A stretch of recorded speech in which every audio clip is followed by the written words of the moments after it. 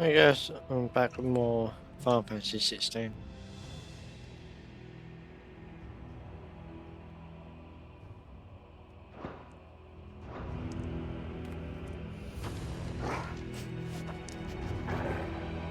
Are the Beastmen part of the Waluda army now? How the hell did that happen?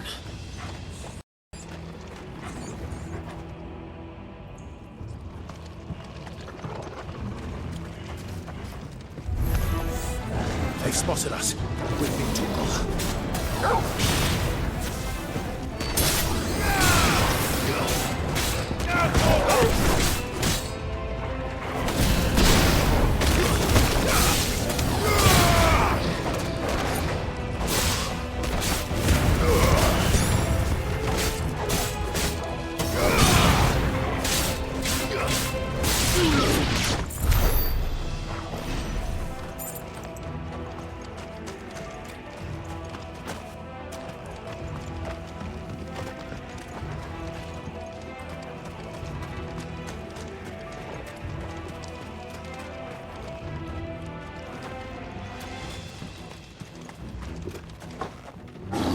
taken over the entire mine.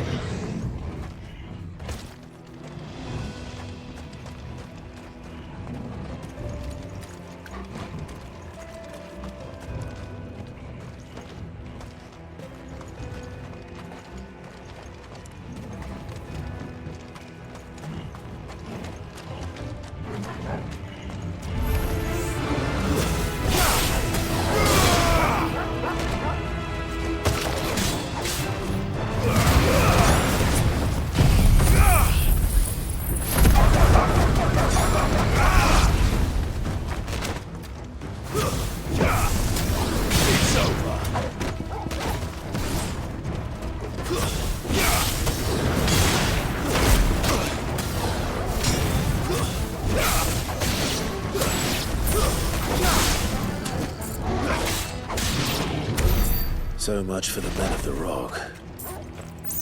Dhalmekia's finest.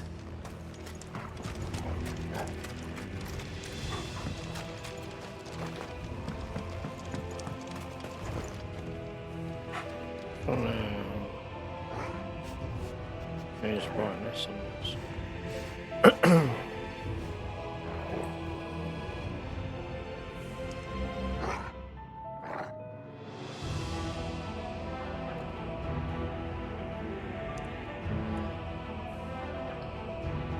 Yeah, brightness is alright, it's just more.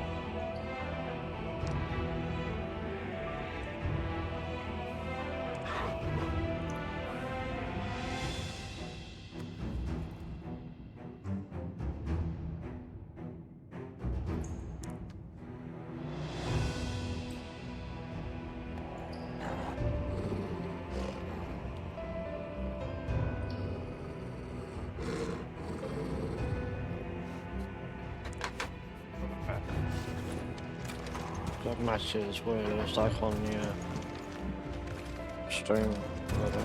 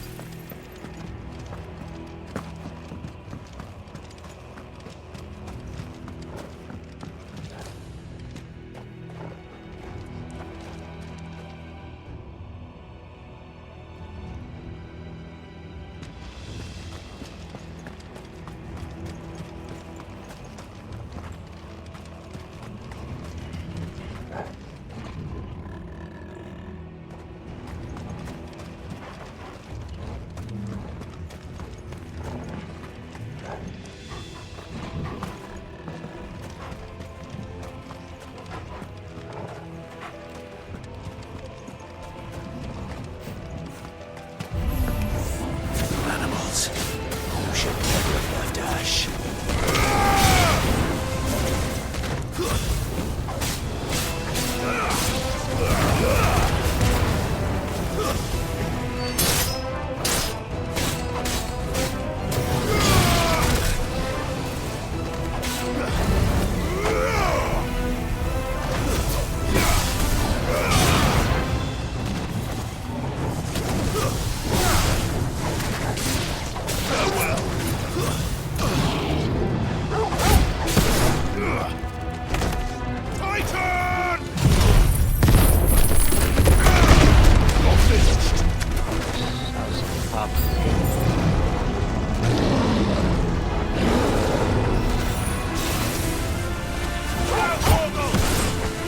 Nice try.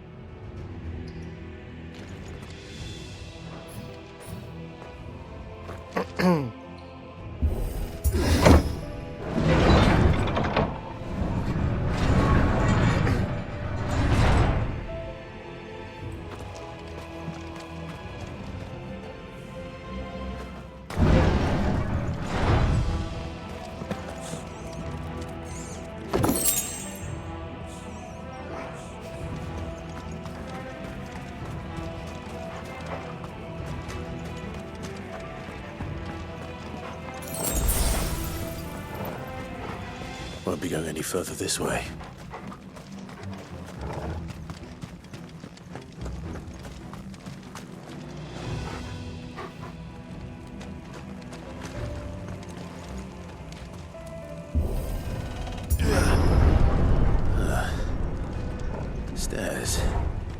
This must be the way out.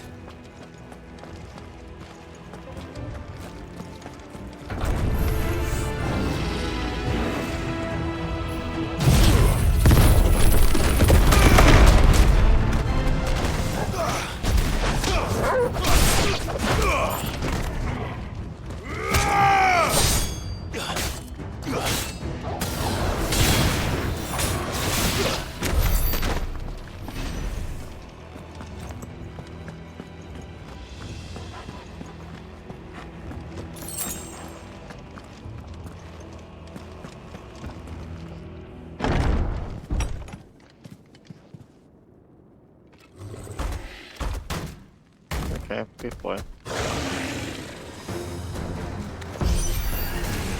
won't be sneaking past this one. How did they get in here?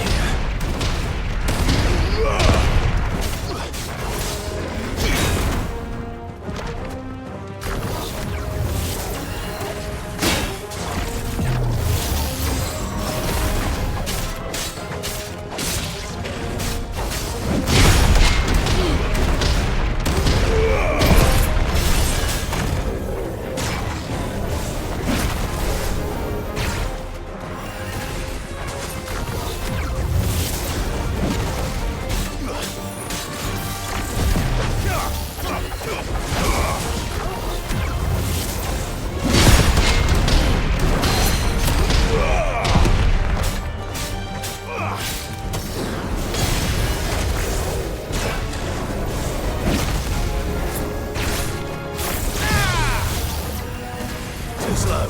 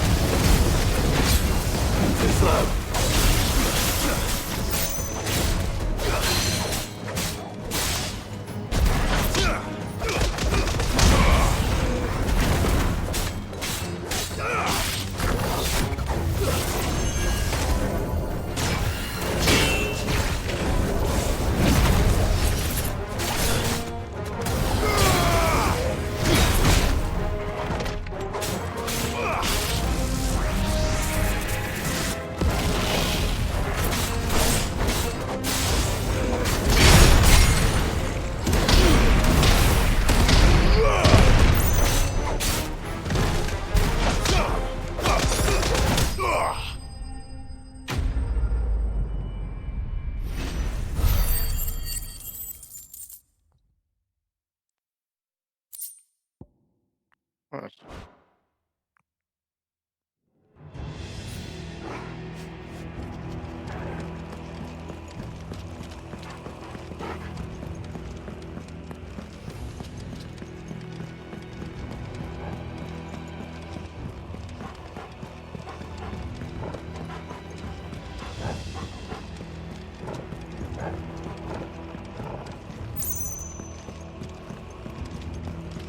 Nothing there.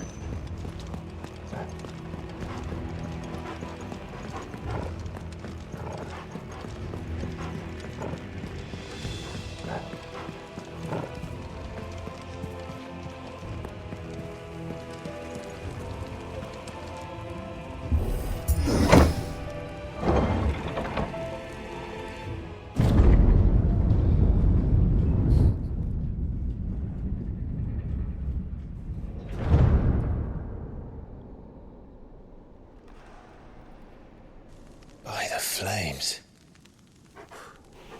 Come on, Torgal.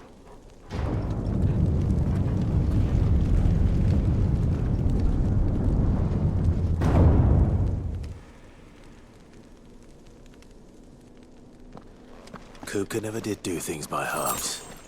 As if taking the Mother Crystal for his own wasn't enough. He had to build his castle in it.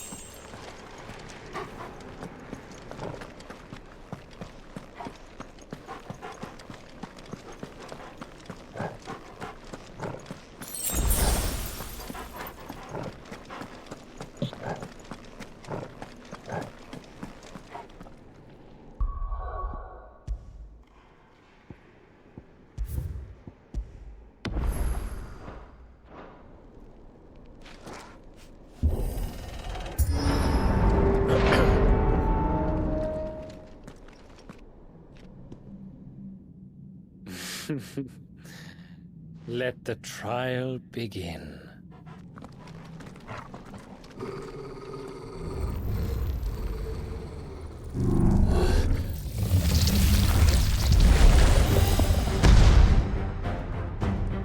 What the hell? With me,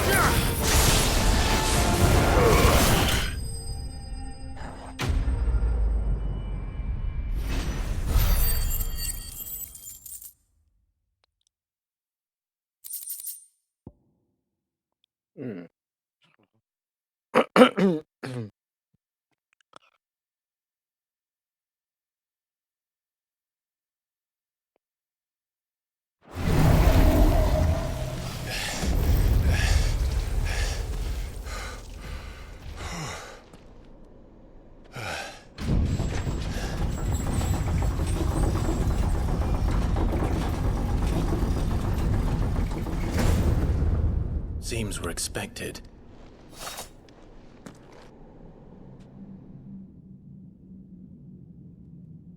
So this is the power of Muthos.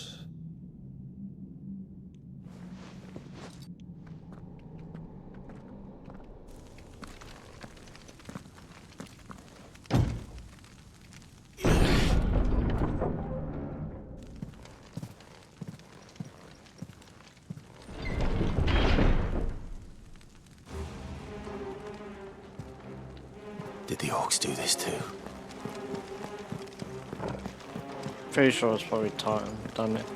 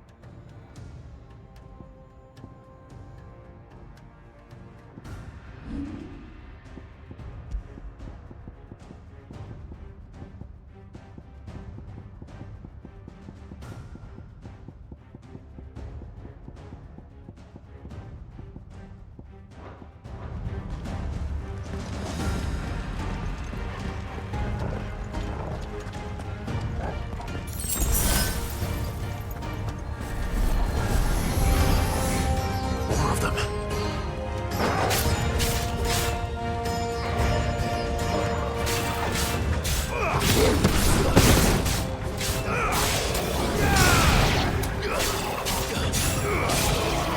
Nice try.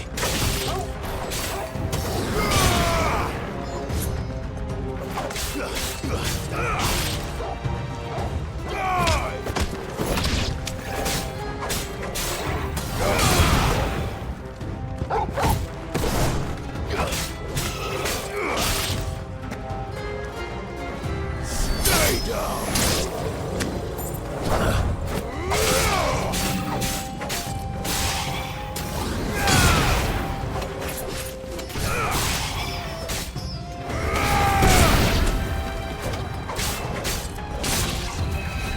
Stay down.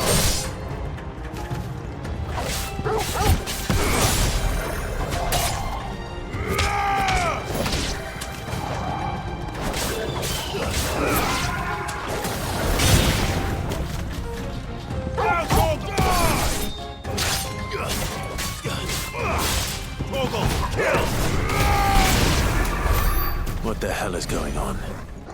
Are these things here for me? Or for him?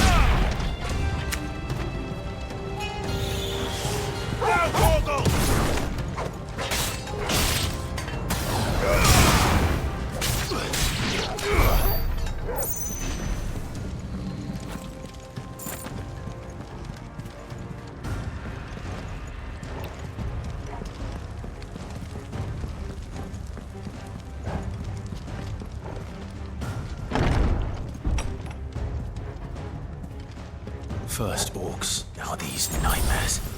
Is this your doing, Ultima?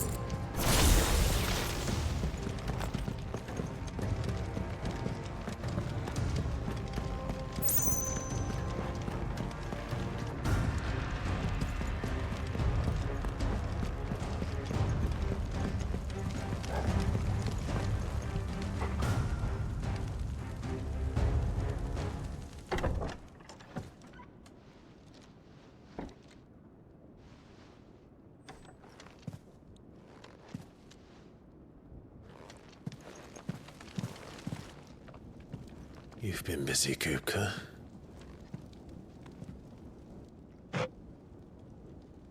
But where did you go?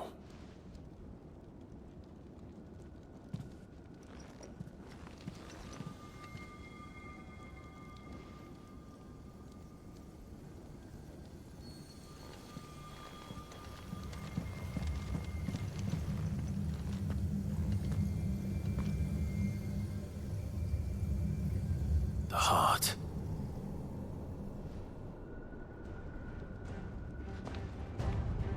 He's in the sanctuary.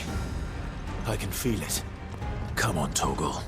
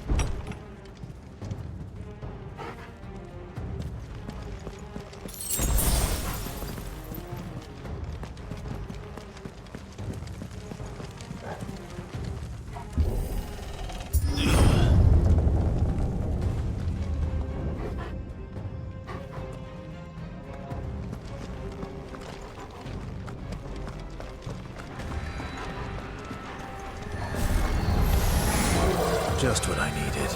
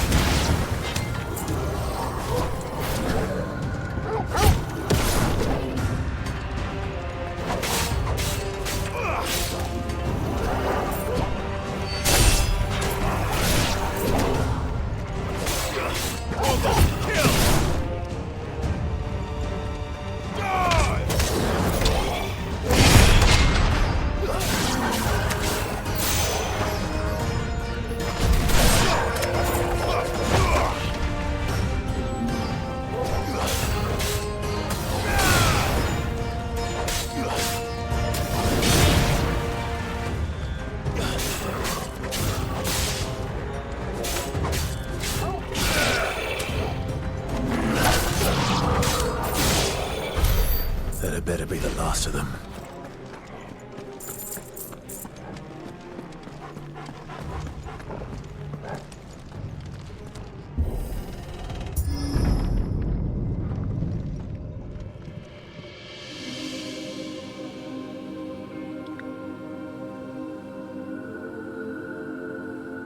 Benedicta, my everything. I've missed you so much. Kuka!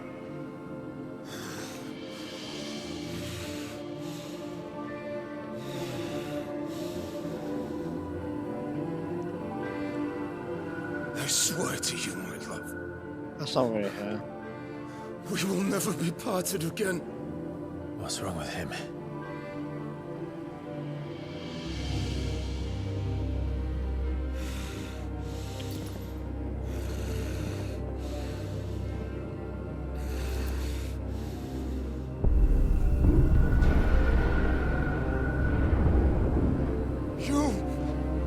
You got away from her!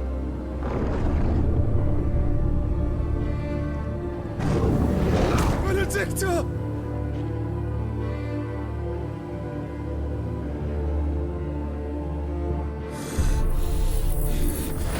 I'll kill you, Roswell!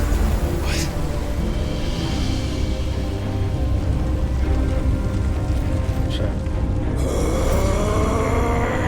Oh shit, he's priming.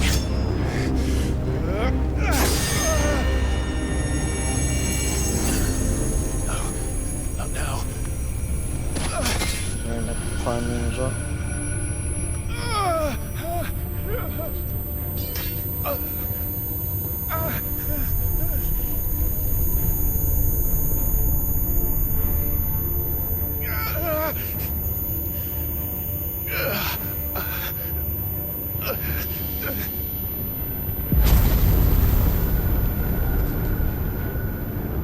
Come on.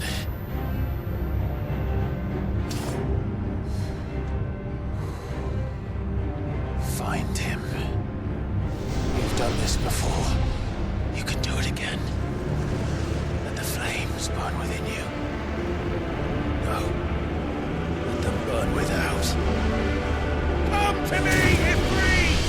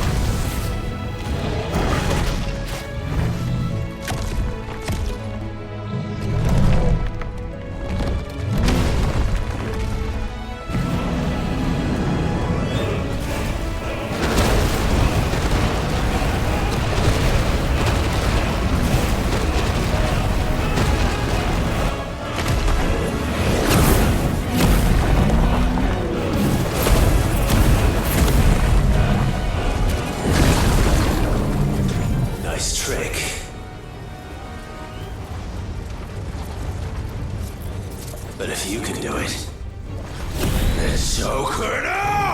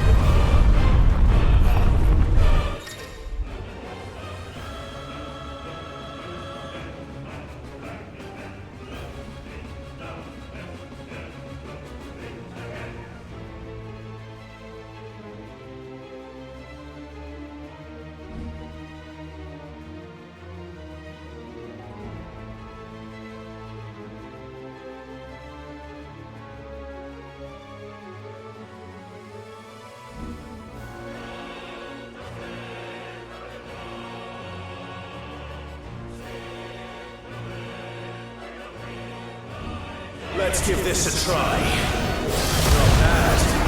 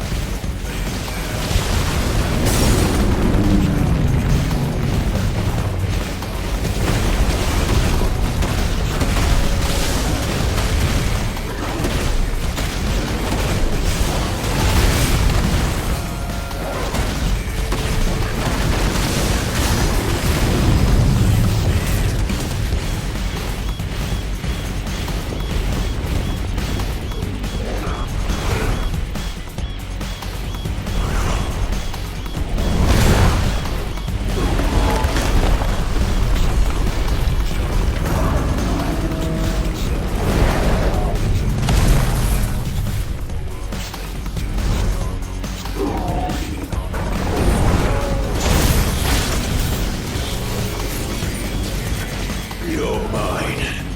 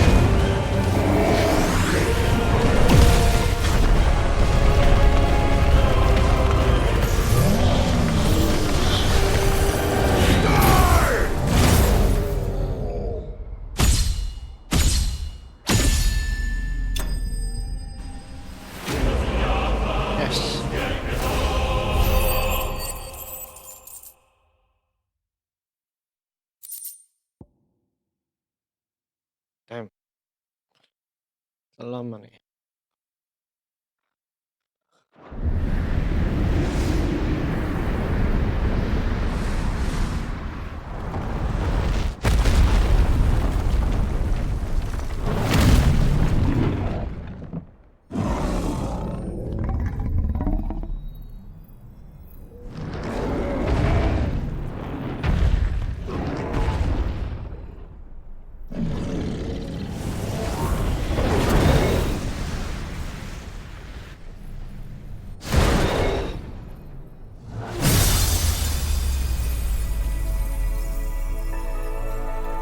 And I guess another crystal.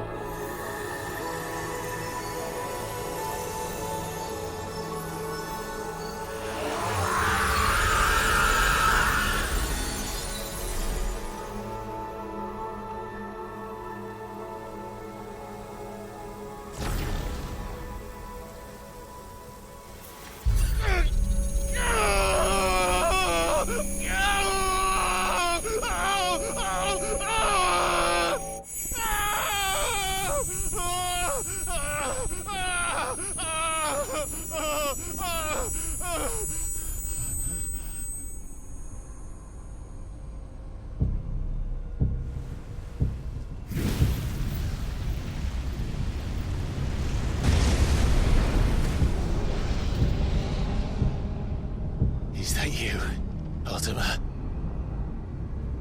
What do you want? Your soul is tainted with worthless human will, yet your thirst for power remains undiminished. With every sip you take, you grow in strength, and soon you shall achieve perfection. I don't know what you're talking about.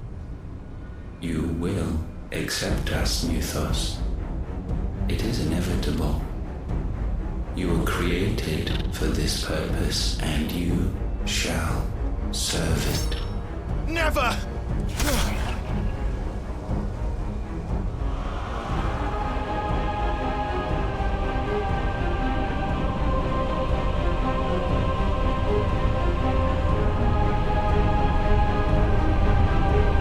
Fight it, Clive! Don't let him in! Consciousness. We see now. Human will is so insubstantial it cannot exist in isolation. You mitigate its weakness by interweaving it with your consciousness. We believed we had merely to purge you of your will to claim our vessel. It appears we first have to sever every thread of the consciousness that supports it. No matter. The time to build a new world is not yet upon us. We will contemplate.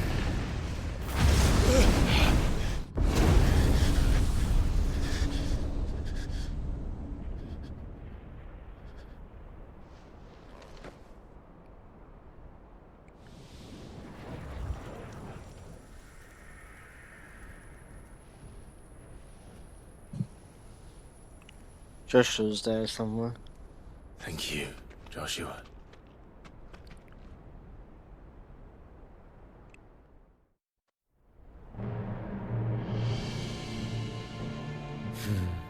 One can no more command the power of ether by drowning in its flood than one can constrain the tides by standing in the sea. I had thought Hugo wiser than this, but it seems his head was full of rocks after all. Titan was strong. Your Majesty, But Mythos is stronger. That's For Bahama. 5 years, that man lived only for revenge. Clinging fast to a fiction, even as it Oh, I do. swept him into the abyss.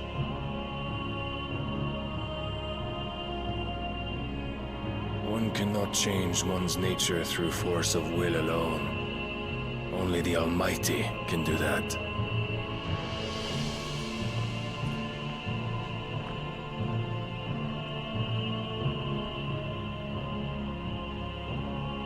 Hugo Kupka, the man who gave his life for a woman's head.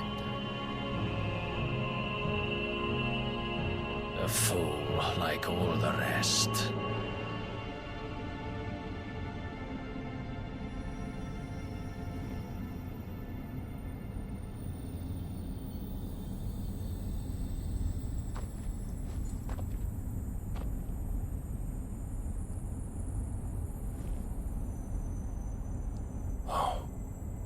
That the death of a mother crystal should be so beautiful.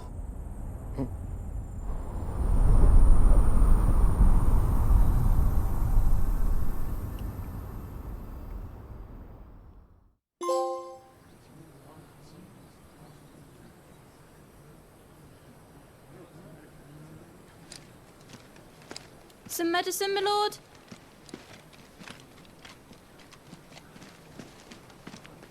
I have salves, potions, anything you need. Stop bothering me, urchin, or you'll feel the back of my hand. Really? You must consider your health, my prince. If a show of force is needed to keep the Dalmex at bay, you may trust in your dragoons. I beg you to call on Bahamut only as a last resort. His strength comes at too great a cost. The Empire agreed to an armistice with the Republic, and yet the Emperor still plots its ruin. For now, the Dalmex suspect nothing, and as long as I can hold their gaze, war need not be inevitable. But more than that, Bahamut is the champion of the Empire. When our people look to the heavens, the sight of him gives them hope.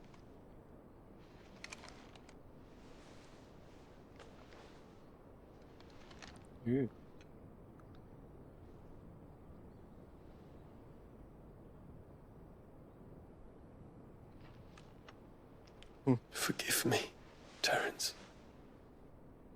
Would that you were my master. But alas. I will always be your loyal servant. No.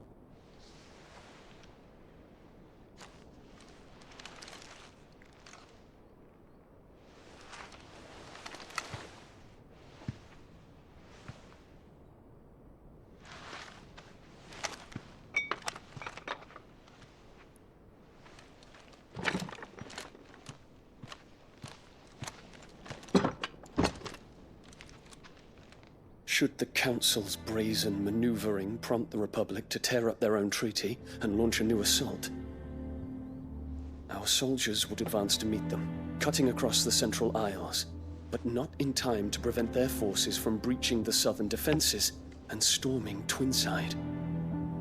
And so the capital would become a battlefield. Thousands of innocents would die. I cannot allow that to happen. There is one small mercy, at least. You will not be forced to do battle with Titan.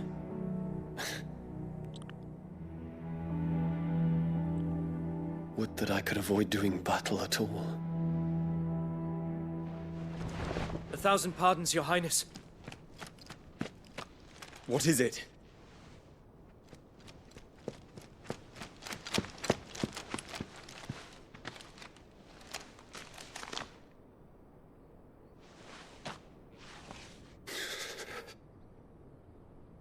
Olivier has been made Emperor. Yeah. What is the meaning of this? My father's orders. What were they? Quickly! Yes, Your Highness. His Radiance requests that Your Highness maintain position here and... Ah!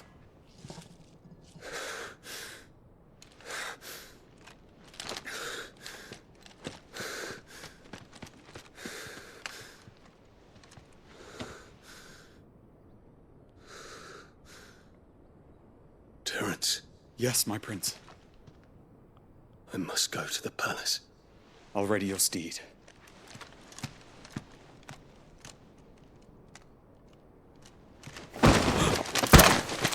What is it now?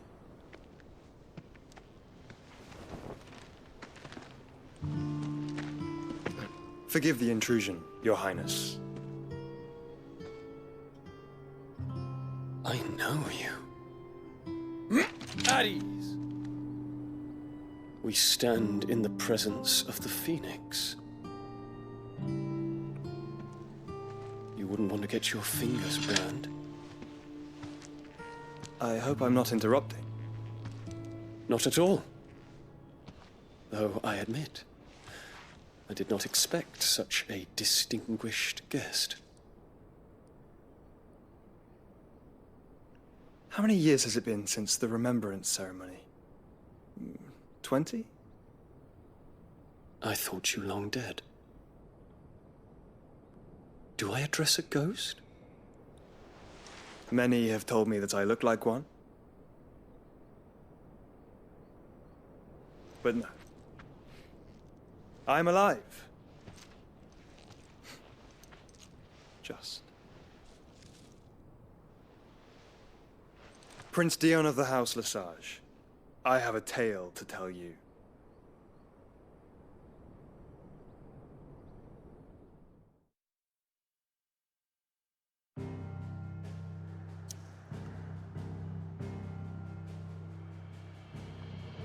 Head back to the hideaway.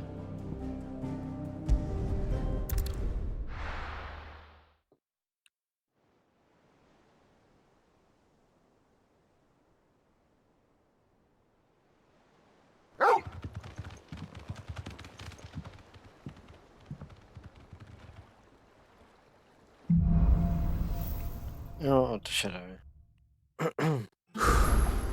I'd better give Otto the good news.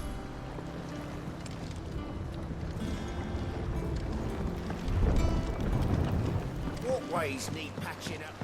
You're welcome. Sid?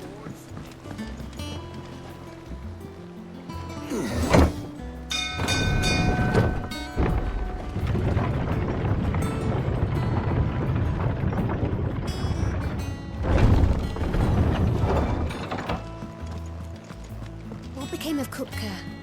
Why haven't we heard anything?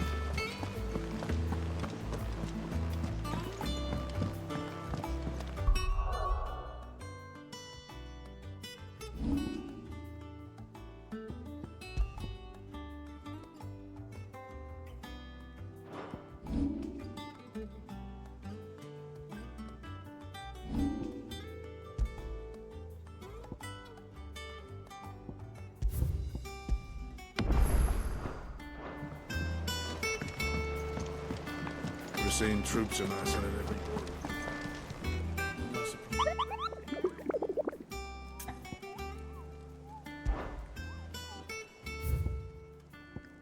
Need some more new hunts.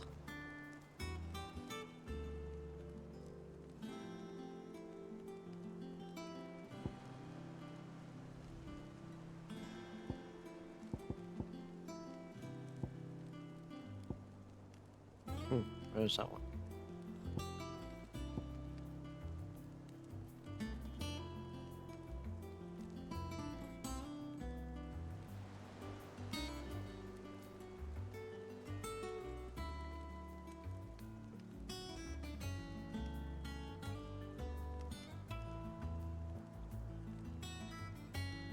Interesting.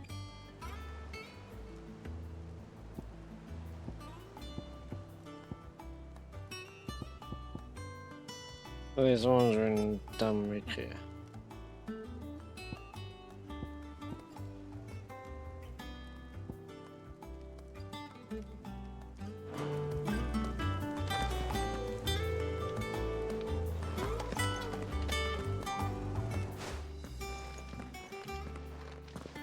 Clive, you're back. I am. And with glad tidings for once. Hugo Kupka is no more. Well, I'll be. All of our comrades who lost their lives back at Sid's place be smiling down at you right now. We had a stolus from Lubor saying Drake's fang had fallen. I expect that was your doing as well, was it? It's a long story. One for the history books, I'll bet. Welcome home, Clive. It's good to be back. You look better. I feel it. Which means I'm coming on your next little adventure. You're not leaving me behind again. Wouldn't dream of it. Otto, any word on the Royalist movements since I've been away? Shouldn't you be putting your feet up? If you really want to know, go and have a word with Vivian. Thank you. I will.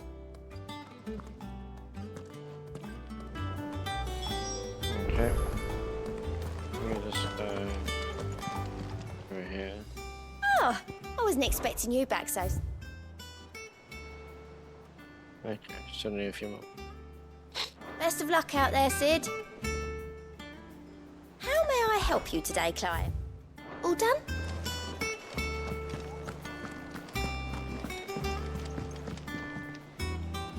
Ah, the conquering hero returns. And with hardly a scratch on him. I may have picked up one or two. Well, the fact that you came straight to me instead of visiting our resident physiker suggests that you picked up something more important. A scent. The scent of Waludas. The very same. But whatever plans Kupka was hatching with the Royalists, he took them to his grave. As did his men. Slaughtered by the orcs who'd taken over the Fang. Orcs, Vivian. I've never seen such creatures in Storm before. The Waludas must have ferried them over from Ash, but why? Why work to rescue Kupka only to invade his home, the mother crystal of an allied nation, and let both fall? It makes no sense. Do you know the tale of the blind men and the Adamantus?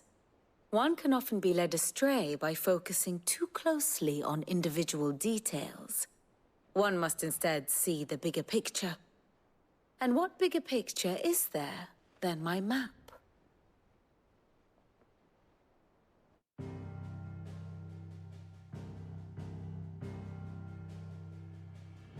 The Kingdom of Waloed claims dominion over all of Ash. It is a nation forged by the bloody conquest of Barnabas Tharm, the dominant of Odin. The Canvarian War of Independence in 849. The Battle of the Twin Realms in 865. The Battle of Belinus Tor in 873. Wheresoever his armies fought, Odin was found where the fighting was fiercest. But of late, the warrior king appears to have laid his sword to rest.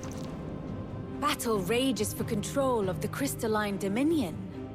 Yet Tharm sends not a single ship in support of his Dhalmekian allies. Meanwhile, the Blight ravages great swathes of Ash. Yet warlike Waloed shows not the faintest interest in laying claim to untouched lands. So why go to the trouble of sending an army of orcs into the heart of Drake's Fang, only to make no attempt to claim the Mother Crystal for Waloed? It can hardly be for lack of men. Tharm's armies rival any in the Twins. No. We have not seen the last of the Waluda standard. Odin will ride again. It is but a question of when. And on that day, who will be trampled underfoot?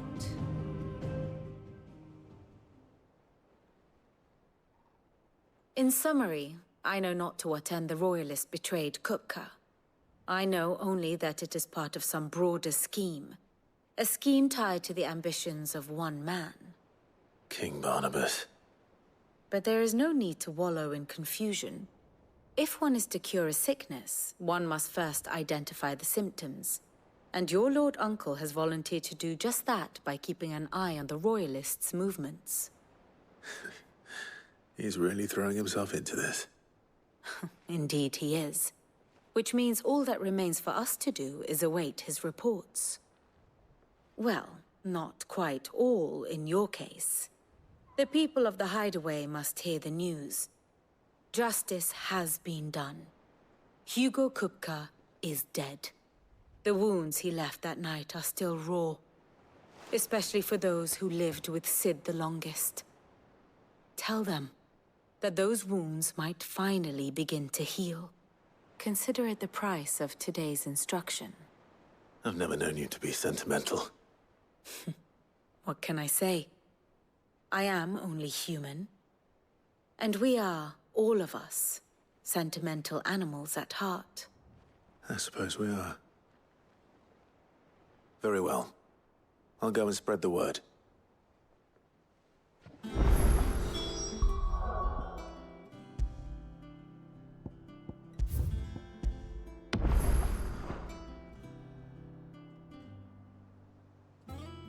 Be right back.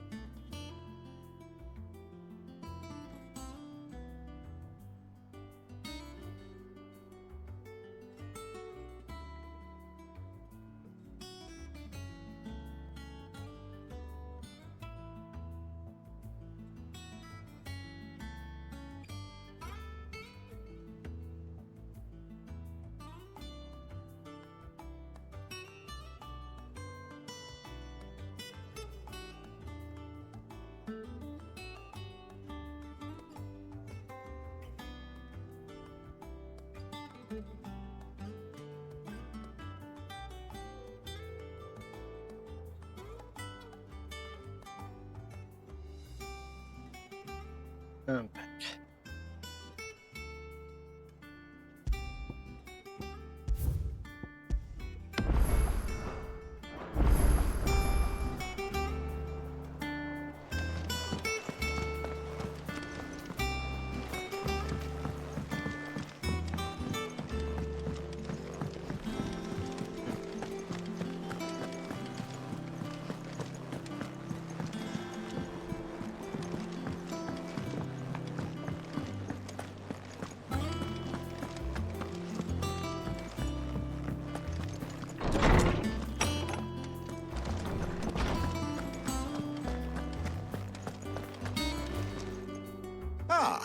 Clive, have you come seeking the gift of knowledge?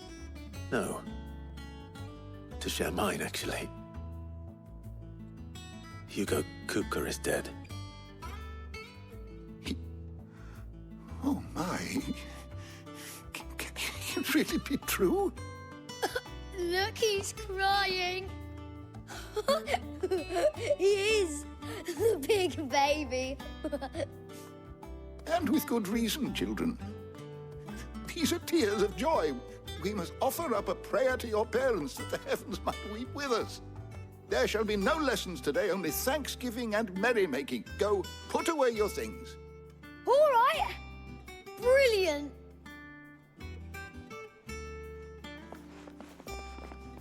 Finally, a new dawn has broken. It has. Thank you, Clive. I cannot wait to share the good news. Hippocrates. After Kupka fell, Ultima came to me. I need to know what he is. Have you learned anything? Alas, no. And not for want of trying. I have scoured nigh every historical tome in our collection and found nothing. Not even the sort of conspicuous absence that might suggest a concealment of fact. One is almost tempted to conclude that such a creature never existed. But I saw him. With my own eyes. I don't doubt that you did. Alas, it seems you are the only one who has. To others, he reveals naught. We see only that which he leaves in his wake, like some terrible force of nature beyond the ken of mortal man. A bringer of death. Whether the Ultima you met with was the being itself, or merely another projection of its power, I know not. But until I do, my investigations shall continue. Thank you. It means a lot.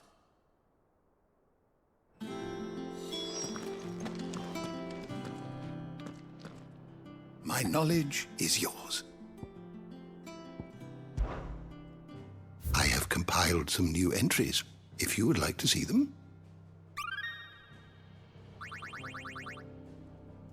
What subject shall we consider today? Did you learn everything you needed?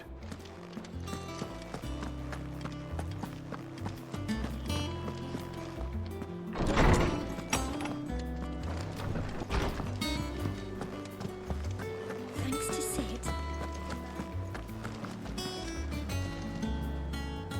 Well, someone looks pleased with himself. It's true what I'm hearing, then. Nothing escapes you, Lady Karen. It's true. Kupka is dead. No more looking over our shoulders, then. Good. I'm starting to get a crick in my neck. Don't let it go to your head, though.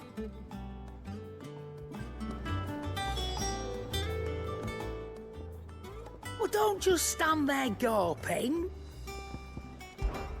It's a relief. Thank you, Clive.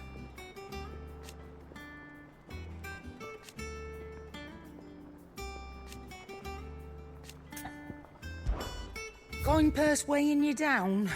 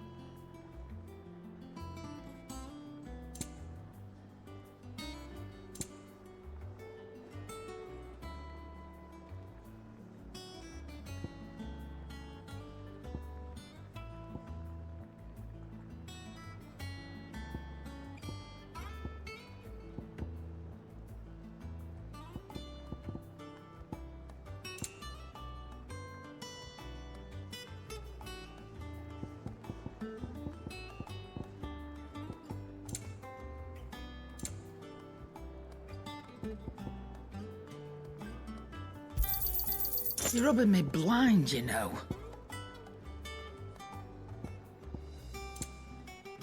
Is that all?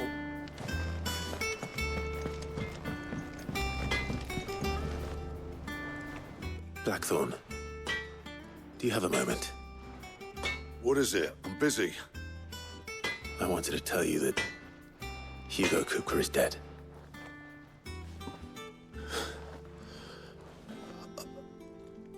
I can't tell you how long I've been waiting to hear those words. This is it then. A new beginning under a new Sid. I'll try to live up to the name.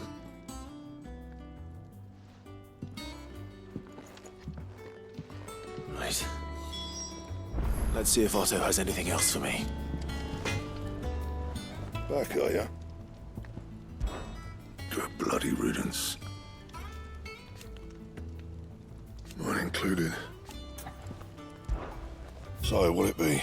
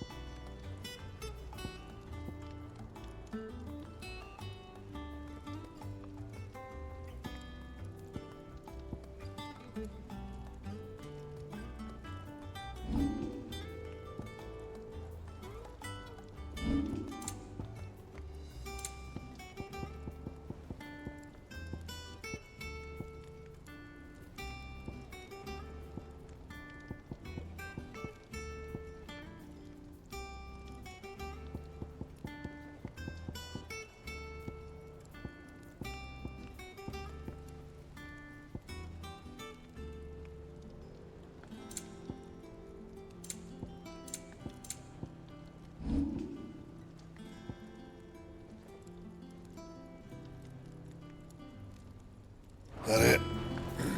Fine.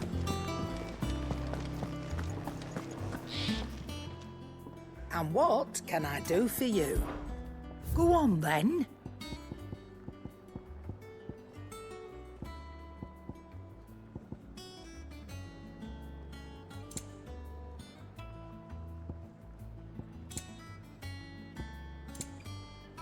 Come again. Or don't. I'm not much bothered either way.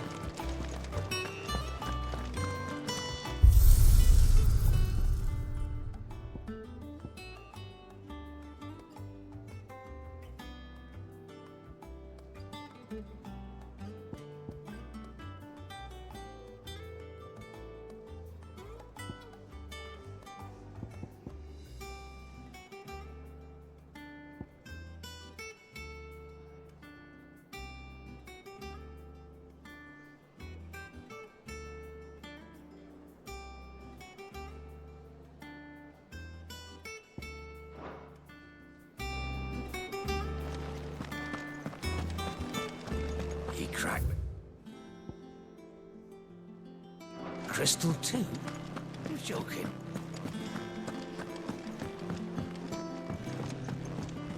I'm telling you, it's true. I heard it from Otto's own lips. Hugo Kupka is dead.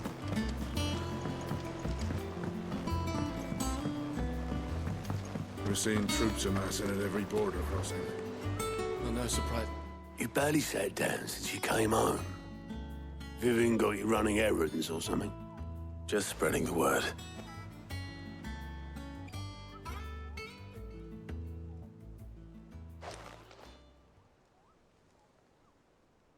So, the Professor's got a soft side, has she? I'd never have guessed. No. She was right, though. Everyone was glad to hear the news. Ah, but you ain't told everyone. I can think of plenty of friends back at the old hideaway who'd sleep more peacefully for knowing. Not least of all Sid. You should tell him. You're right. I should. And I will. Well, when you do, be sure to take Mid with you. She's been going at it hammer and tongs down in that workshop of hers, trying to do her father proud. I can't remember the last time she visited the old sod's grave. Very well. I'll suggest it.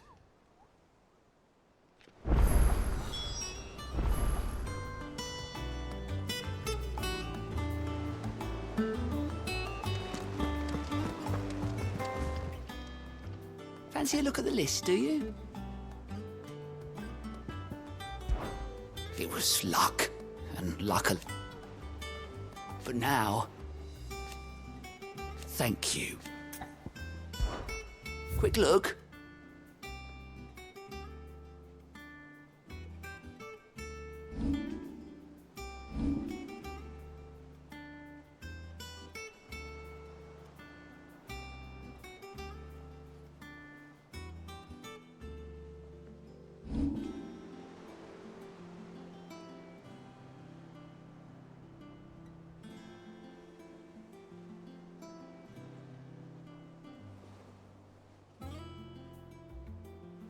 Always something in there.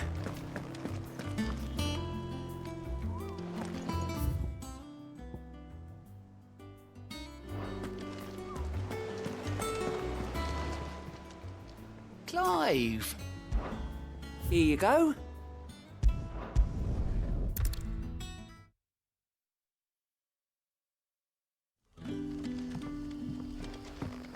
Good day to you. But spent. The crystals we get from the tail are all but worthless. And we had to dig a new cellar.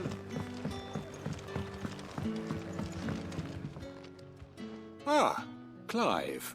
Your timing is exquisite, as always. I have a concern which you may be able to assist me with. Go on.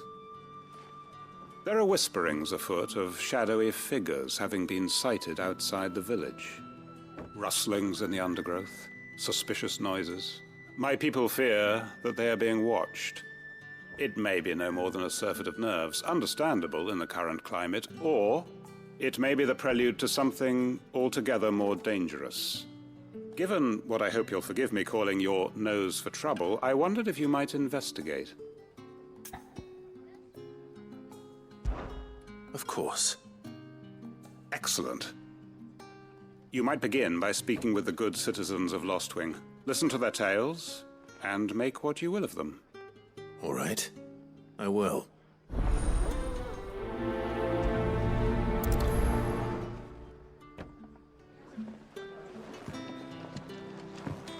Right. Let's see what the people of the village have to say. I'd better find out if this is just nerves, or something we need to take more seriously.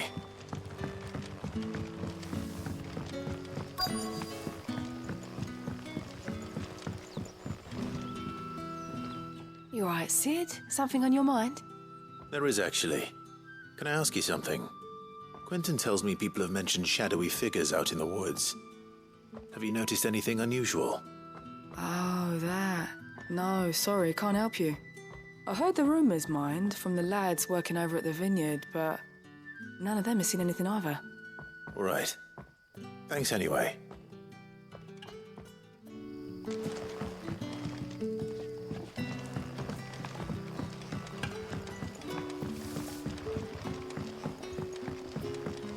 You're quite talented with that rod of yours.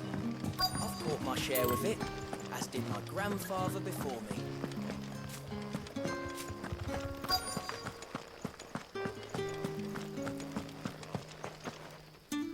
Do you have a moment?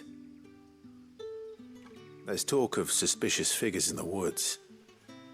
Have you seen anything out of the ordinary? No, but I've heard something. Sound of scraping metal, like someone sharpening a sword. Where was this? In Lorbert's Pass. Was out foraging for herbs when I heard it, screeching out from between the trees. Ran back here as quick as my legs would carry me, and I ain't been back since. I see. I'll look into it. Thank you.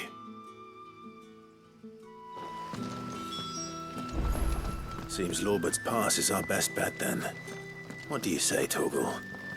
Shall we go and investigate?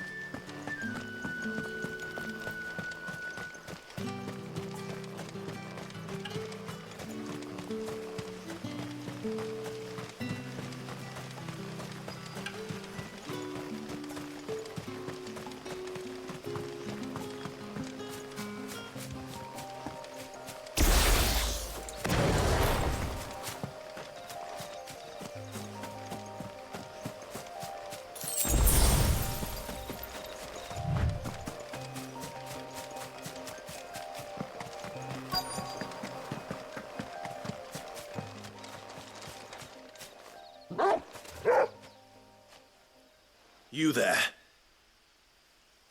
Fuck! He's seen us. Get them before they escape! Black Shields. Here. What the hell are you doing here? What is it to you? Not that we give a damn. All that matters to us is that you don't leave here alive.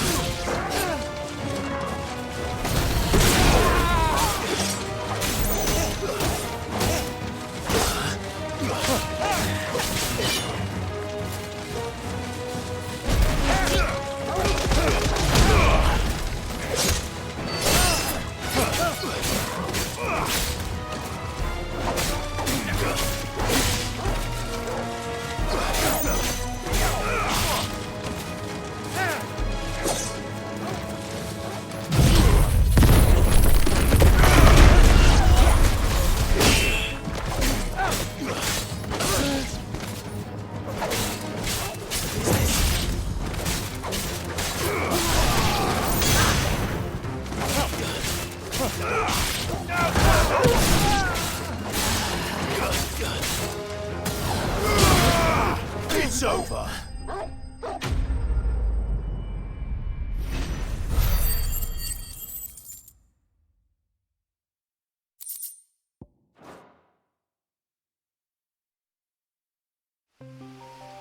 Why were they here? Are they planning an attack on Lostwing?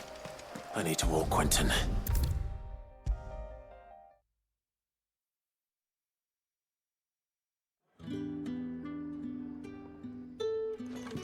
Clive, how goes the hunt for our sinister figures?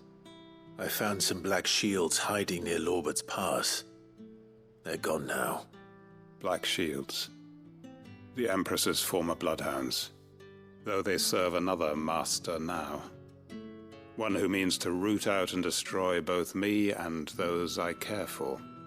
And it would appear the pack has finally caught the scent of its prey. Damn it all. I had hoped I would have more time than this. More time to prepare. But if we are cornered, we have no choice but to bite back. And bite back we shall. I'm sorry. You're going to need to explain. Who did the Black Shield serve now? And why would that person want you dead? Because I want him dead. Who? The former Lord Chief Justice of Sanbreque. All that I have built here is for him. I don't understand. Why him? Why Lostwing? I suppose it is better that you know the truth. I was a member of the judiciary once. So sickened was I by the injustice of this world, I swore to fight it. And fight it I did in my own small way.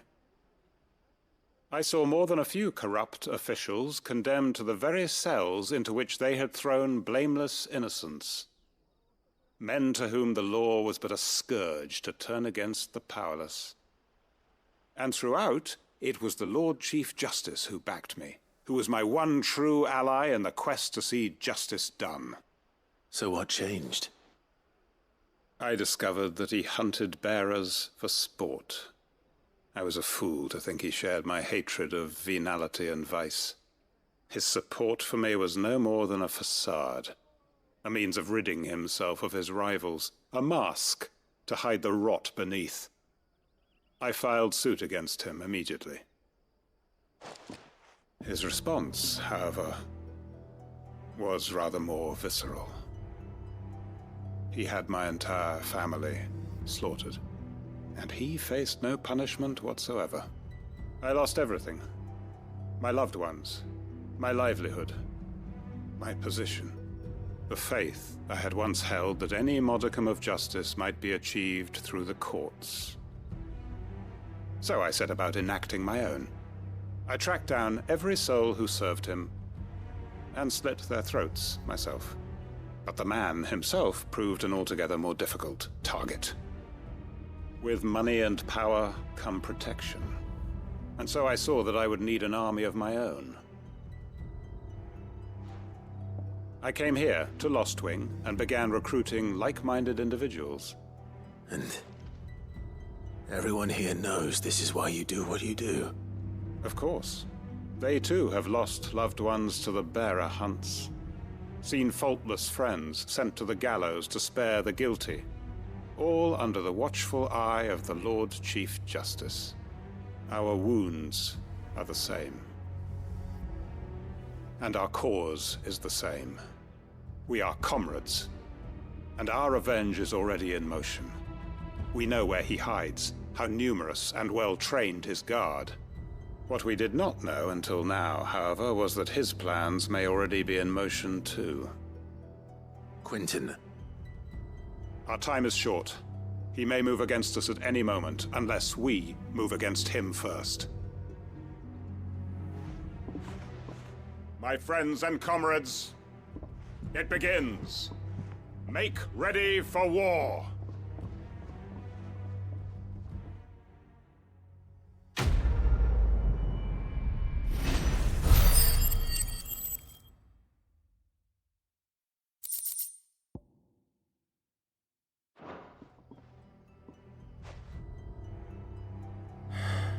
I'm not going to change his mind.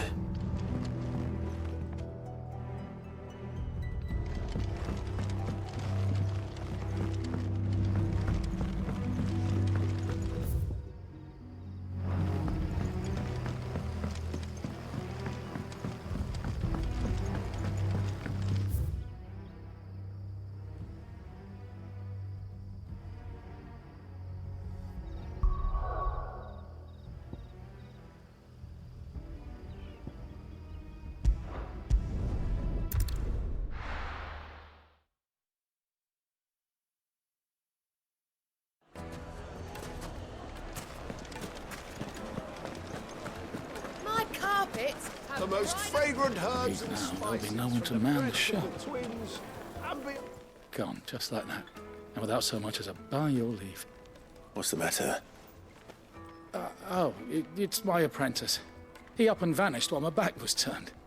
I'd go and look for him myself, but I've got a bakery to run. A bakery that's now short one pair of hands. Loath though I am to rely on the kindness of strangers, I'm at a loss. Please, will you see if you can find him? I'll see what I can do. Do you know where he might have gone? I wouldn't be surprised if he was off somewhere mooning at Drake's Fang. He used to work there, you see. Poor fool left his heart in its hollow. All right. Then that's where I'll start.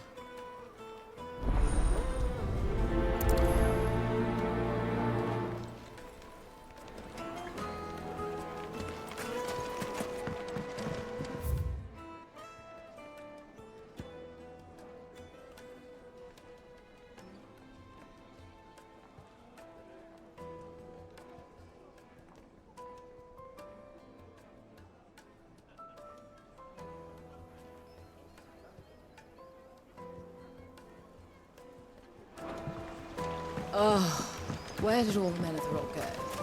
Lights and pods!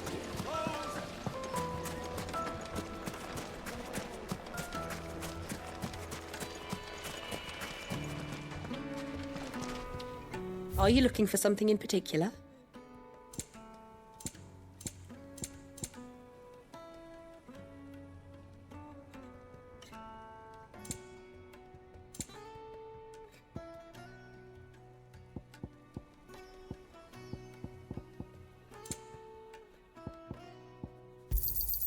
Here you are. An excellent choice. Go with Gilbert.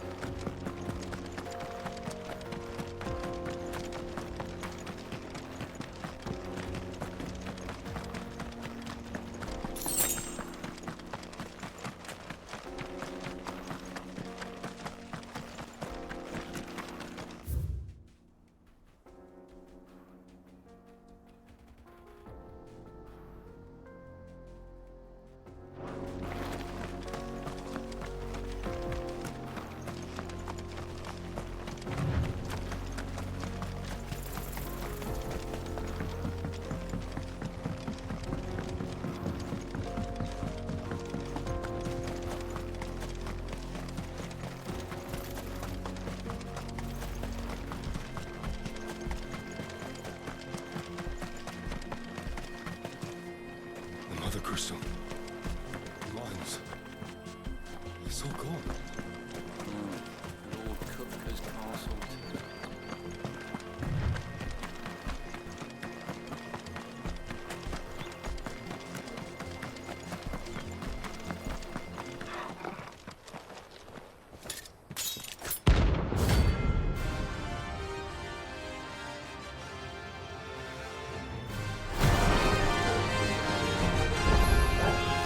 My blade yet hungers, and so do I. Come, let's feast on the flesh. Your feasting days are over.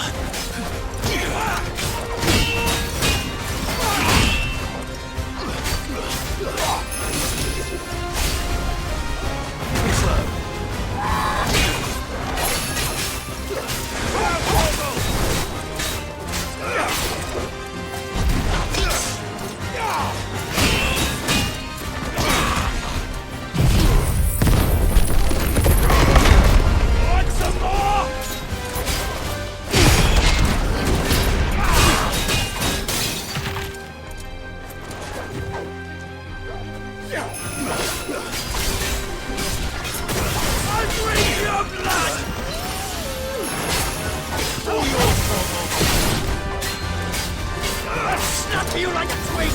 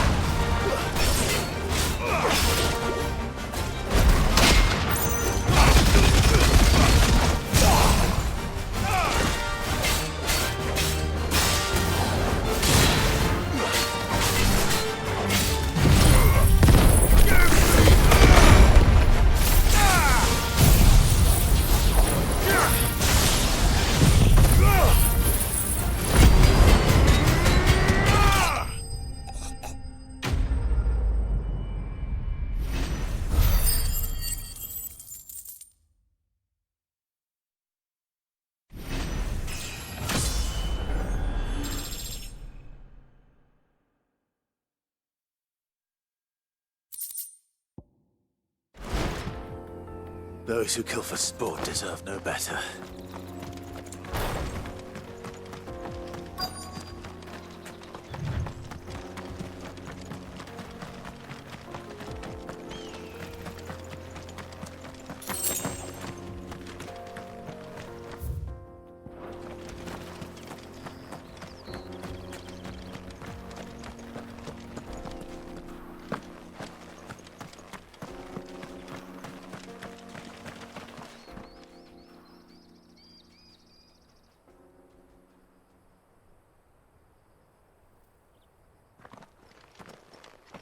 Excuse me. What do you want? The baker sent me to find you. I am a sorry, selfish sod, aren't I? Certainly not a baker. Master must rue the day he took me in. Time was the sight of the fang used to calm my nerves. But now look at her. I take it you missed the Mother Crystal. I hated her, but she was all I knew. Worked her mines for years. And when she shattered, part of me shattered with her. I had to trade my pickaxe for a rolling pin, but I'm no good at baking. Every loaf I touch collapses. My bread's as hollow as I am. She was the only thing that could fill the hole inside me. Oh, I loved her, damn it. But now she's gone. She's never coming back. What am I supposed to do? I ask her. How does a shell of a man learn to live again?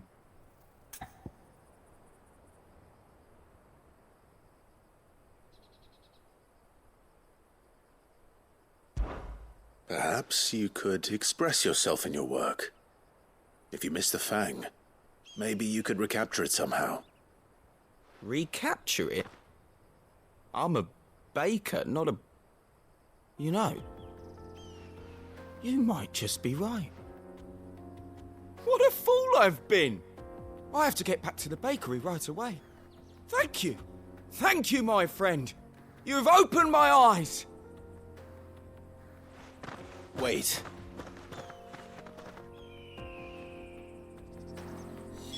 Suppose you won't be needing an escort then.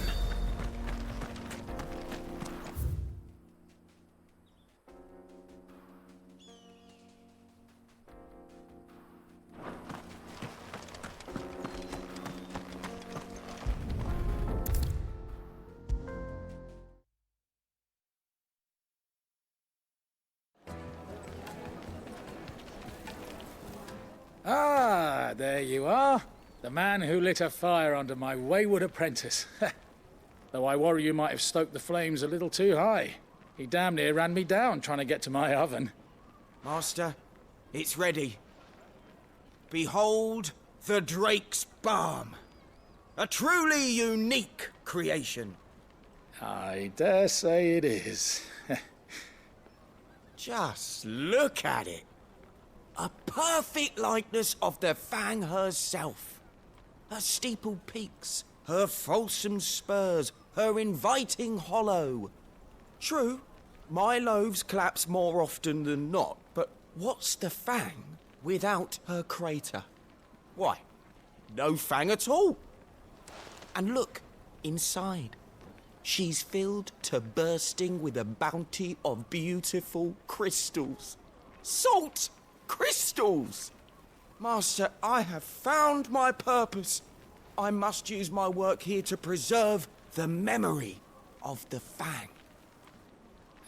Well, if it tastes half as unique as it looks, I'd certainly say you're onto something. Not only is my apprentice back, but he's finally pulling his weight. With any luck, I might even have a new delicacy on my hands. I don't know how you did it, but you have my thanks.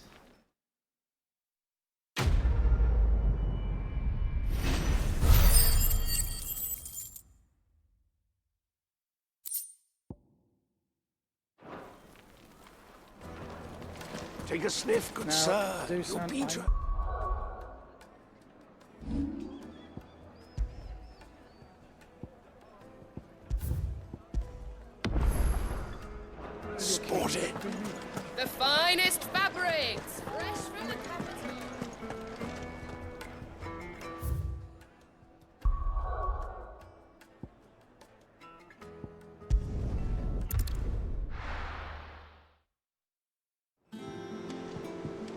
I'm telling you, it's true. I heard it from Otto's own lips.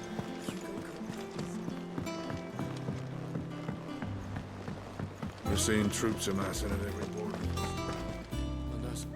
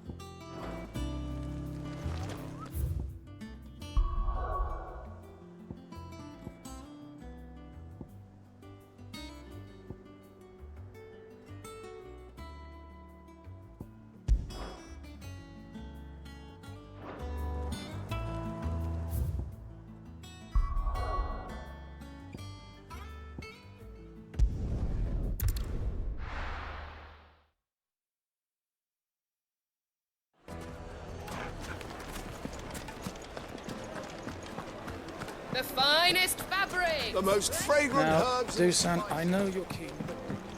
Oh, where did all the men of the rock go?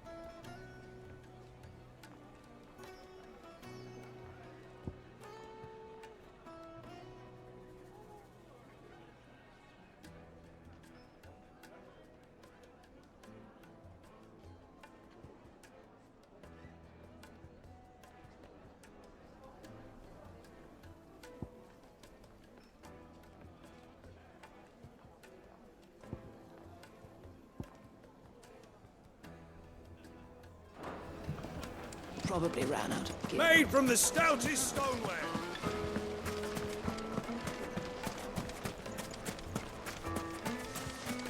No, I'm telling you, it's gone.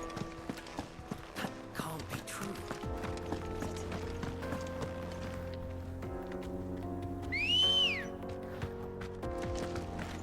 Let's go. Fly, Ambrosia.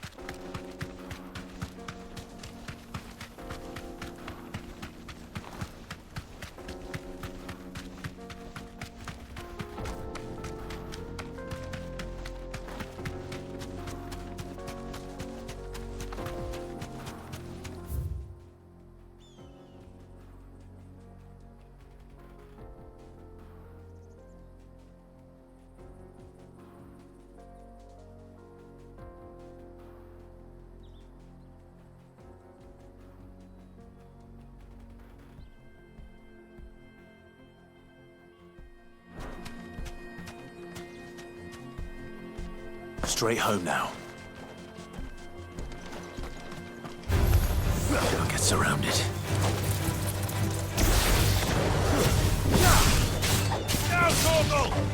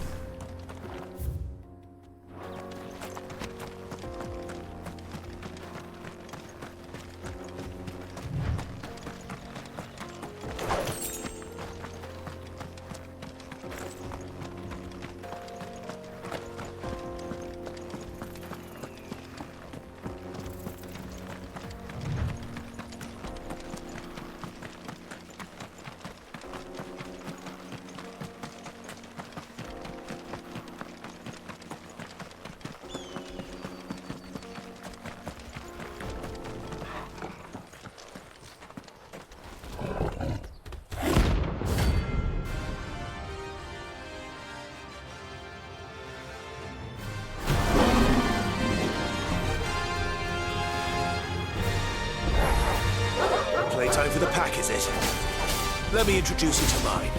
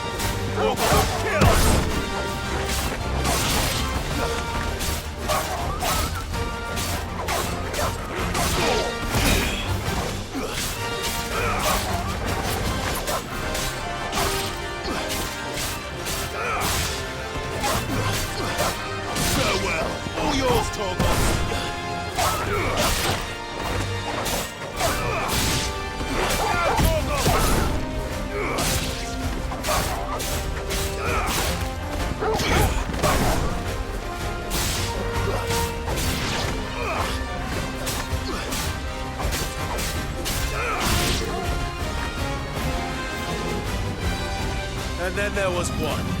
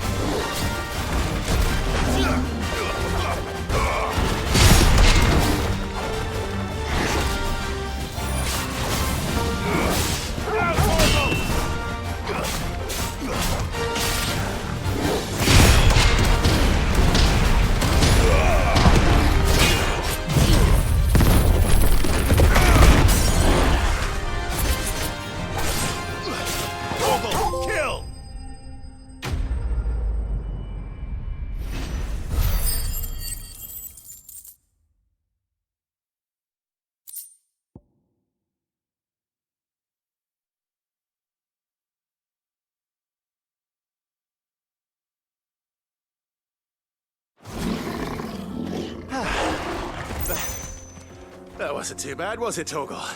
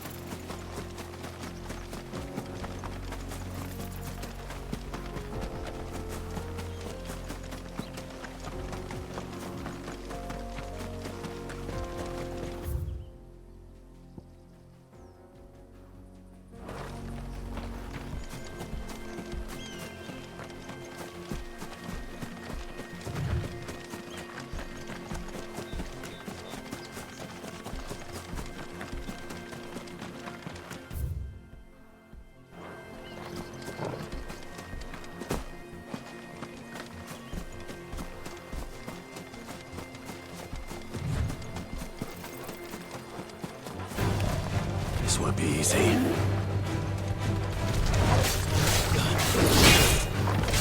All yours, Torgal!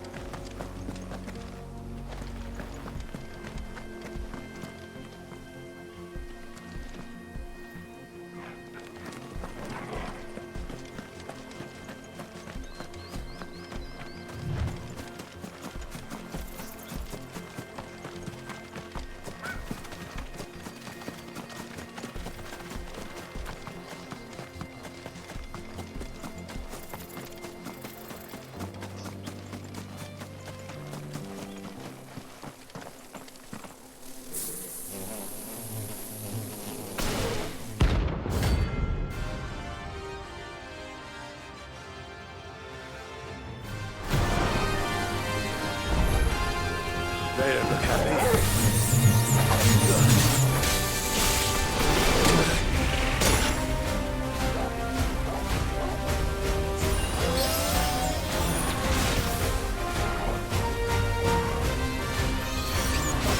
Nice try. All yours, Torgal.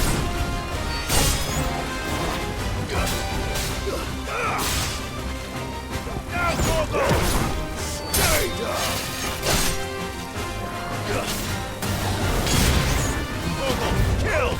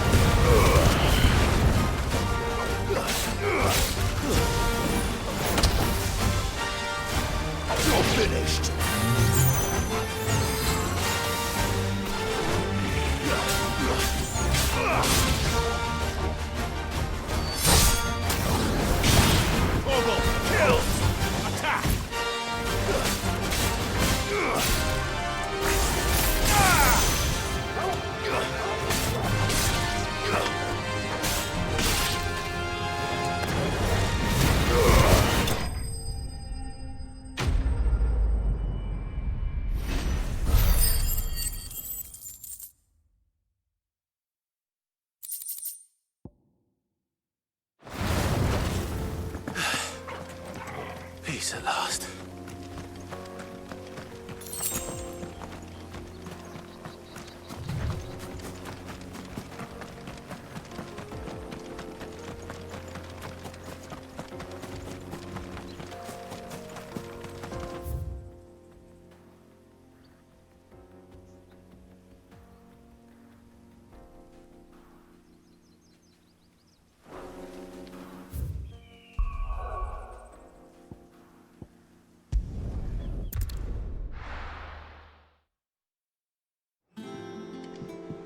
I'm telling you, it's true. I heard it from Otto's own lips. Hugo Kupka is dead.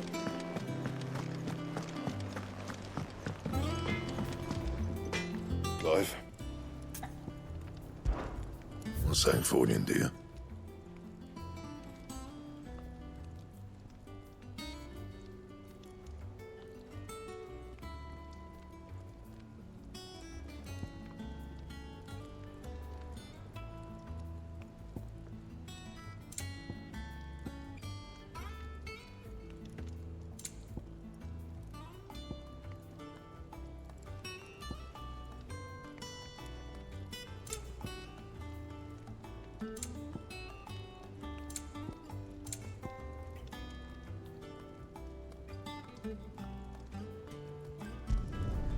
Not bad, if I do say so myself.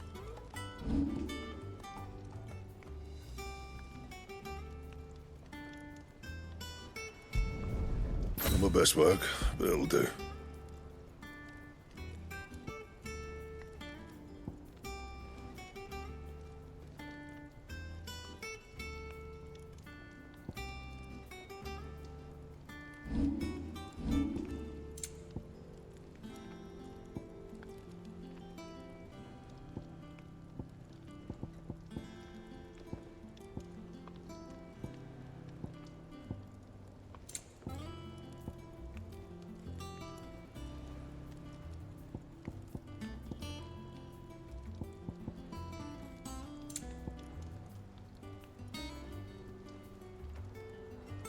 And?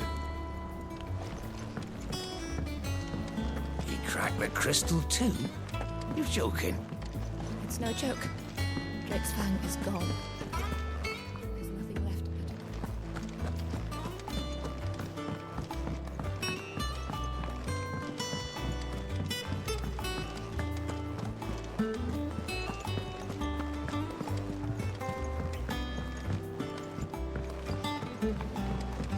We're seeing troops amassing at every border crossing. Welcome to the Patron's Whisper. Is everything we've received and everything promised?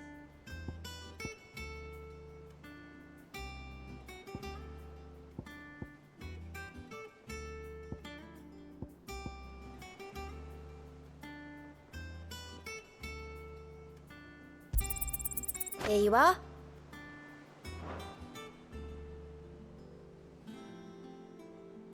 All done?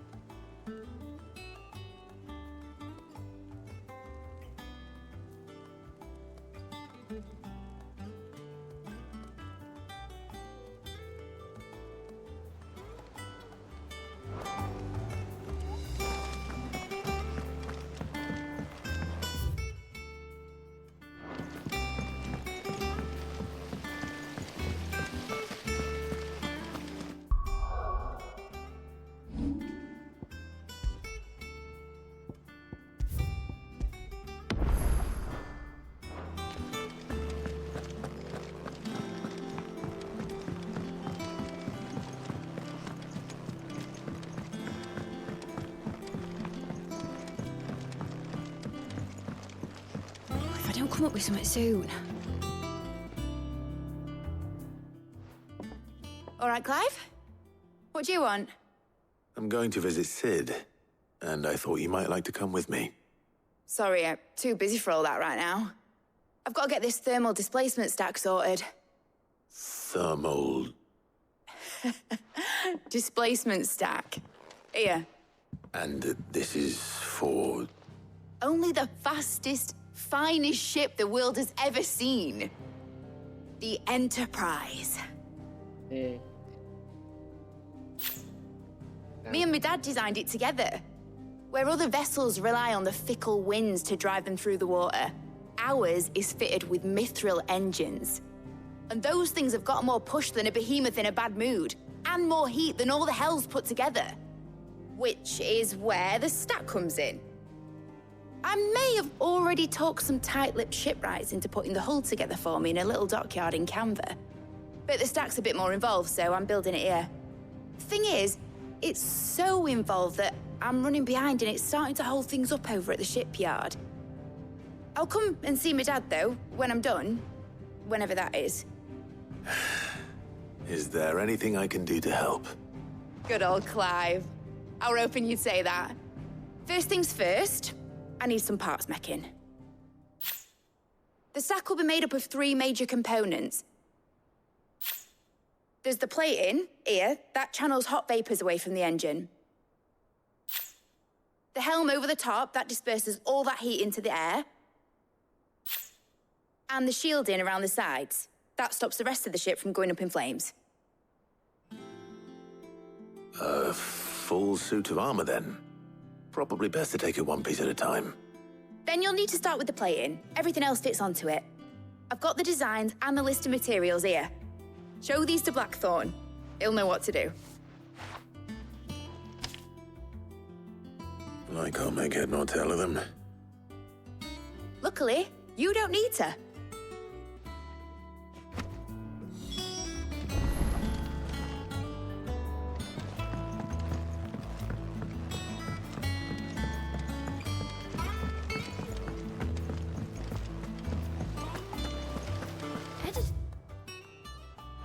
started reading books that don't have any pictures in. Why would anyone want to do that?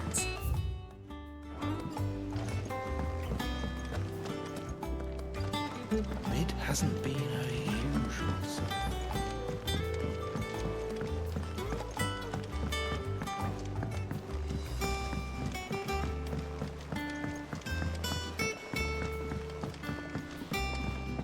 I went up to give some greens to the chocolate.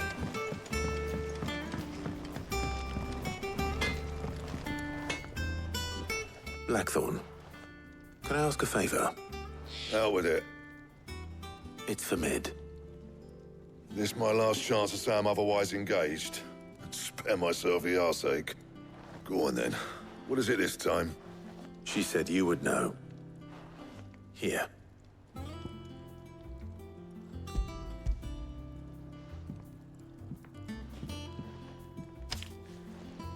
Krieger's Tates. Well, I don't know what the hell you'd want this for, but I can make it. Won't be easy, though. And I'll need help. Get Gavin-Otto in here, will you? All right.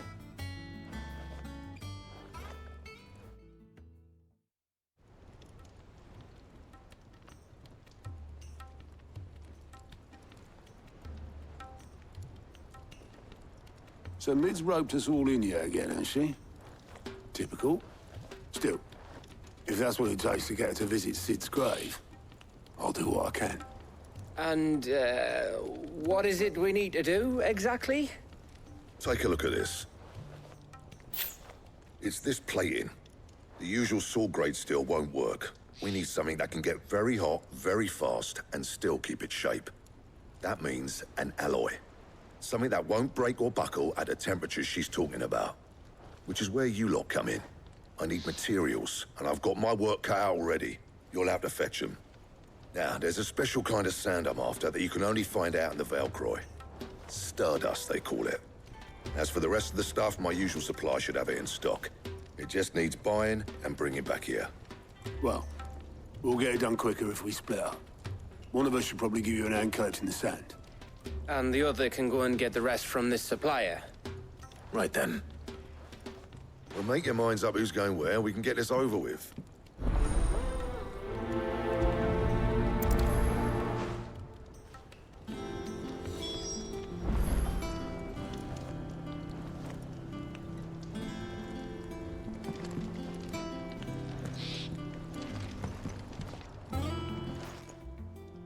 You going after the Stardust then, are you? Which one of these two lucky souls is going with you?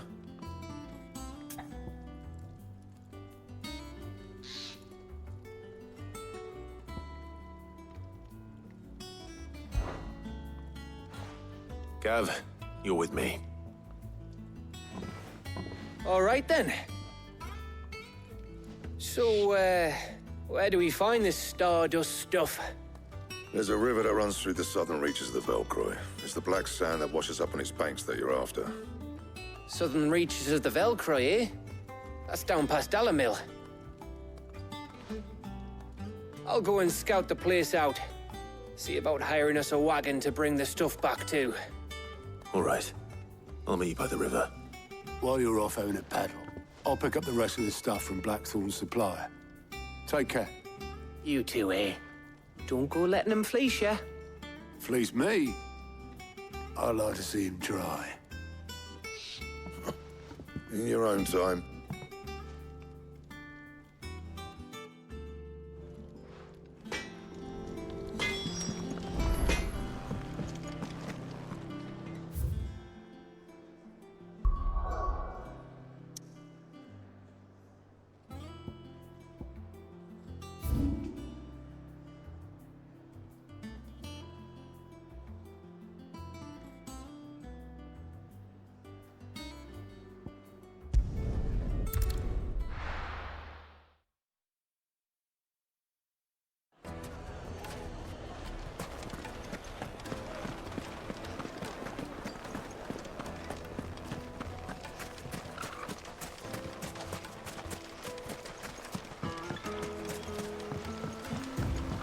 Looks like I found the river.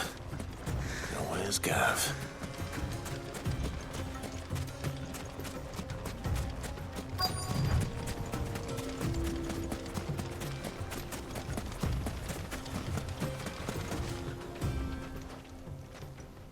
Sorry to keep you, Gav.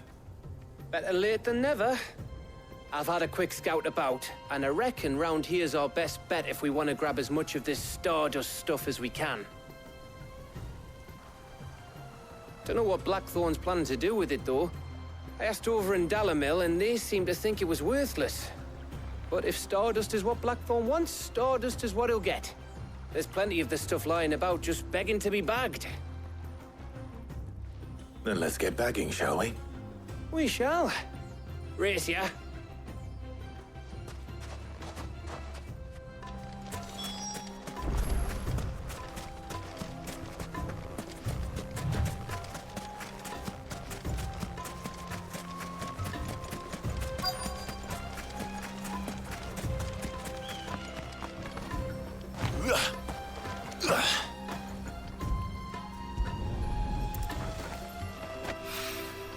So this is Stardust. It just looks like black sand to me.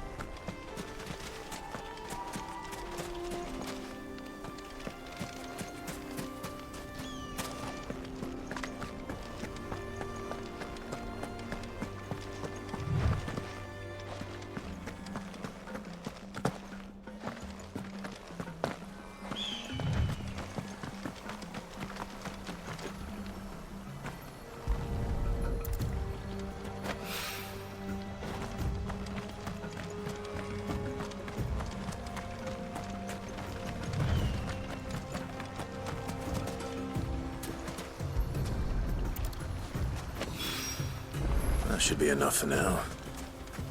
Let's see how Gav's getting on.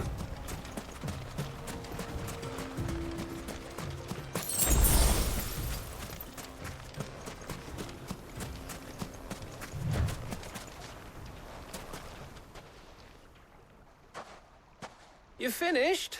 How much did you get? Enough. I hope.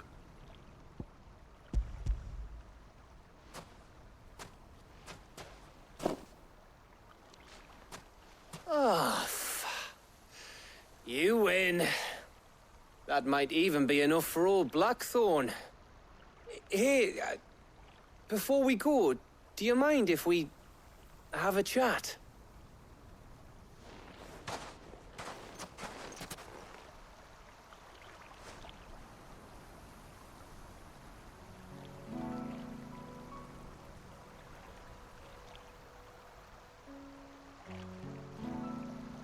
Feels like ages since we had the chance to talk.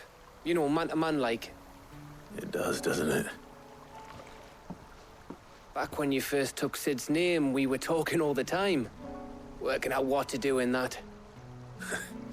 There was a lot to work out. And there still is. Those shoulders of yours starting to feel the strain. Hardly ever see you around the hideaway nowadays. Always on some errand or other. You can take a day off, you know. Says the man who spends most of his time behind enemy lines. Only 'cause you keep sending me there. I know I can count on you, Gav. Likewise.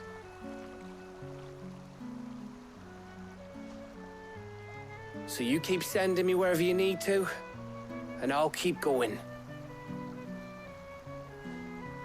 Safe in the knowledge that I have a home to come back to. Thanks to you.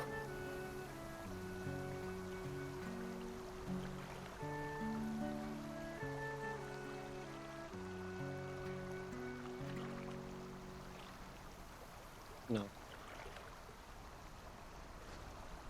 Right. That's enough soppy shite for one day. We'd better get this lot back to Blackthorn before he slings his hammer at someone. You go on ahead. And try to get some rest once you're there. Oh, I plan to. Believe you me. After Blackthorn gets what he needs, of course.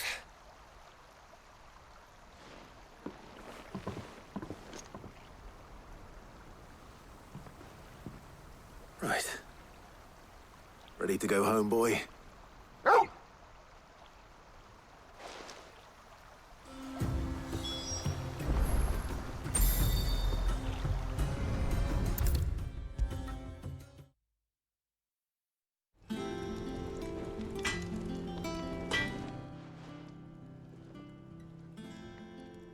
Blackthorn. Got everything you need? Yeah. Yeah, I do. Cheers for the Stardust. Should be enough to be getting on with. We should go out on maneuvers together more often. You know, it beats sneaking around on your Todd all the time.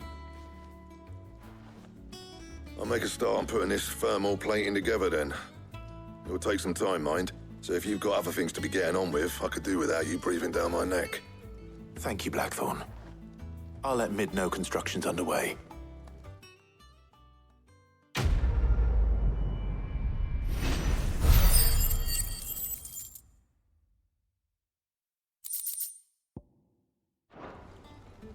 Suppose we'd better be getting back to work too. Give us a shout if you need anything.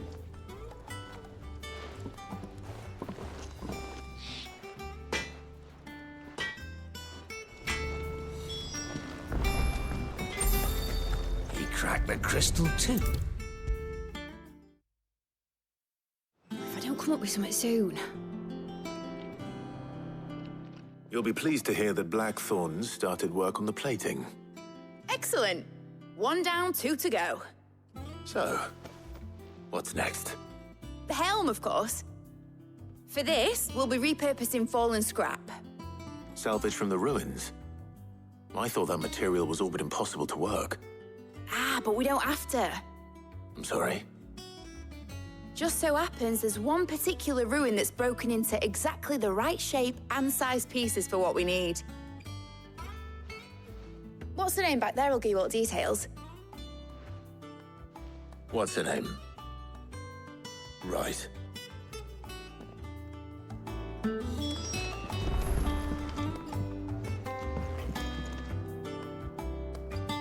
Oh, Sid, is this about the helm?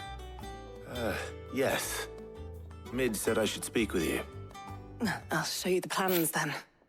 Here you see the mithril engine, in which mithril is burned to generate heat. That heat is then harnessed to produce motive force. Excess heat is dealt with by means of the thermal displacement stack, which disperses it into the surrounding air. Now, were we to rely on thermal plating alone to achieve this effect, the rate of excess heat buildup would far exceed the displacement coefficient of the plating. In other words, the reactor would overheat and eventually explode. This is where the helm comes in. It connects to the plating, you see, and serves as a sort of thermal sink to absorb all that excess energy.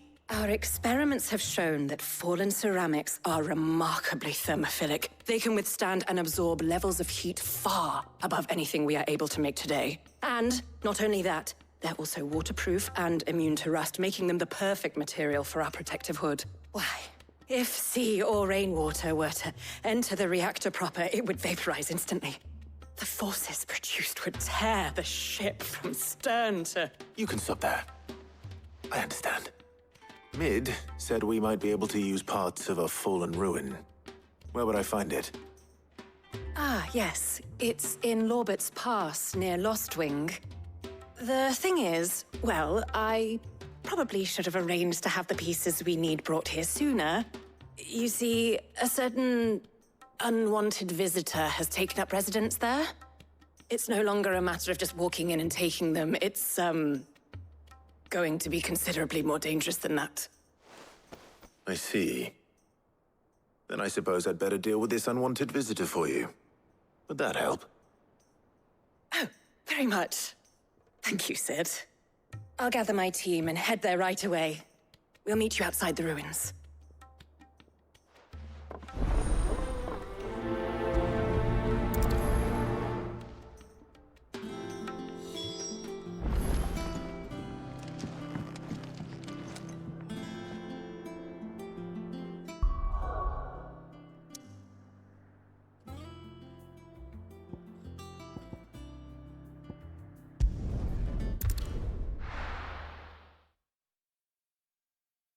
be taking you all to a storehouse in the Bales. Leave anything you don't need behind.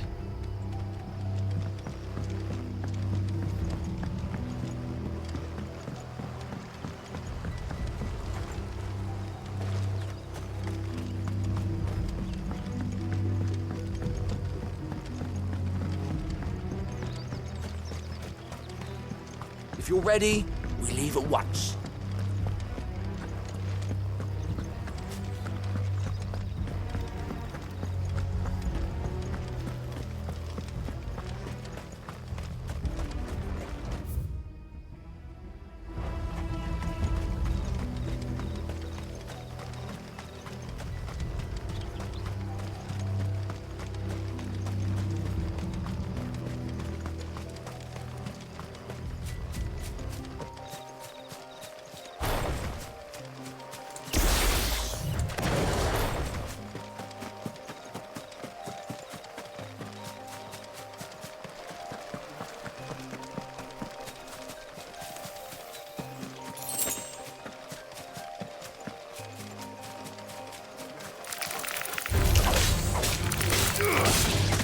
You're finished!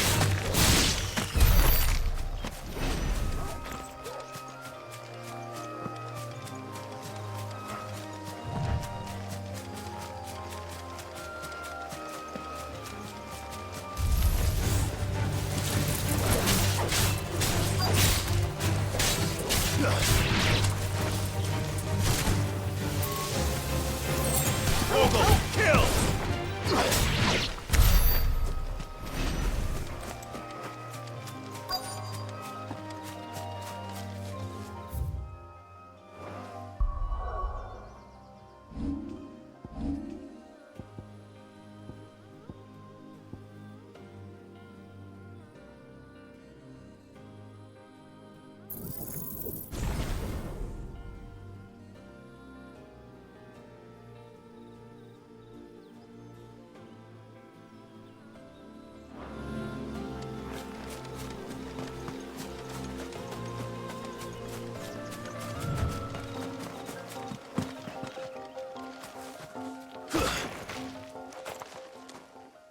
Oh, there you are, Sid. Thanks so much for coming. The, ruins are just over there, as is the creature I told you about, I'd imagine. Would you mind? Of course. I'll be right back.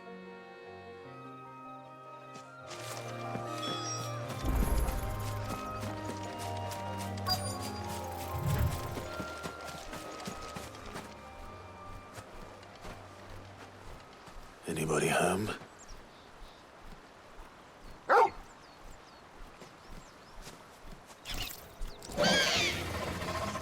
This must be our unwanted visitor. Time to go. All yours, Torgal!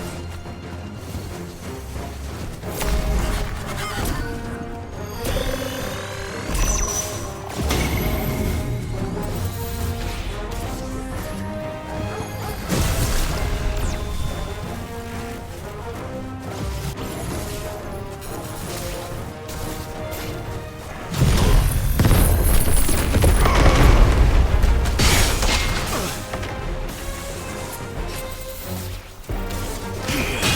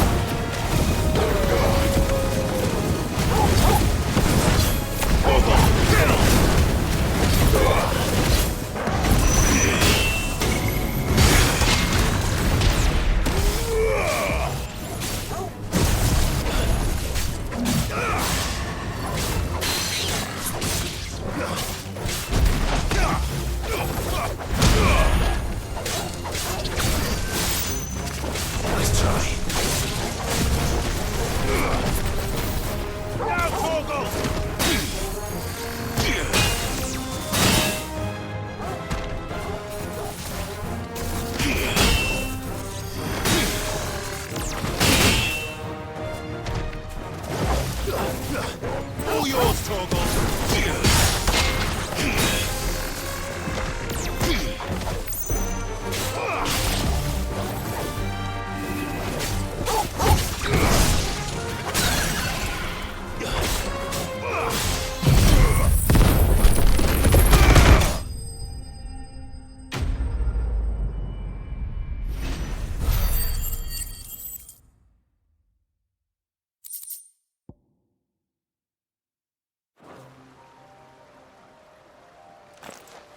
The things I do for you, Mid.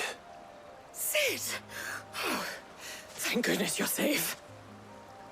You shouldn't have any trouble now. Indeed. Well, don't let us keep you. We'll, see that everything is transported safely back to the hideaway. All right. I'll let Mid know you're on your way.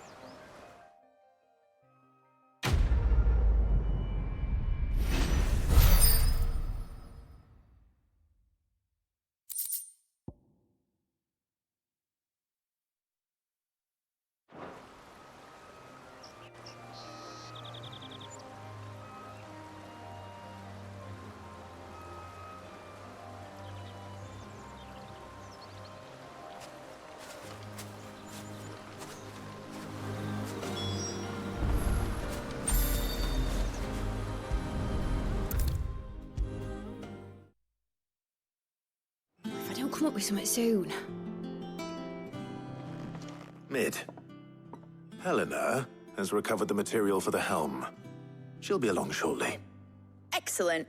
Another job well done. And just one remaining. Right. Right, the shielding. This one's a bit of a bugger. How so? The plating's enough to stop the engines going pop, but those things will still be spitting out enough fire to set the rest of the ship ablaze. Which is why you need proper shielding. A prism for the dragon's breath that's blazing away inside. I thought a triple thick layer of tempered steel might do it. Or more of the stuff that the Fallen use, but they'd both be too heavy. The helm and the plating are bulky enough as it is. Add any more weight and the whole ship would be at the bottom of the briny before we'd even started. I need something light. But I've racked my brains and I just can't think what would do it. Well, if I were in need of obscure knowledge, I know whose counsel I would seek. Harpocrates. Tomes? Yeah, well, I'd thought of that, obviously. I've got all the details written down here.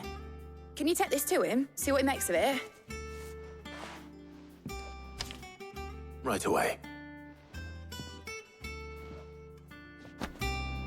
I've been going round in circles trying to find something sturdy enough to withstand the fire of the engines, but light enough not to sink the ship. Should have bothered old Tomes sooner. If anyone knows something I don't.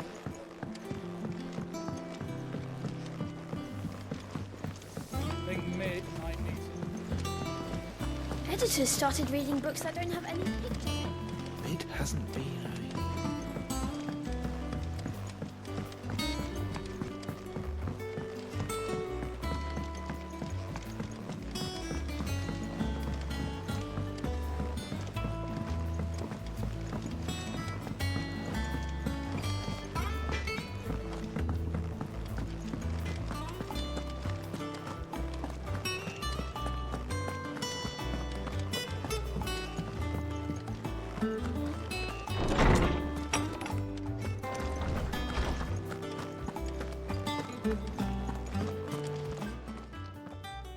Harpocrates, do you have the moment? For you, Clive? Always. Well, actually, it's for Mid this time. Could you take a look at this?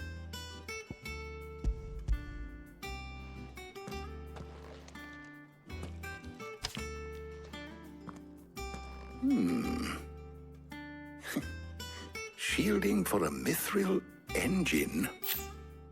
Whatever will that girl think of next? And what are these notes around the edges? She has some specific requirements for the materials. The shielding needs to be able to resist extreme heat on the inside, and yet remain cool enough on the outside not to set the ship alight, while also being light enough not to sink it. As you can imagine, she's struggling to find anything that meets her needs. I see. I wondered if you might know of a solution. Or if you might be able to search the records for one. Perhaps it is not a different material she requires, but a different approach. What do you mean? Consider the lake we have made our home. Its blighted waters eat away far more quickly than fresh water or even brine, at timber and steel alike. And yet, we have made a home here from those very materials nonetheless. We have. But Bardolph must varnish every board twice over to keep it from rotting. And Obelus complains that without a constant supply of pitch. I see. Early Gregorian histories speak of a preparation known as moon dew. It is said to be able to resist even the most ferocious flames. Before the dragoons tamed the worms and wyverns of the realm, nobles would daub their castle walls with it in order to guard against dragon fire. So if we could recreate it... It might be applied to some material or other in order to provide the protection it requires. As to how best to apply it and to what material, perhaps Bardolph and Obelus might be of assistance. I shall speak to them and see what wisdom they might have to offer. If you would be so kind as to procure the necessary ingredients, I shall discuss the specifics of how it might be most effectively put to use with our two friends. The knowledge of the past may yet prove useful to we of the modern era. Thank you, Harpocrates. And since you're asking others to help you, perhaps I should too.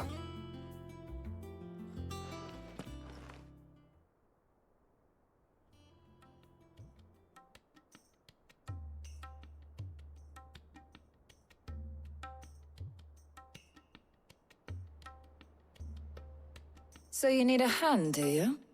We do. I'll be heading to market for the ingredients we need. I could do with some help. And some company, too. The other can assist me in researching how best to prepare the shielding itself. Can we count on your aid? Always. Well, if Jill's game. Thank you. I am sure either of these fine young minds would prove indispensable in my research. I leave the decision as to who will go with whom in your capable hands, Clive.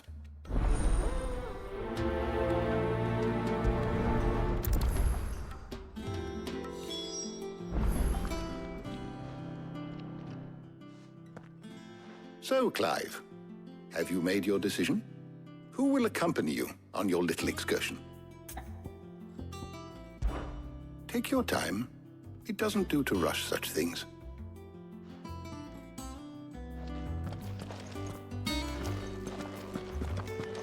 Shielding that guards against even the most ferocious flames. We could have done with some of that on Drustinus. I doubt I would have survived that place with or without it. A trip to Northreach, though, I think either of us could handle. So, Clive, who will accompany... Very well.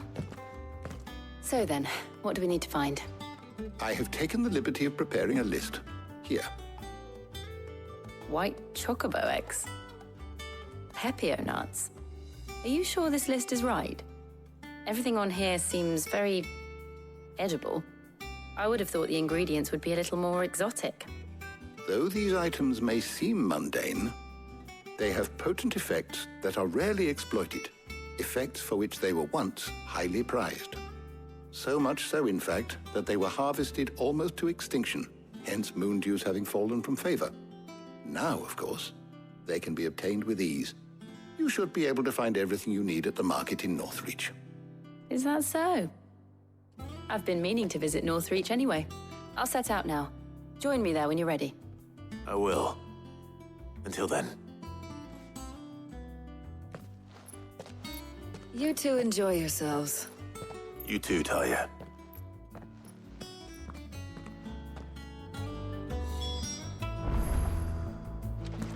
Good luck in Northreach. Try not to get too distracted from the task at hand.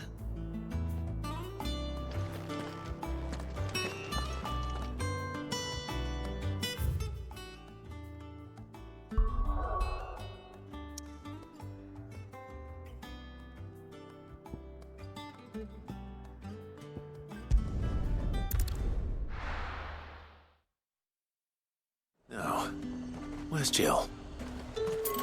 There's talk that the Glassgate flood has finally stopped. Do you see anything you like?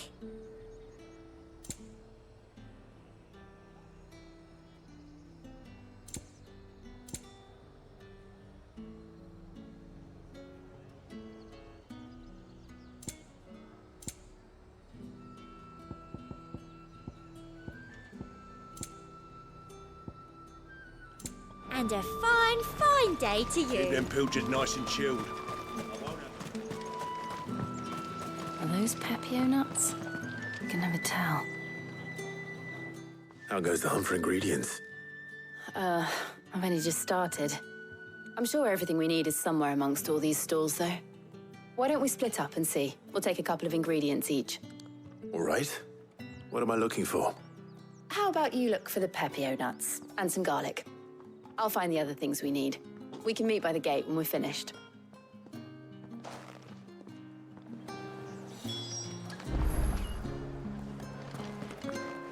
Up! You'll not find a bruised pippin.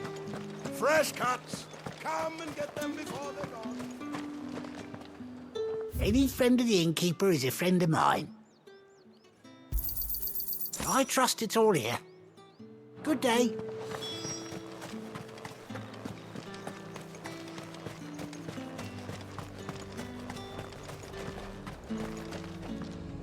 What do you want? If that's what you want. That's everything. Let's see how Jill's getting on.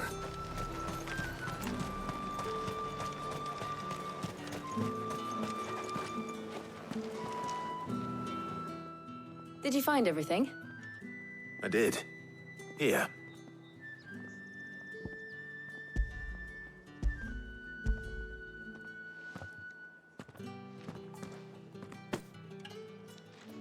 Garlic and Pepio nuts. Perfect. Now all that remains is for Harpocrates to somehow turn all this into what Mid needs to keep her engine cool.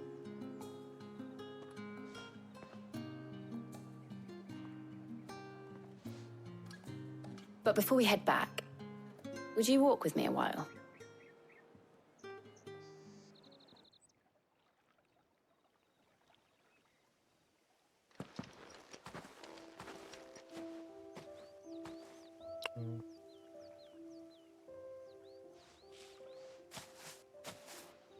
Thank you for asking me to help you today. It makes a nice change. It does. It's good to get away from all the battle and bloodshed for once. Just being here reminds me of when we were children. Do you remember? Walking down Market Street in Rosalith, taking in the sights and smells. How could I forget? What with Torgal's antics. Remember how his nose would prick up at the scent of sausages? He'd go racing away and we'd have to go running after him. Wouldn't catch you now, would we, boy? Was there anything you wanted to buy for yourself while we're here? There was, yes. Well, sort of. Molly in the kitchens told me about a place that sells particularly good pies. Thought you might like to share one with me. I would. Thank you. And I saw some bread.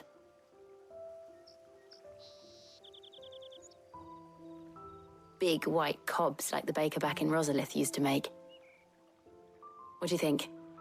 I thought we might get some soup to dip it in. But then I tried a slice of the butcher's dry-cured ham and it was just... oh, You all right? sorry. It's just... you're right. I really do feel like a child again being here with you. No. Clive. Is it wrong of me to enjoy this? No. No, Jill. This is how life should be. And it's how our lives will be when our work is finally done.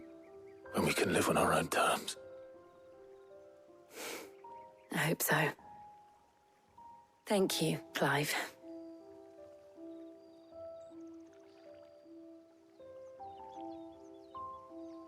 No.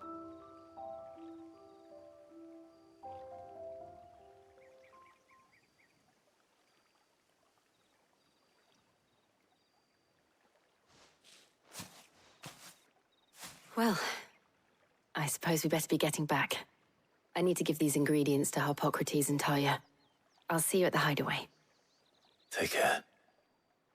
I will. You too.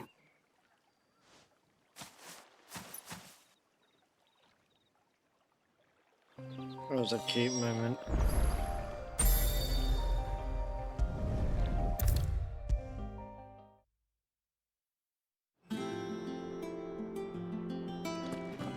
Welcome back. I hope you two had fun while I was busy helping Harpocrates. Ah, Clive. Harpocrates has all the ingredients. We were just waiting for you.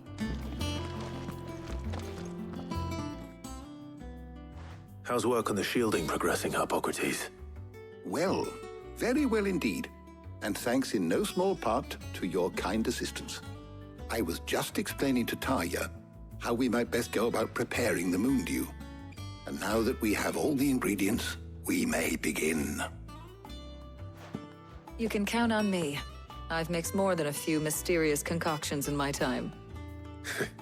I'm sure you have. What about the shielding itself? Work is underway, under the watchful eyes of Bardolph and Obolus. Apparently, it'll be ready soon. Thank you. All of you. Right then. Jill, would you join me in the infirmary? Many hands make light work and all that. Of course.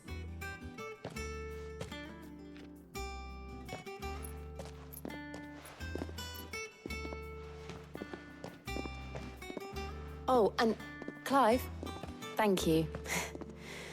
It was nice just being with you.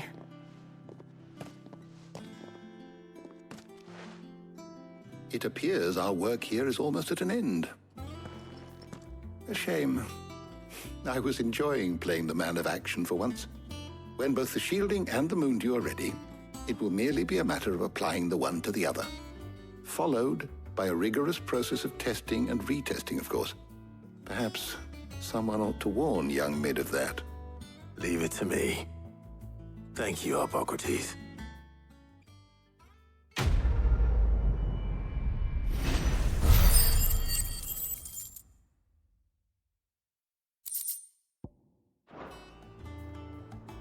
Well, I'd better go and give Mid the good news then.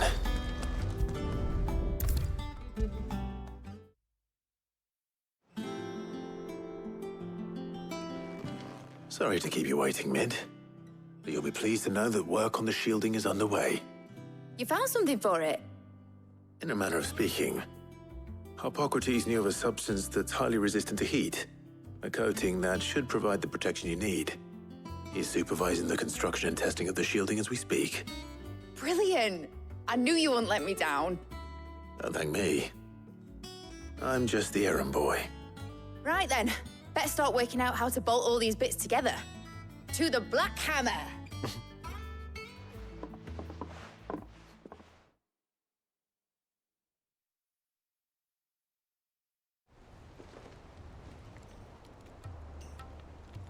You know, when I got into the smithing game, I thought I'd be making swords and shields, not thermal bleeding didgeridoo-dahs. Displacement stacks. Same difference.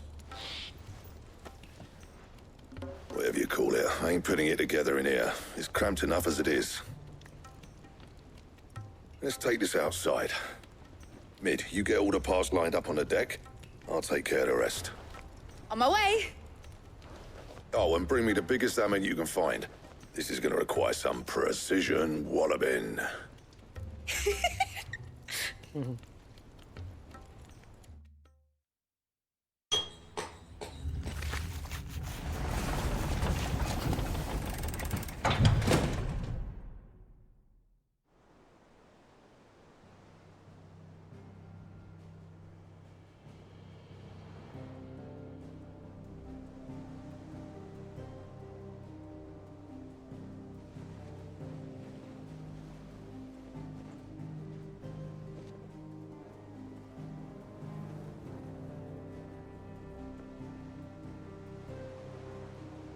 It's finished! It's finally finished! Fuck for that. I'll be feeling my hammer arm for weeks. Thank you, Clive, Blackthorn, everyone. That's one down and just 3 more to go. I'm sorry. Oh, didn't I tell you? The Enterprise has 4 mithril engines, and we'll be needing a displacement stack for each. You don't mean... Don't worry. Now they've got a finished one to work off, my gang in Canva can build the rest. Good luck to them, I say. Right, I'm off to get a sling for this elbow. Any other work comes in, keep it to yourselves, eh? They need 4 of them. Or just 1.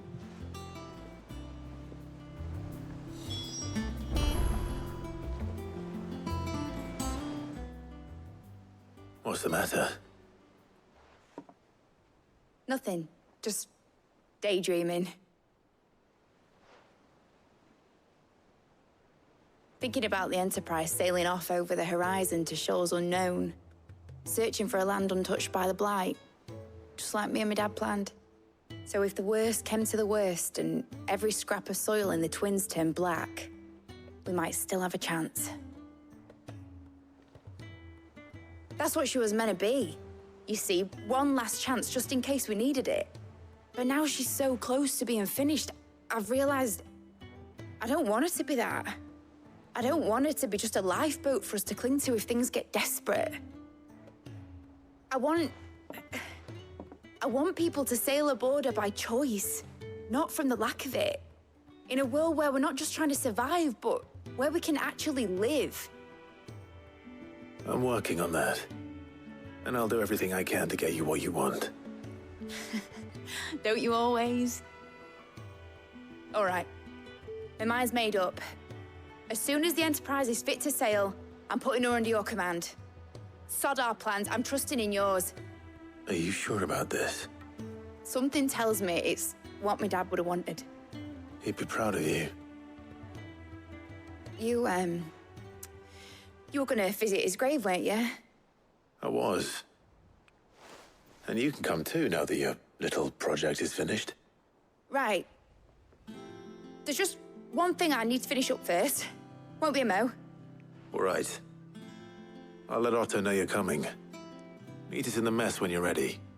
Aye, aye, Captain. He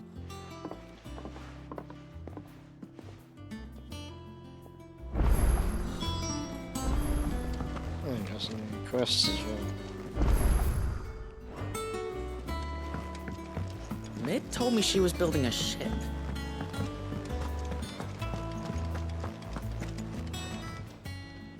Welcome to the Patron's Whisper. Kuka, the Winnock. Only I don't know how. I wish you were here.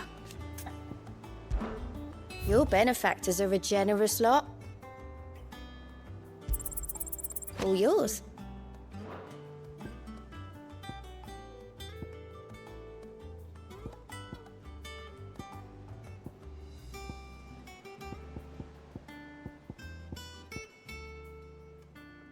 All done?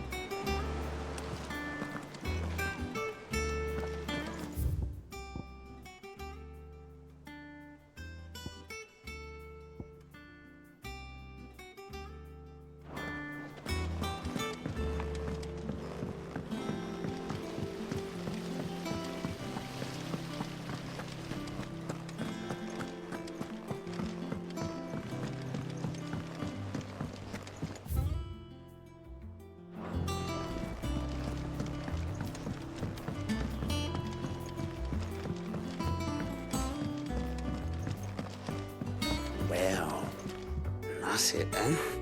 Here, Sid. Reckon you might be just the man to help me out of a bit of bother, if you've a mind to. Let's hear it.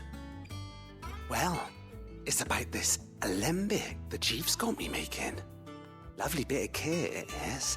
Bung in a solution you want splitting, and it will separate it out, just like that. Problem is, it won't always get rid of all the impurities. And with some of the stuff we need it for, that ain't good enough. Which is why I've been looking for something to filter the liquid we'll be cooking off. And that's where I was hoping you could help me out. I imagine Ty could get some use out of this alembic too. Distilling medicines and the like. All right. Why not? Proper job! So what exactly do you need for this filter? Nothing but bomb ash'll do, says the chief. Gave me a sample she'd obtained from the university stores. Couldn't believe my eyes. You pour the blackest blight water through it, and it comes out clear as a mountain stream. So, I did a bit of reading about where I might be able to get hold of some. And do you know what I found out? It's only the blimmin' bones of a bomb king. They leave them behind when they die, see? I take it that's where I come in. If you wouldn't mind. I saw a billet on the hunt board for one just the other day. Would have gone myself, but, well, fighting dirty great balls of flame isn't exactly my forte. You, on the other hand... All right. I'll see what I can do. Thank you kindly. And good hunting, eh?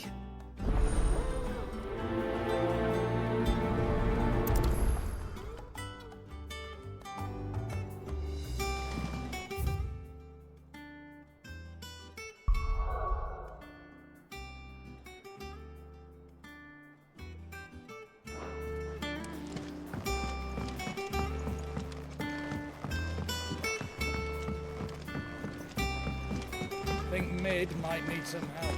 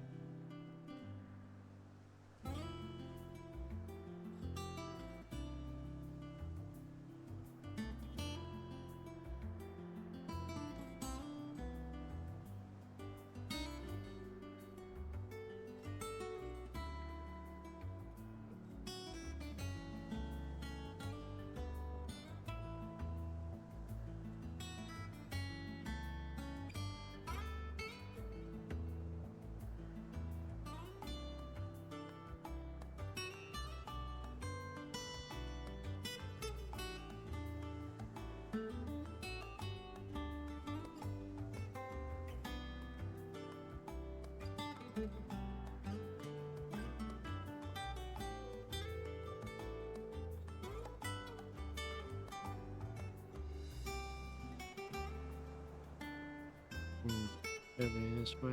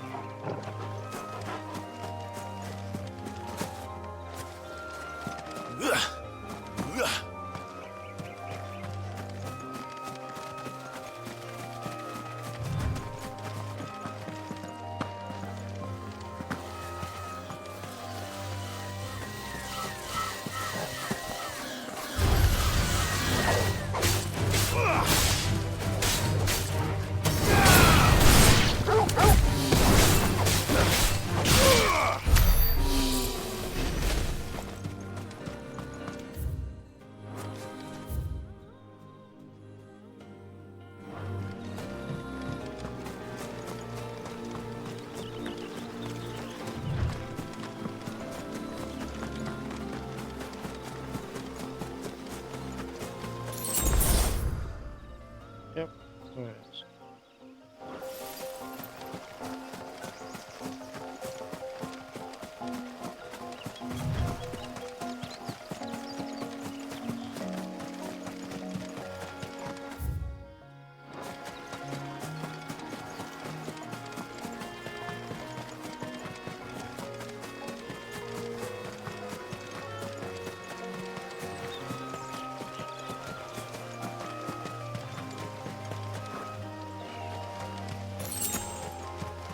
What does the bomb thing?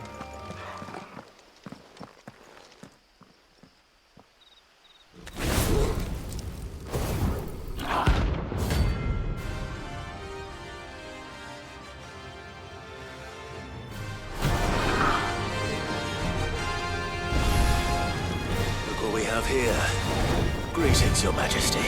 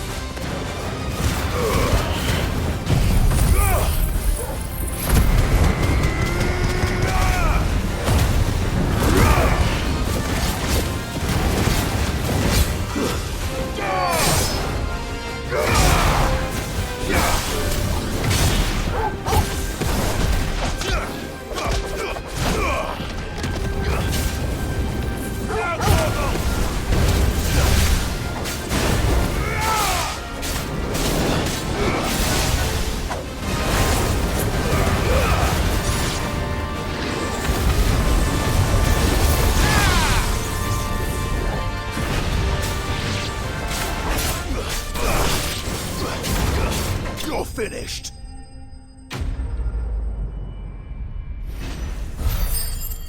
Nice.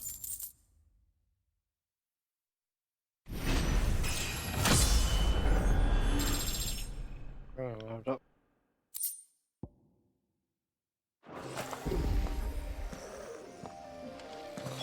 Your reign is over. Now to collect the ash. I should... This looks like the stuff.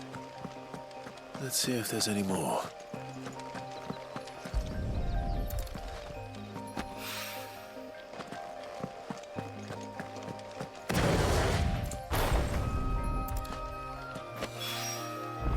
should do it. If the wine needs more than this, he can fetch it himself. Let's see what's over area.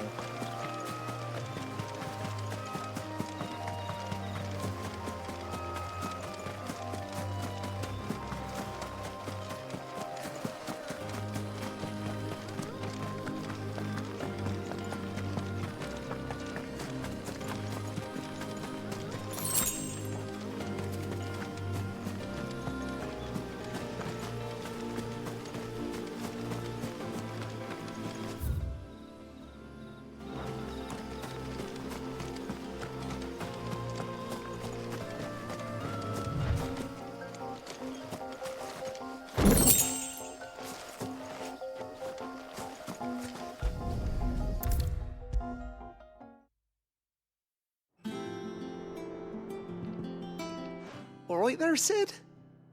How's that hunt for the bomb ash going? I have it here.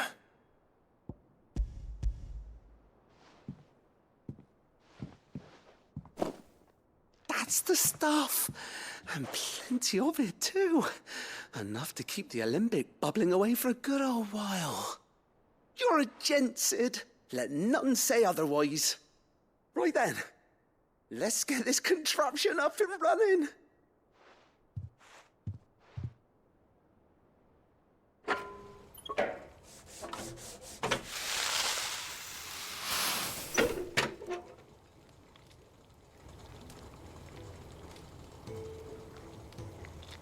There we have it. The Telemon Alembic. And it works just like the chief said it would. Very impressive. Says the man who cut down a burning boulder. Speaking of which, I still haven't returned the favor. There's no need. The good it will do for the hideaway is reward enough. Don't be silly. Why don't you let me take a look at that bag of yours? The one you keep your potions in. Reckon I could work some magic on that. What kind of magic? Well, we happen to have isolated a substance in our test run of the Alembic that I reckon will make even the toughest lever supple as anything. Thought we might use it to breathe new life into old boots and the like. Save the hideaway a few gil. Ah, I reckon if we slap a bit on your bag, it'll loosen it up enough for you to squeeze in a bottle or two more. Well, it can't hurt to try, I suppose. That's the spirit. Leave it with me. I'll only be a mo.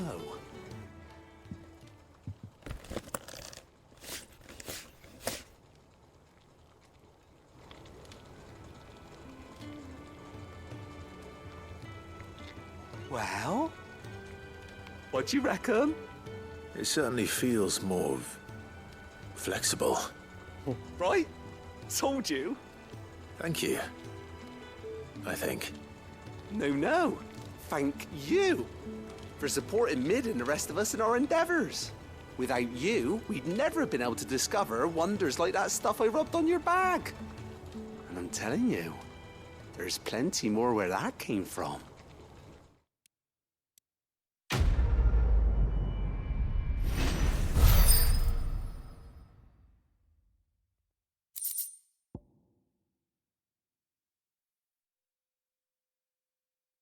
Yes.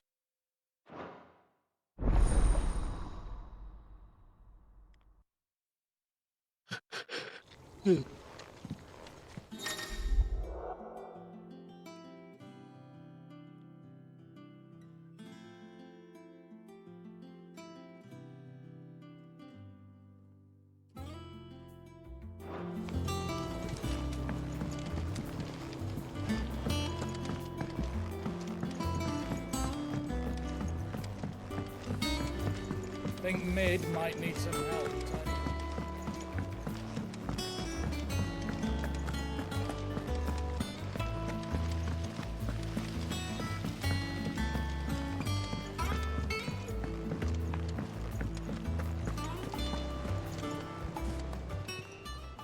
How may I help you today, client?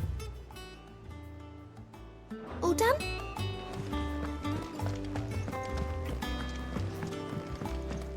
told me she was building a ship. Is that the thing Tomes helped with?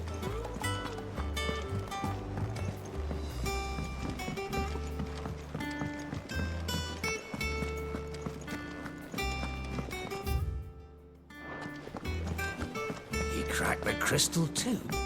You're joking.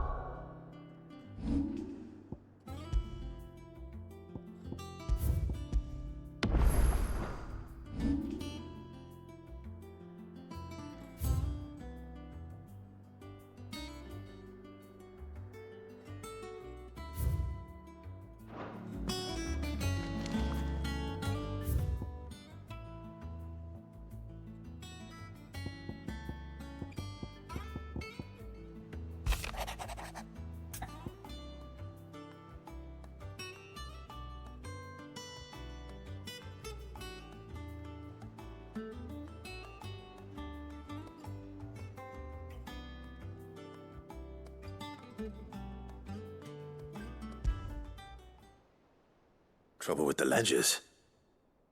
Shouldn't he be asking Otto for help?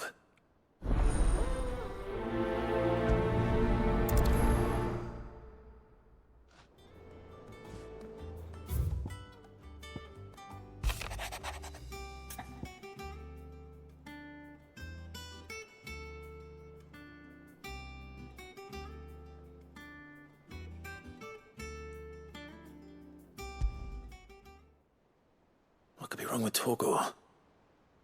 He seemed well enough when I last saw him.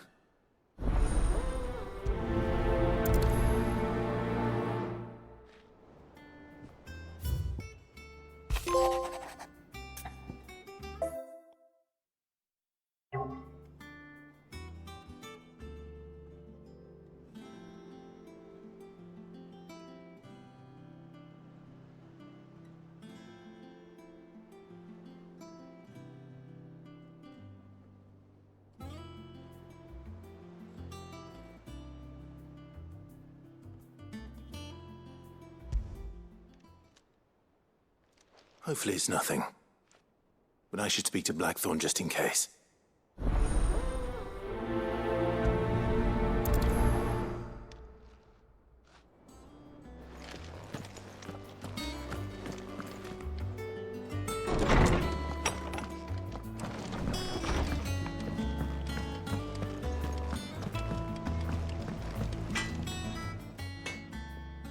Blackthorn, do you have a moment? Not really, no. This won't take long. I just wanted to ask how you're getting on. August was worried about you, that you might still be doubting your craft, even after learning the trick of that cuirass. Is there something else weighing on your mind? Perhaps sharing your thoughts might help. That bastard's like a dog with a bone. Still, he's got a keen eye, I'll give him that. He's just, well, Karen showed me something. Something I've never seen before. And that was? A sword. An odd-looking thing with a single-edged blade. The metal itself wasn't anything to write home about, but fuck me. The edge on it. You could slice a man clean in two with a weapon like that, and he'd be halfway home before he even realized he'd been cut. So that's what's troubling you? Nah, no. Not troubling me exactly. More distracting. Can't stop thinking, how do you get an edge that sharp? It's driving me mad. And if you knew how to do it, we could arm the curse breakers with even better blades. That's about the size of it, yeah. I'll see what I can find out. Sharper swords are always welcome. And we can't have our master blacksmith being distracted. You're a soft touch, you know that. But I can't say I'm not grateful for it. Good luck, eh? Thank you. Let's see what Karen knows about this sword.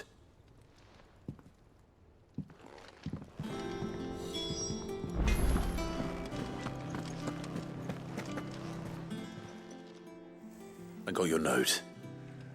You think something's wrong with Torgal? So you can read. Congratulations. But I didn't say I were wrong with him. I said something weren't right. He's not been eating me treats. He used to love cracking the bones from Molly's boiled brown, but now he won't so much as look at them. Didn't like him. Which is why I'm of a mind that his mind's on something else. You've not been working him too hard, have you? No harder than usual. Is that it, boy? Do you need a rest? What was it he said he was? A frost wolf? That's what the lawsman seems to think. Then maybe this all has something to do with whatever it is that's woken inside him. I suppose things have been different since Rosalith. Perhaps Hippocrates knows something. Instead of everything, you mean? Perhaps.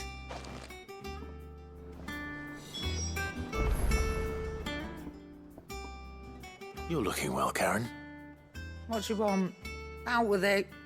I want to know about the sword you showed Blackthorn. Single-edged and extremely sharp. Running around after him again, are you? I suppose I am, yes. But I need to help him find out how to work an edge like that. It's driving him to distraction. Little wonder, I suppose. There's not many like that make it as far as the twins, and those that do go straight into private collections. Which made it nice and easy finding a buyer. Can you tell me who bought it? Where is it now? You think I tell people who my clients are? Suppose you're not likely to go nicking him off me, are you now? Fine. If you stop mooning at me like that. Lord Ignac's the man you want. Dalmekian bloke. Collects weapons and the like. And he's got more money than sense, which is why he's one of my favourite clients. Reckon he'll still be at the inn in Dalamil, where I left him. Thank you, Karen. Oh, and he's a touch eccentric, if you take my meaning. I appreciate the warning.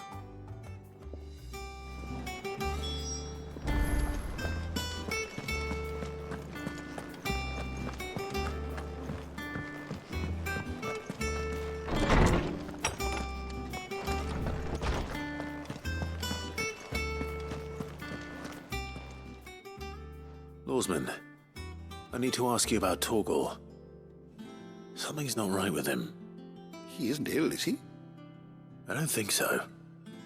But according to Lady Karen, he seems to have lost his appetite, which is certainly a new development. She says he's hardly been touching his bones of late, and she believes it may have something to do with what happened at Rosalith Castle. I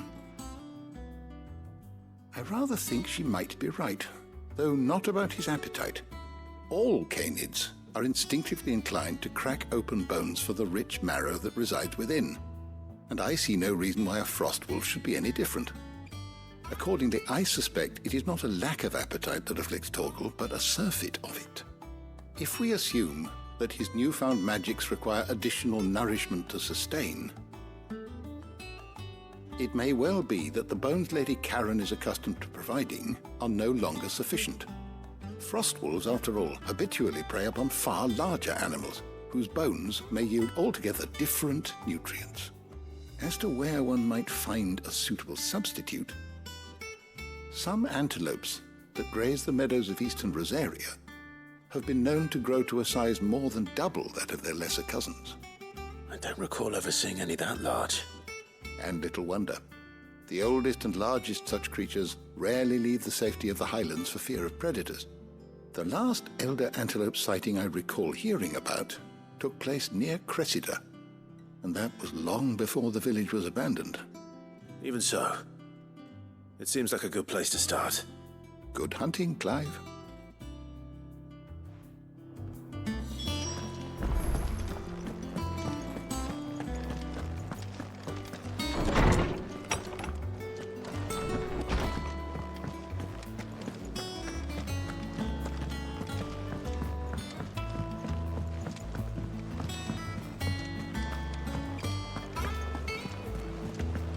Is that the thing Tomes helped to do? Mid told me she was building a ship.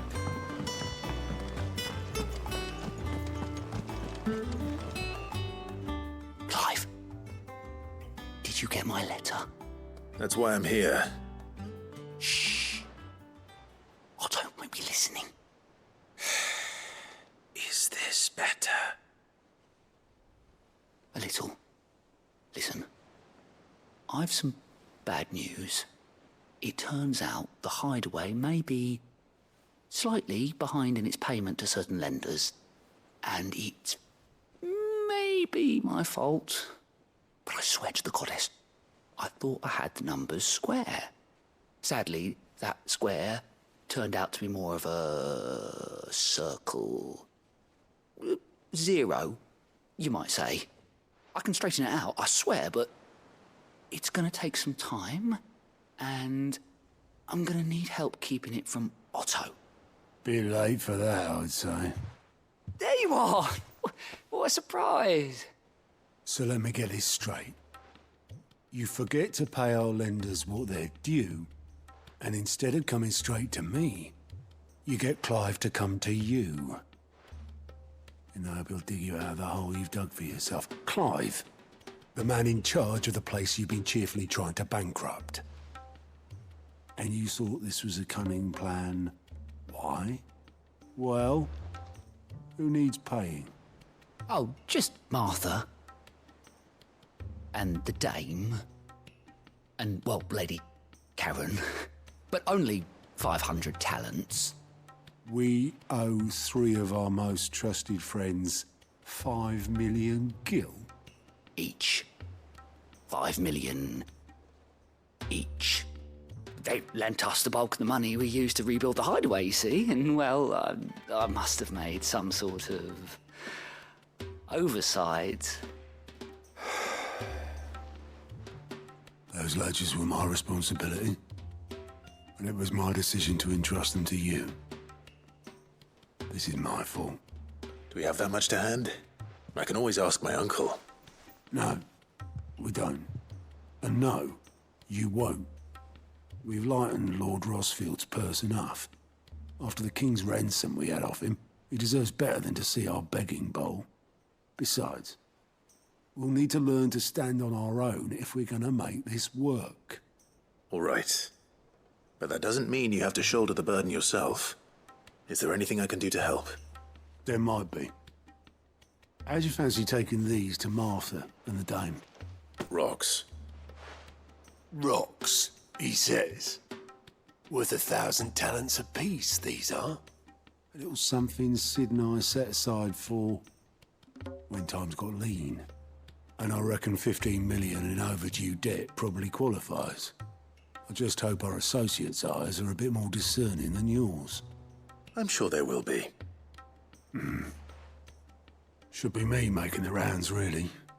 But you know how it is with this place. Orders to bark, arses to wipe, and all that. I know. Which is why I don't mind going in your place. Go. Do you know why I only gave Master Clive here 2 star rubies?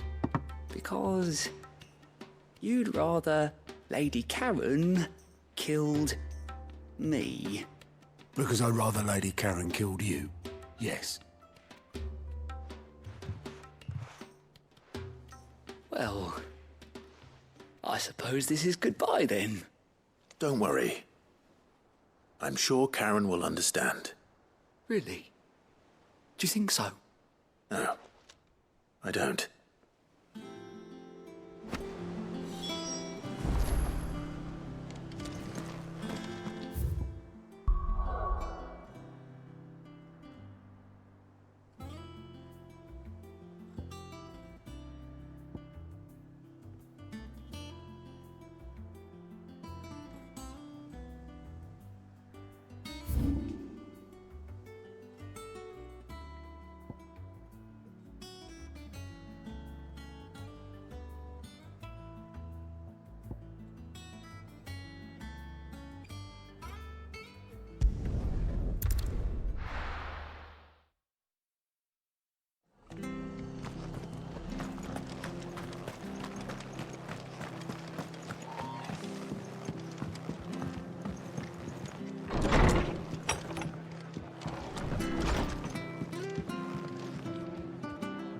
Clive, We weren't expecting you. I wasn't expecting to be here, but it seems we still owe you a considerable amount of coin for your help with our rebuilding efforts. And though I doubt it's what you were expecting, we were hoping you'd take this as payment.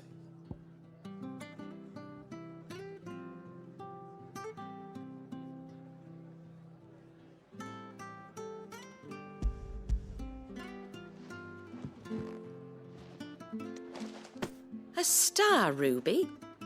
I can't accept this. It's worth at least twice what you owe me.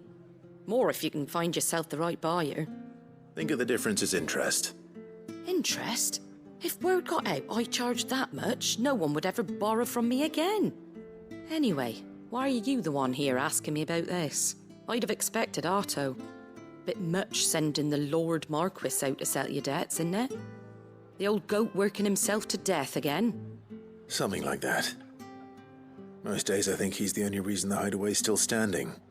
Same as always, eh? Back when the place was nothing but a twinkle in the eye of a recently retired Lord Commander, word is he was the first one Sid reached out to. Probably knew that without his strong arm and level head, the idea would never get off the ground.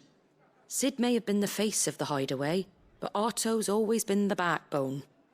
And when Sid passed away, we were all worried that would be the end of it. That Otto would just give up. His death was hard on everyone. But it must have hit Otto hardest of all. But he didn't give up, did he? Quite the opposite, in fact. If I recall, he was the one who nominated you as Sid's replacement, and rallied the rest around you. I reckon what he saw in Sid, he saw in you too. And don't we all? Doesn't hurt that you're half as stubborn and twice as handsome, neither. That, and you keep good company. I suppose I do.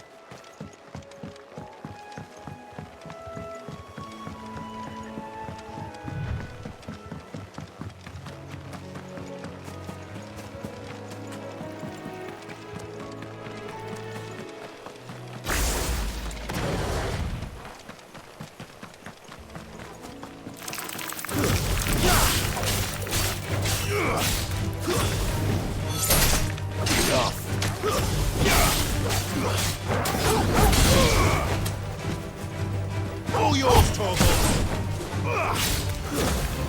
It's over!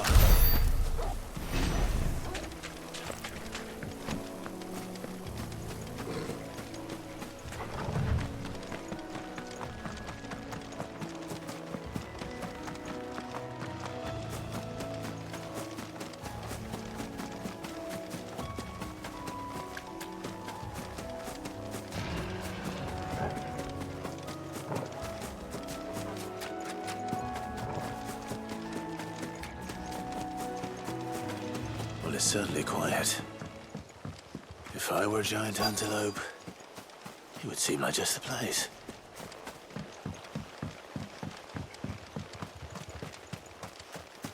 I doubt we'll find one bigger than that. You hungry, Torgal?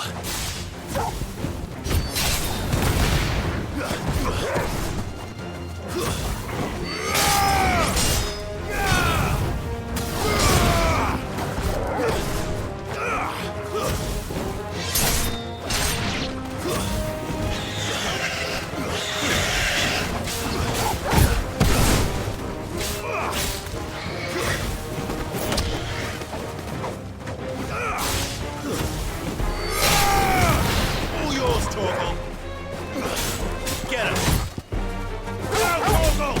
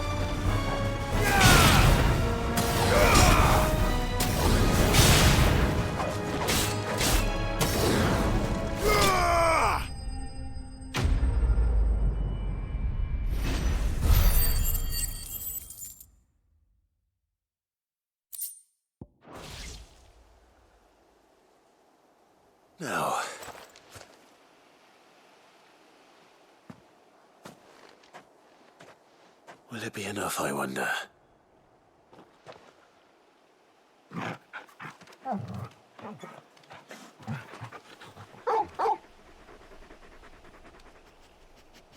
I say that answers my question. Which means we owe the lawsman our thanks. You're just a big puppy, aren't you? A very big puppy.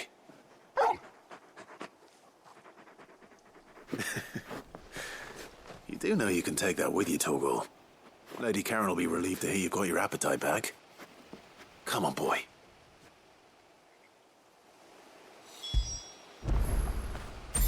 You're all right, boy.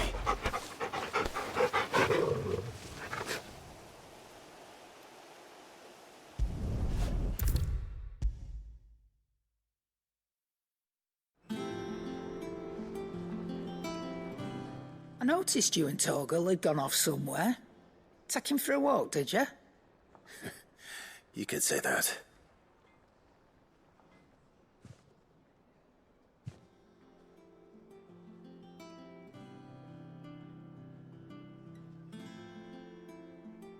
So, Molly's leftovers weren't good enough, eh? That'll teach me for treating you like you're still a pup. All right, no need to shout. Now we know what you're after, I can see about getting some in. Speaking of which, I brought one for later. Can I leave it with you?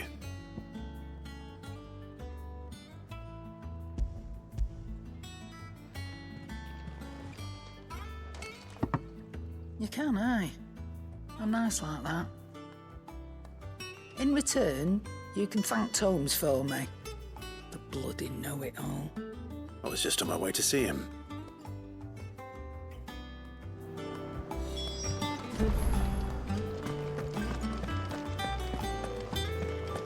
Oh, I've never dreamed.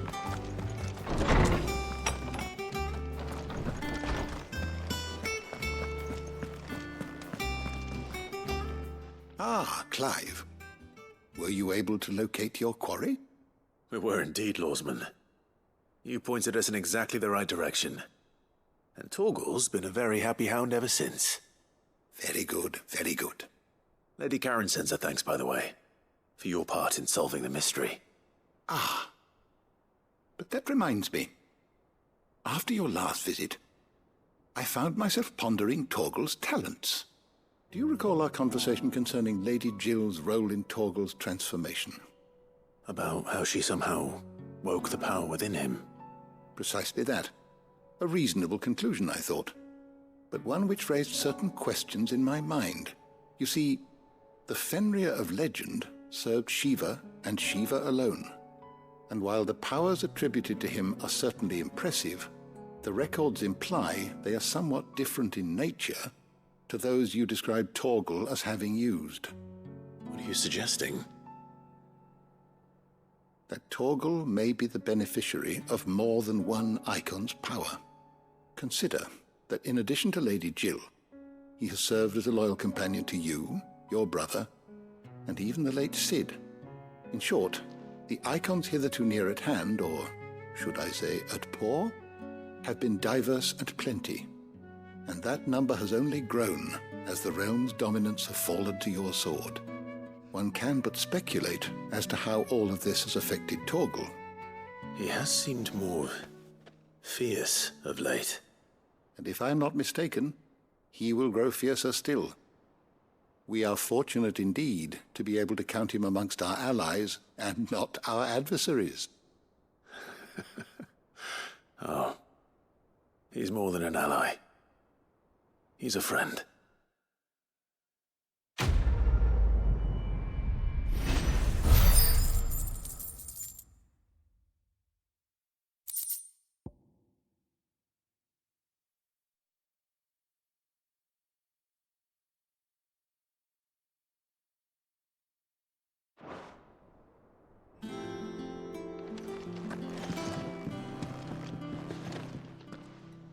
My knowledge is yours.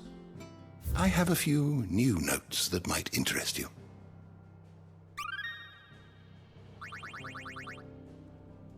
You wish to study the tomes?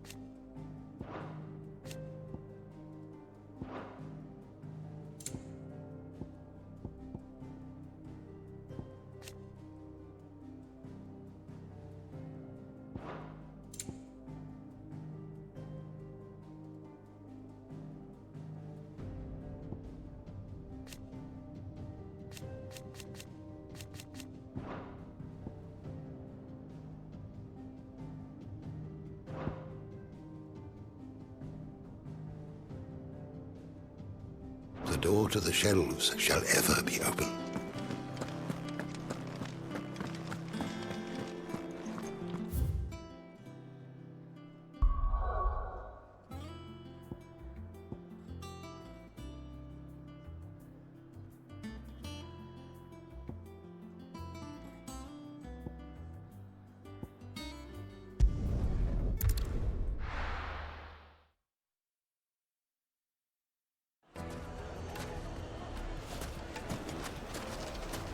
People take notice of wealthy men.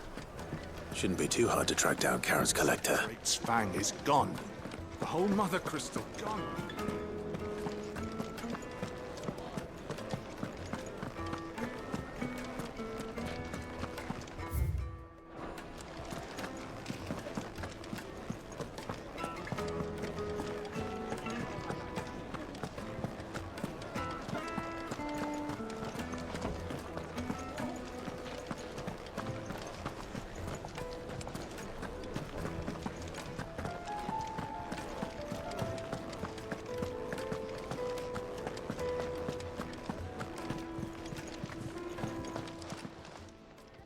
My reputation will be ruined! Ruined! Calm yourself, Lord Ignac, I beg of you, before you do yourself a mischief. Pardon the intrusion, but... Out! Get out! I paid for these rooms so I wouldn't be disturbed. Leave me be! Please, allow me to apologize.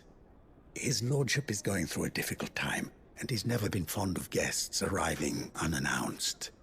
Radim! Get rid of the filthy oaf this instant! Very good, Lord Ignac. Would you mind stepping outside for a moment?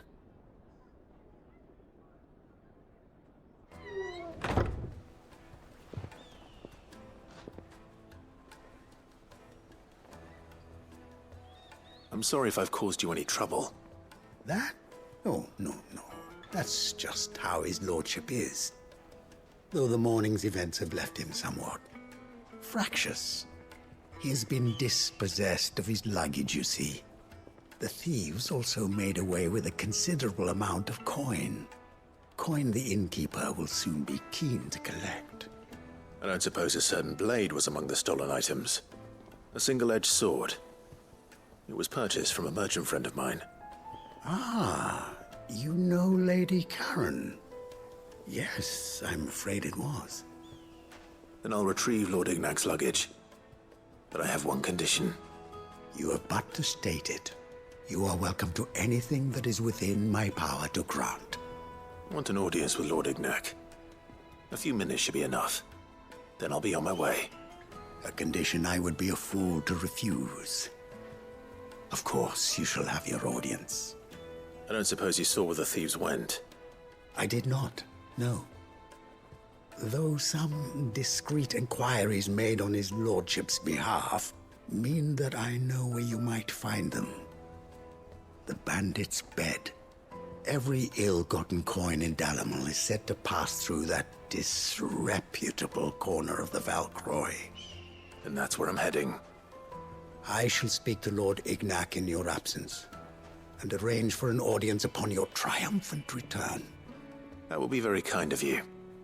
Farewell, and best of luck.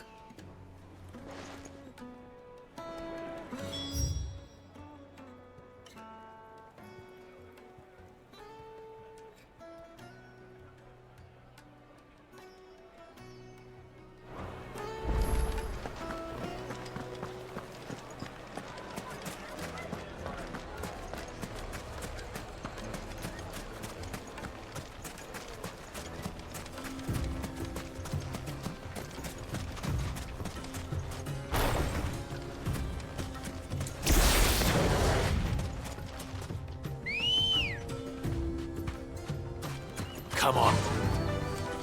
Run like the wind.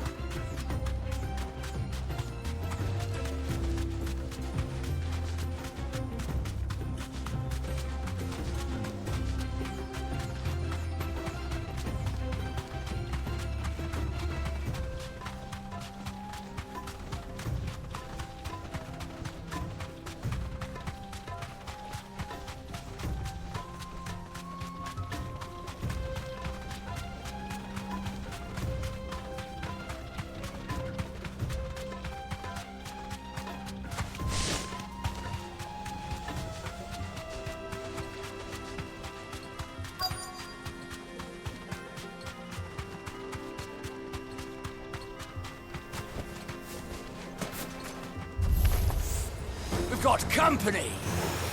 Come on, lads, let's tear the bastard's head off!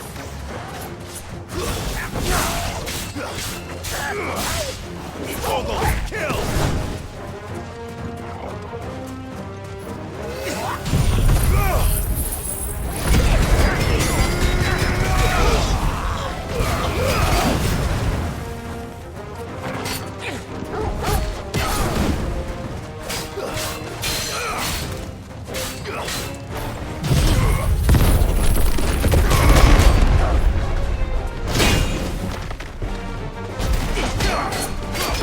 Nice try.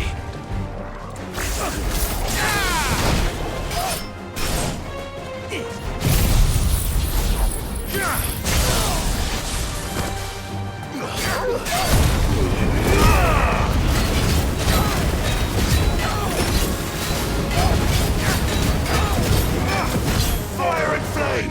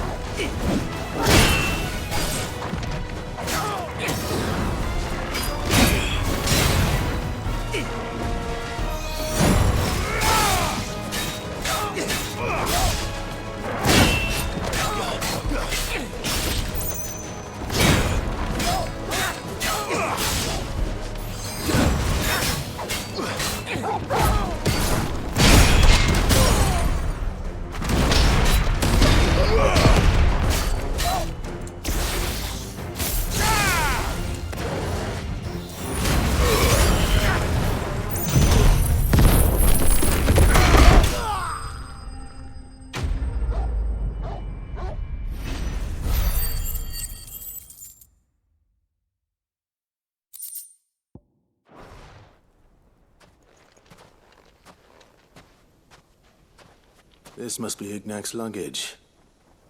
Nothing seems to be damaged. All right. Let's get it back to Dalamel.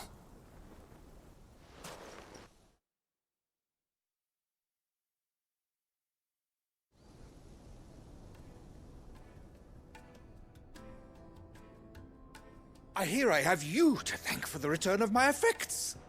What shall I call you, my good man? Wyvern. Glad to make your acquaintance. A formidable name indeed. Well, Wyvern, I appear to be in your debt. Radim here tells me you wished for an audience. Is that all? A few moments of your time should suffice, yes. You're a peculiar fellow, Wyvern. All right, speak. Master Wyvern was wondering if you could tell him about a certain single-edged sword you recently acquired. Oh, a true work of art, that one. Karen drove me hard on the price, but I would have sold her Radim here to get my hands on that sword. It was made in the Outer Isles, far beyond the Twins, and is used exclusively by the practitioners of a unique school of swordsmanship. They believe no combat should ever exceed a single strike, and hone their blades to such perfection that none ever does. Each sword is made for that one perfect stroke, and for that stroke only. They crack upon a second blow. There's a brutal sort of beauty to it, really. But how do they hone such an edge? Fine question. Why, they use a whetstone, of course. Whetstones, rather. A whole array of them, ranging from the coarse to the fine. 10,000 licks with the sharpening stone, then 10,000 more. But it is the final stone which lends the blade its legendary sharpness. A mineral quite foreign to this great realm of ours. And that is the key. The secret ingredient. Wyvern, it occurs to me that my little lecture is hardly equal to services rendered. Take this, together with my regards. The very stone of which I spoke. Far rarer among collectors than even the blade itself. And a far more fitting payment. Thank you. Pardon the intrusion, my lordship. However, it is long past time we prepared ourselves to depart. So it is. I am locked in bitter competition with a rival collector of curiosities. I am one step ahead of the unscrupulous scoundrel, but he is hard at my heels. And there are many other collectors out there. Too many to count, but only one do I consider my nemesis. Lord Byron Rosfield.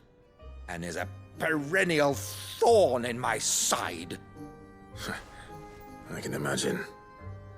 Farewell, Wyvern. May our paths cross again. Radim, we mustn't dawdle.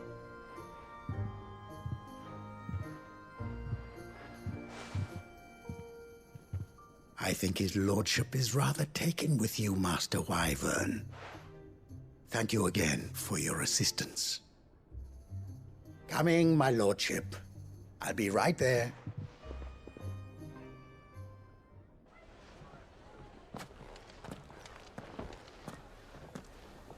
Trust Uncle Byron to find such an interesting rival. Now, let's see what Blackthorn makes of this whetstone, shall we?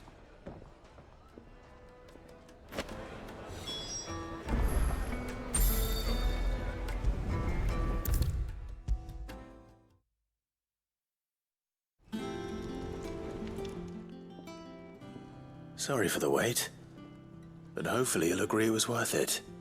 You learned something about that sword, then? I did better than that.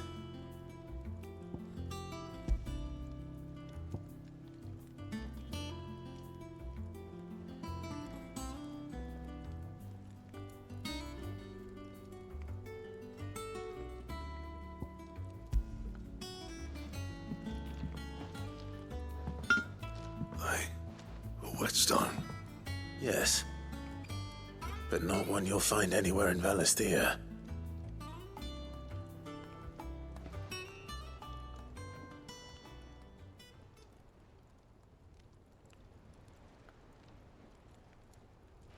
No wonder I couldn't get the same finish on the grinding wheel. One hit and all done, eh? Might not be so bad if all you ever fought were duels. Good luck on the battlefield. Your second opponent would be your last, no matter how good you were. Even so, is there some way it could be used to give the curse breakers an edge?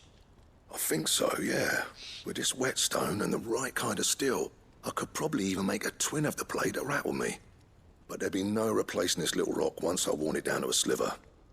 I reckon we get a dozen swords from it, if that. Swords that the curse breakers wouldn't know how to wield properly, and that would see them through a single fire piece. Nah, no point trying to copy that thing. Be about as much use as a wax anvil. But finishing our blades with a whetstone this fine, now that's something to consider. And what's finer than fallen masonry, eh? Or more hard-wearing, for that matter. Just imagine it. Good Valisthean steel with an edge as sharp as any found in the Outer Isles. I won't make a copy, nah. I'll make something much better. I'm sure the curse breakers will be delighted. Just don't push yourself too hard. Don't you worry about me, sunshine. I've been working day and night since I was half your age, and I'll still be here when you're long gone. Hey, thanks, Clive. I mean it. I owe you one, August too. It's good to know someone's looking out for me. He'll be happy to hear you said that. And I'll see that my debt to you's paid. First new blade I make's got your name on it. You come and find me when you've got the materials. All right. I will.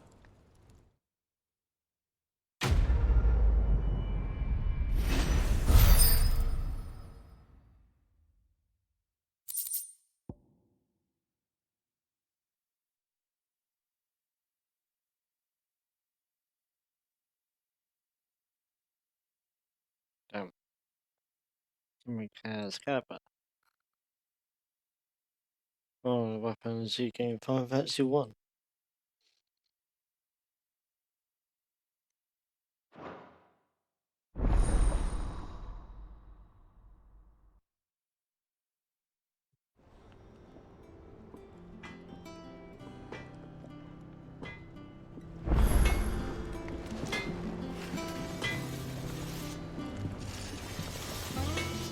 Back, are ya? What do you want?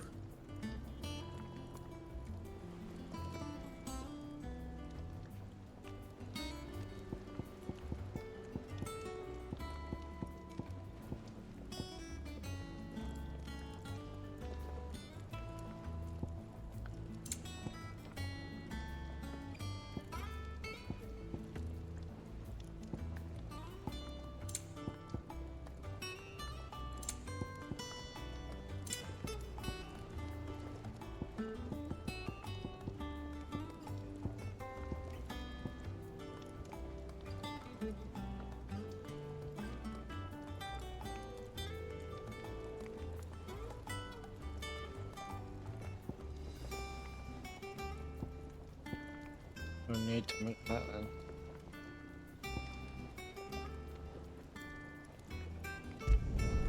Not bad, if I do say so myself.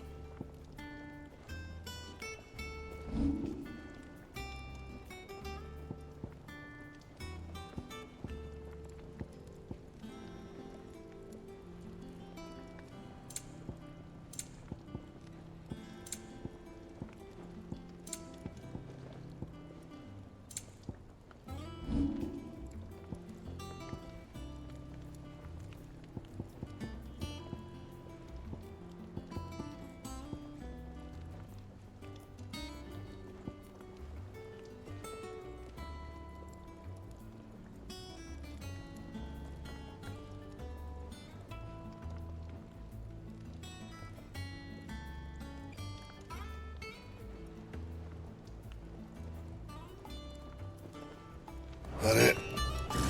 Fine.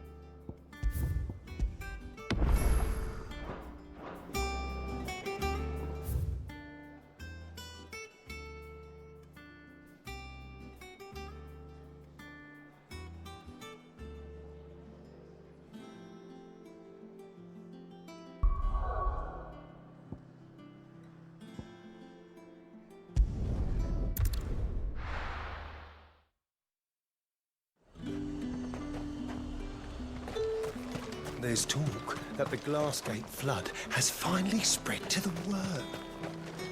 That'd mean half of Oriflamme's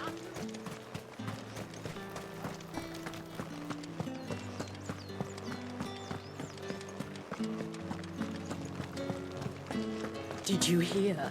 The gates to heaven. I want to see you again. It's all right. What am I going to do without Sweetwater and Oil of Talc? Still no caravan from the Dominions.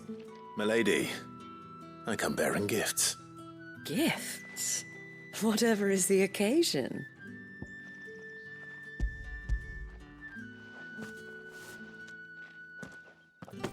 Oh my. Clive, you really have outdone yourself. Otto asked me to give it to you. To settle the Hideaway's debt with the Veil. And to compensate you for the time it took us to do so. You disappoint me, Clive. I thought you might finally be warming to me. Tell Otto he can keep his baubles. I tried to tell him as much the first time around. The man owes me nothing, nor does the Hideaway. My contribution to the restoration effort was made freely and willingly. It was the least I could do. You once told me Sid did you a kindness. I'd like to do the same. Please, accept it. For my sake. And for Otto's. For all of us. For all you've done. It is rather fetching, isn't it? Very well. Otto is lucky to have you, Clive. I doubt anything could ever replace his son. But you and the others at the hideaway are the closest thing he has to family. Otto had a son. Long ago, yes. Sid told me Otto lost him when he was just a boy, and blamed himself for not being able to stop it. I don't know how it happened, whether there was anything he could have done, but it was clear that it weighed heavily on him. I didn't know. How could you have? I doubt anyone did. Besides Sid, I've never met a man more keen to bear his sorrows in stoic silence. An ill habit, given that both have always been surrounded by friends desperate to help them. I'm beginning to see that.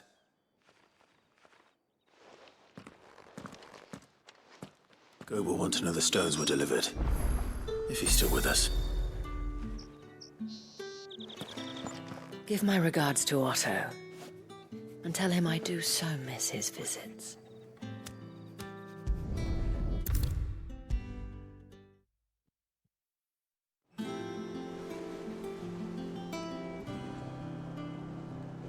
Goat. Still alive, I see. So Lady Karen accepted the ruby. Ah, about that. I tried my best, but she was just too stubborn to take it.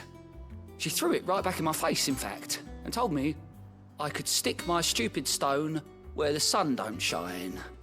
Karen refused payment. I hope it wasn't something I said. I'm sure you were as tactful as ever. Let me see what I can do. Oh, wonderful. I hope you have better luck than I did.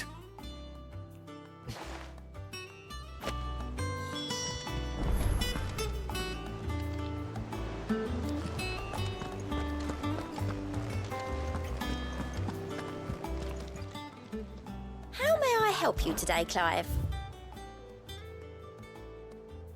Best of luck out there, Sid.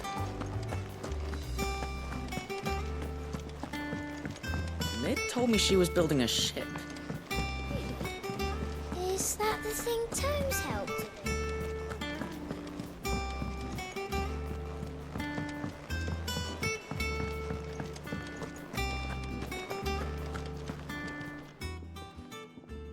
Lady Karen, Goat tells me you weren't happy with our offer. Would you prefer the debt was repaid in coin? What debt? I don't recall lending any of you lot me hard-earned gil. I may have tossed a talent or two in the Hideaway's coffers, but those were donations, and you can hardly call it charity if you go asking for it back. Of course not. But one good turn deserves another. And our circumstances have changed. Surely you wouldn't shun the gratitude of a pauper who happened to have become a prince. Oh, so you're a prince now, are you? Fine. But I'm selling it and taking what I'm owed, then you're getting the rest whether you like it or not. Fine.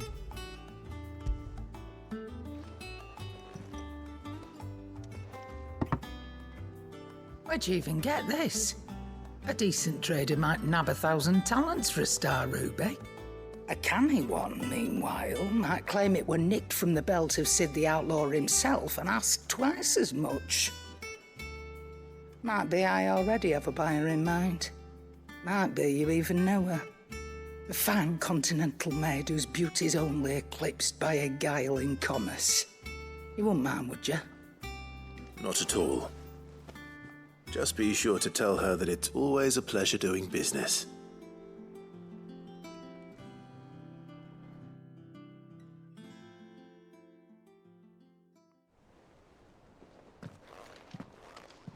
I hear you ended up delivering all 3 stones. Thanks to this lump. I sometimes wonder what I pay you for. Speaking of which, I still haven't been paid last month's wages. Oh, so you remember what's owed to you then? Get your ass behind that disc of yours and don't get up before those ledgers are square. Right away.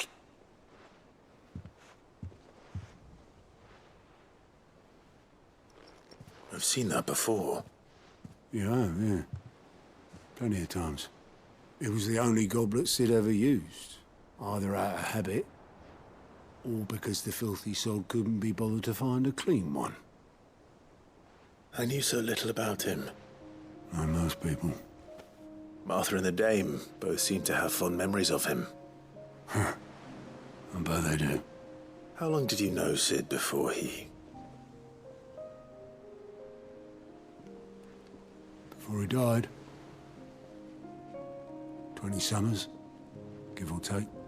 Back in the day, I was a purser on a trade ship, which is where I met him. He bought passage to... I forget where.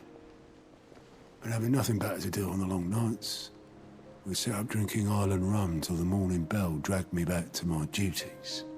Quit my post not long after that, on account of making a fine maiden's belly fat. But me and Sid stayed close, promising we'd one day sail the seas again. That was before fate stepped in and said she was having none of it. The magic woke inside my son soon after his first name day, and there was no hiding his knack. Couldn't you and your family have... My family were the ones who summoned the constable, wanted the monster taken away. I couldn't turn my back on him, forget what I felt, and I couldn't for the life of me understand how they could. Luckily, Sid was of the same mind as me.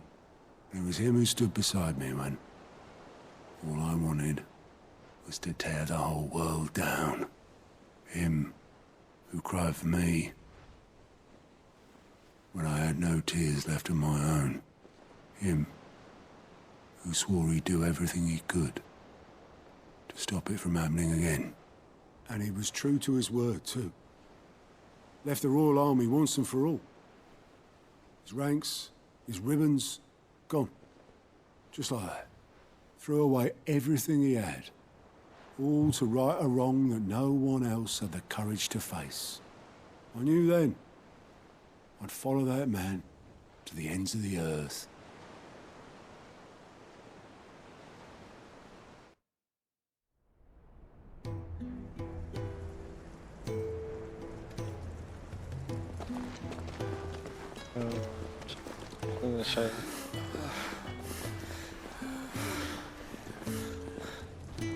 He was always too clever for his own good, was Sid. Saw the world for what it really was, while the rest of us were content to go along with the lie we were shown. And it can't have been easy, bearing that burden alone.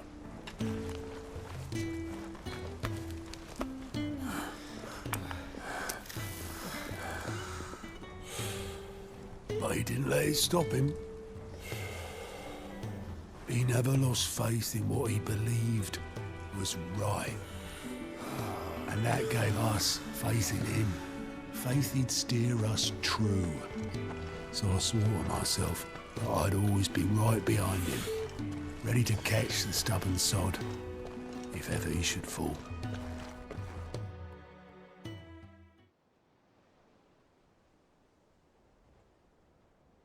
But I couldn't even do that.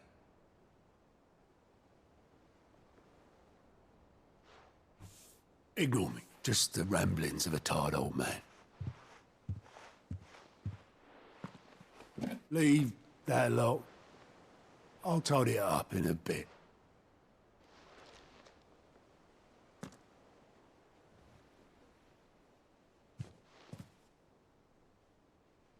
This is Sid's handwriting.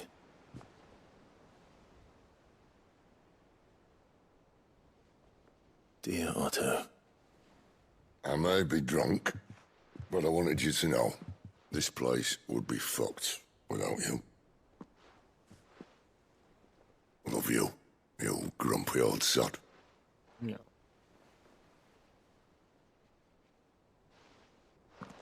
This note. Hmm? What about it? Sid was right. Without you, we'd all be lost.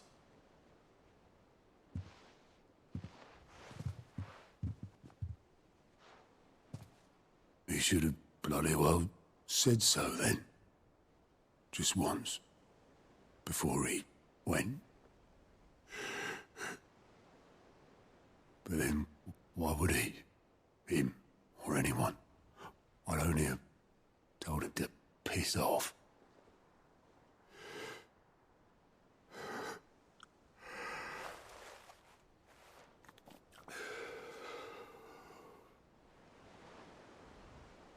You're wrong, though. Both of you. It was never just me keeping the hideaway afloat. It was all of us.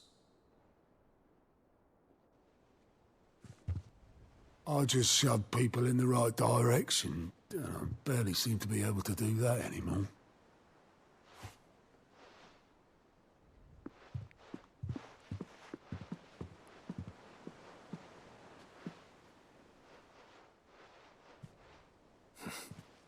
Would you rather goat were at the helm? Well, maybe I've got a few more years left in me. I'm going to hold you to that, Otto. Before you go, Sid would have wanted you to have this. But that's... This'll do me just fine.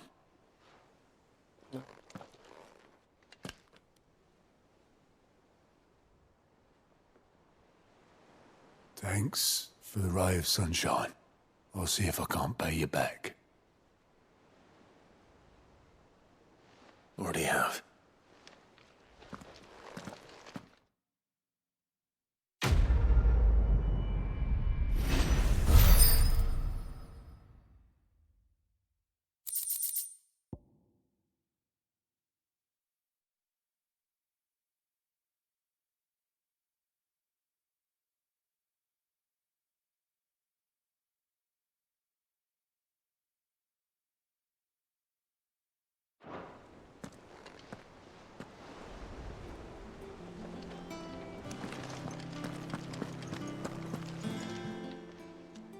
Welcome to the Patron's Whisper. Is everything we've received and everything promised? Here you are.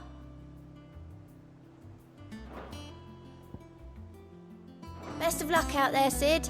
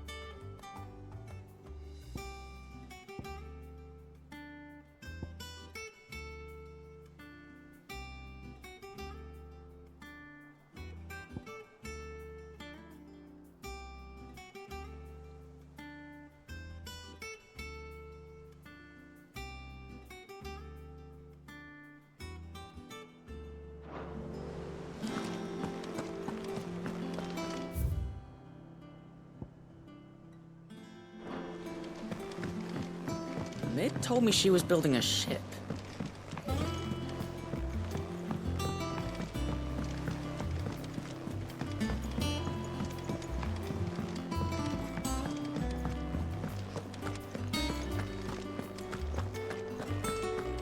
He cracked the crystal too? You're joking.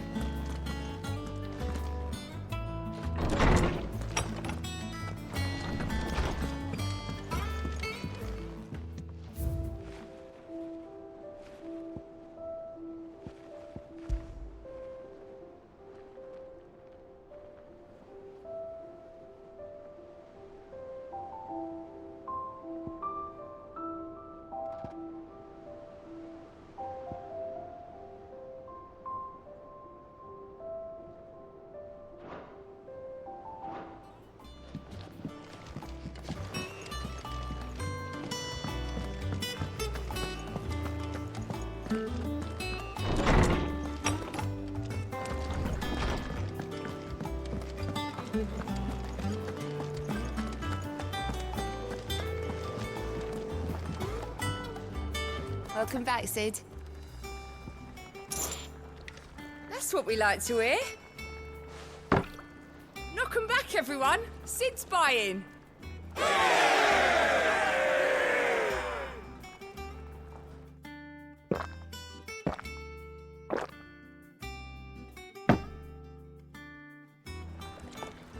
Oh, keep your mug handy.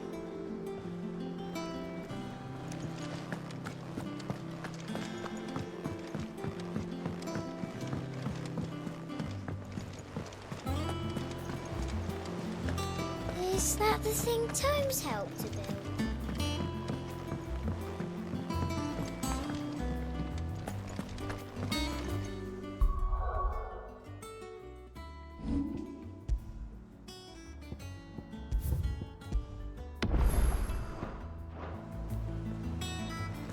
All right, Clive.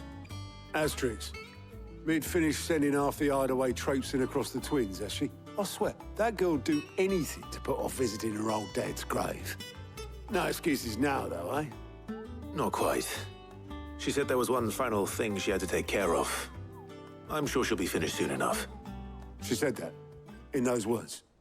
She did, yes. Clive? Were you born yesterday or something? There is no thing. She'll probably be halfway to Canva by now. Mid. I might still be able to catch her.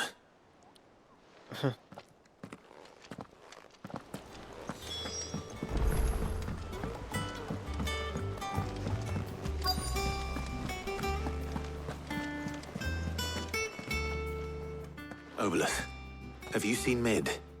Yep. In a boat, going that way. Then I'm too late. You in a hurry and all, are you? Oh, I offered to take her across, but she wouldn't wait. Just paid for a dinghy and rowed off. Oars going like the clappers. Got some life in her, ain't she? But anyway, I was on my way up to see you, as it happens. Got a letter for you. Urgent, by the sound of it. One of your uncle's men said I was to hand it to you in person, post-bleeding haste. And you're here now. Thank you, Obolus. Don't mention it. What tidings, Uncle?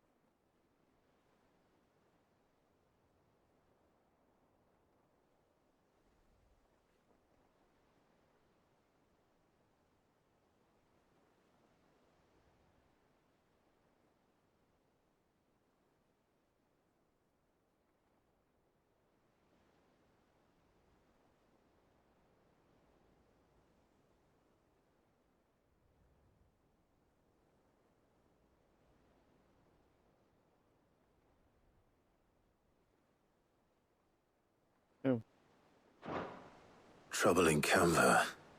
Well, I'll need someone to keep an eye on Mid.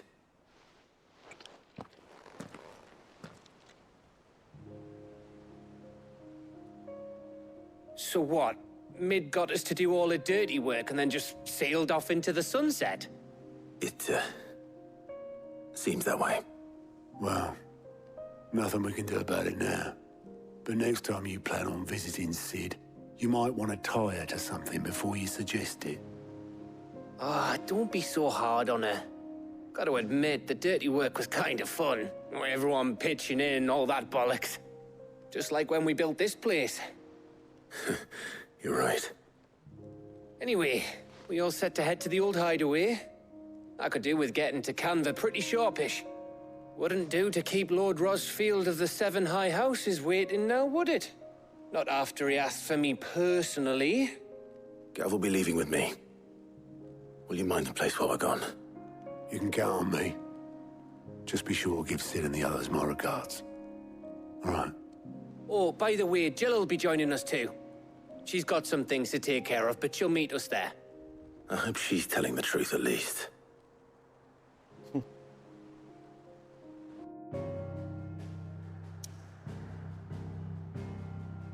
We're going to the old, by the way, Sid's legacy.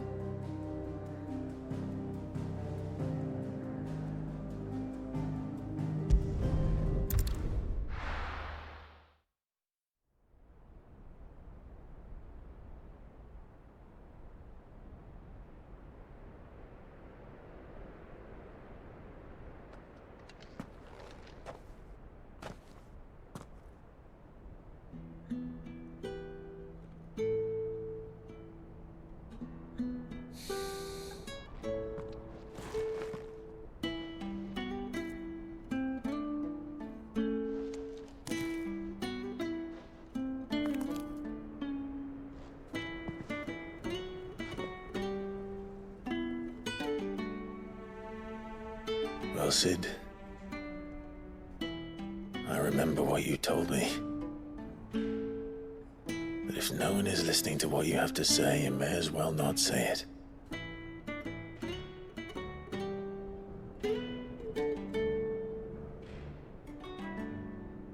But I will say this, old friend.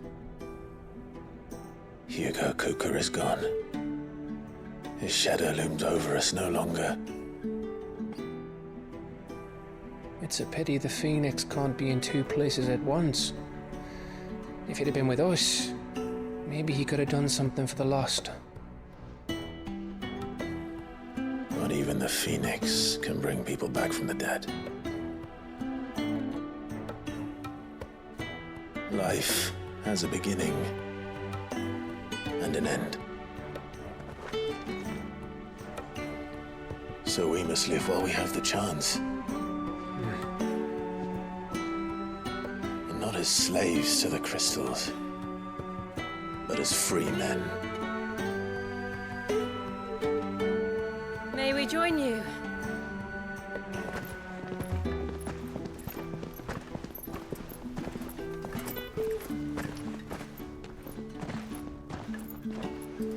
Lady Karen, what a pleasant surprise. I thought I'd drop by and see how you were all doing before heading off to restock my supplies.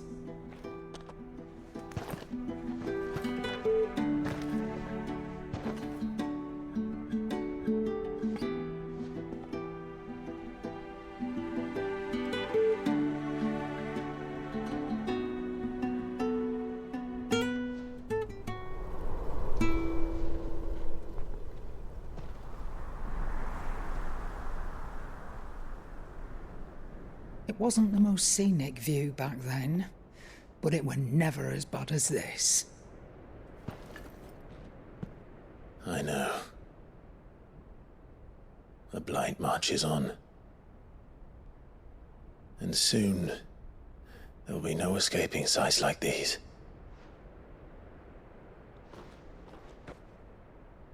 So our mission remains unchanged. We cannot stop until every Mother Crystal is gone, and their thirst for ether with them. The only one that remains in Storm is Drake's Tail in the Crystalline Dominion. Our next target. We're going to Twinside. It's the capital of the Empire these days. I wouldn't like to think how tightly guarded they've got the place. Not that that'll stop you, but we do well to scout it out before you go charging in. We would indeed. If you're off to the Dominion, you can take this great lump with you. Goods. Oh, I am sorry. Have you forgotten you're the most wanted man in the Twins? I thought you might like to disguise yourselves as the attendants of a travelling trader, assuming you've no better ideas. You wanted to buy yourself some tools, didn't you? Well, now's your chance. You're letting me go with them? Oh, thanks, Nan. Stop that! You break me bones, you great galoot!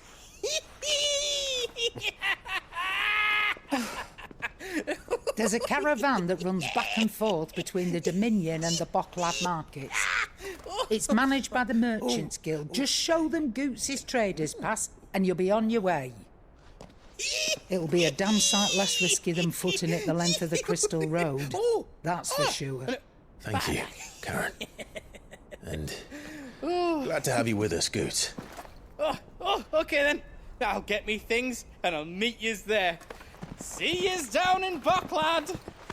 Get off! Me poor fingers! Jill, you're with me. Understood. And Gav, Already on my way, Captain. be careful.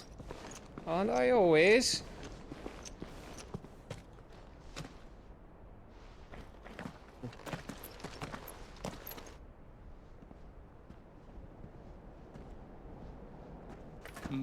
Do you see that, Sid? Your protege's making a proper little outlaw of himself.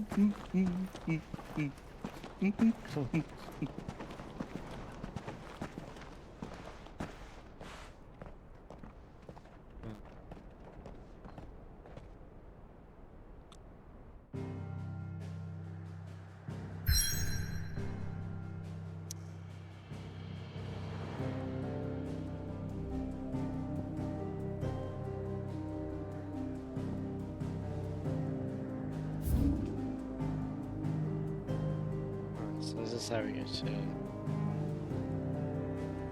These areas.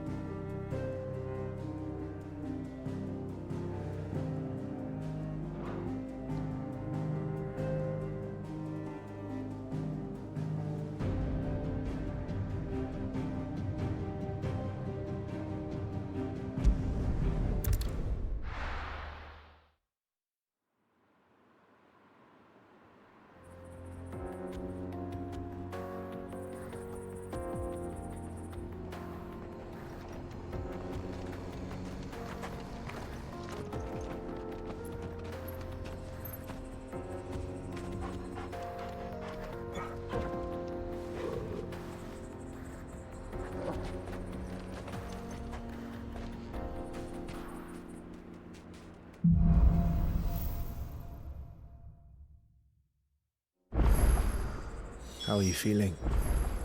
Better. Thanks to Taya. I'm glad to hear it. And Torgal helped too. Didn't you, boy?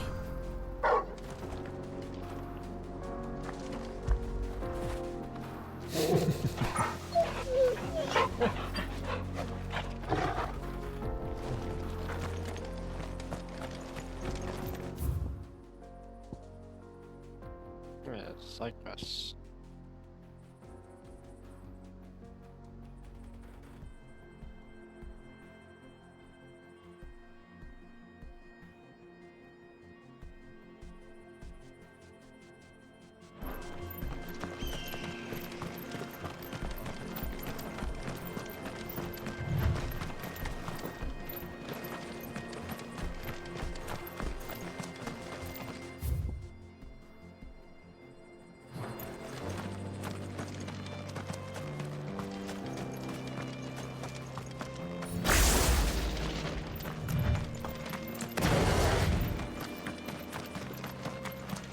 This used to be a trade route for merchants crossing the Scars. Till the Republic laid a new road wide enough to let wagons pass, and all official traffic moved there. Leaving this one for those living outside the law. Indeed. I doubt we'll be the only outlaws on the trail today.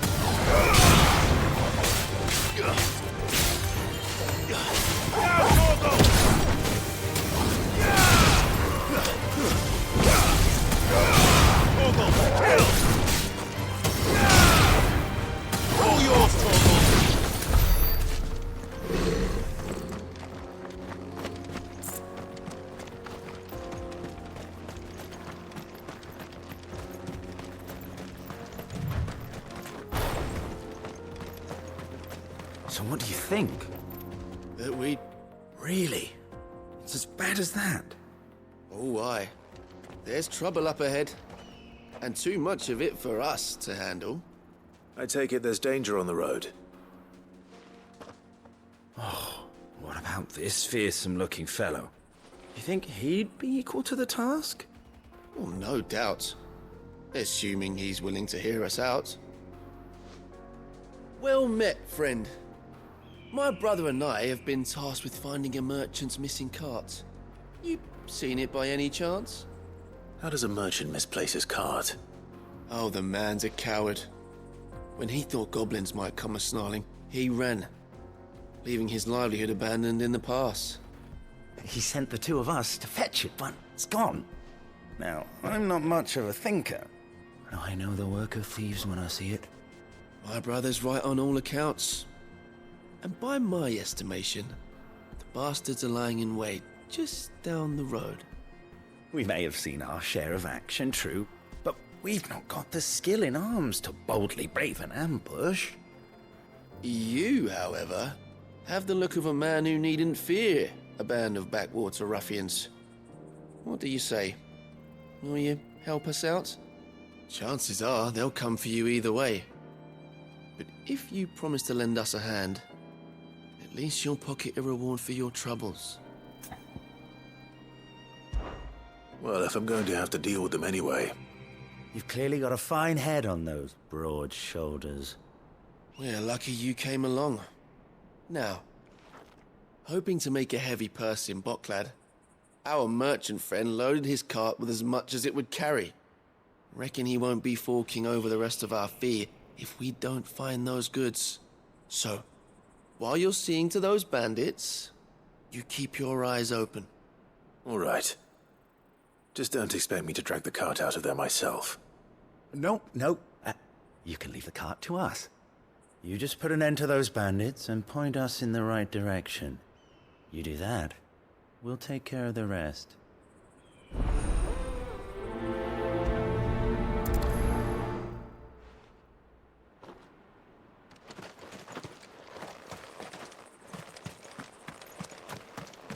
I'm not sure I trust those two. But if there are bandits lying in wait, I should probably take care of them.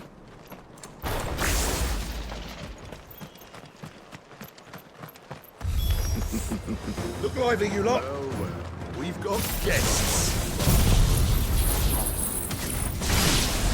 These must be our bandits.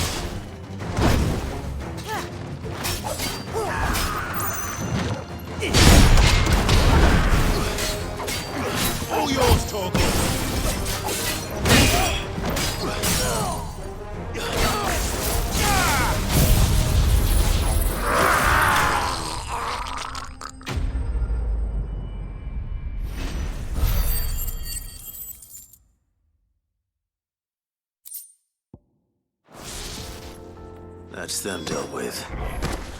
Now, where's that cart?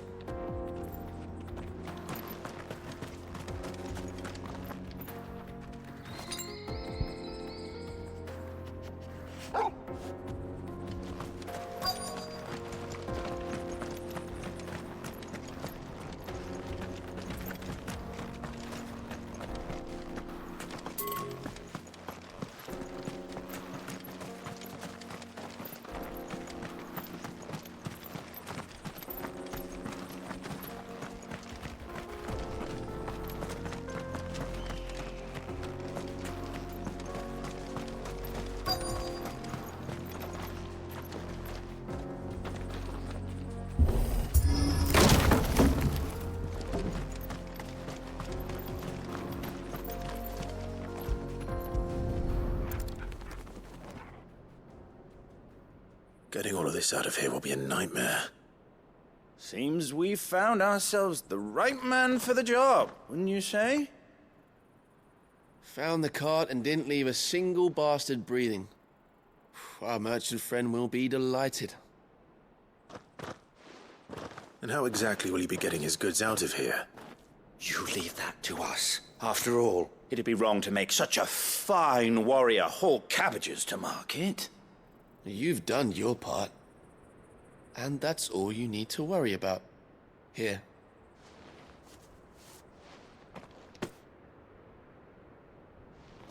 It's been a pleasure.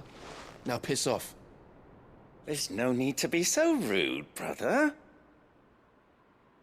What if we want his help again next time?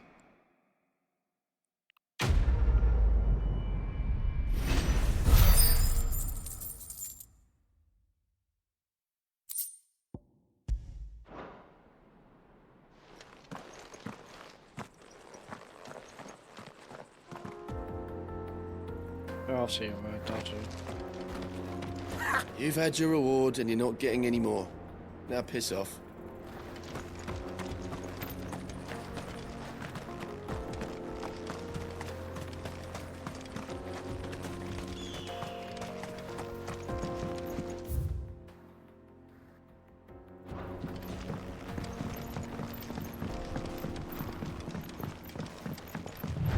I see the Dalmex lag behind Rosaria when it comes to bridge building. The fallen ruin should hold, at least. The path continues on the other side.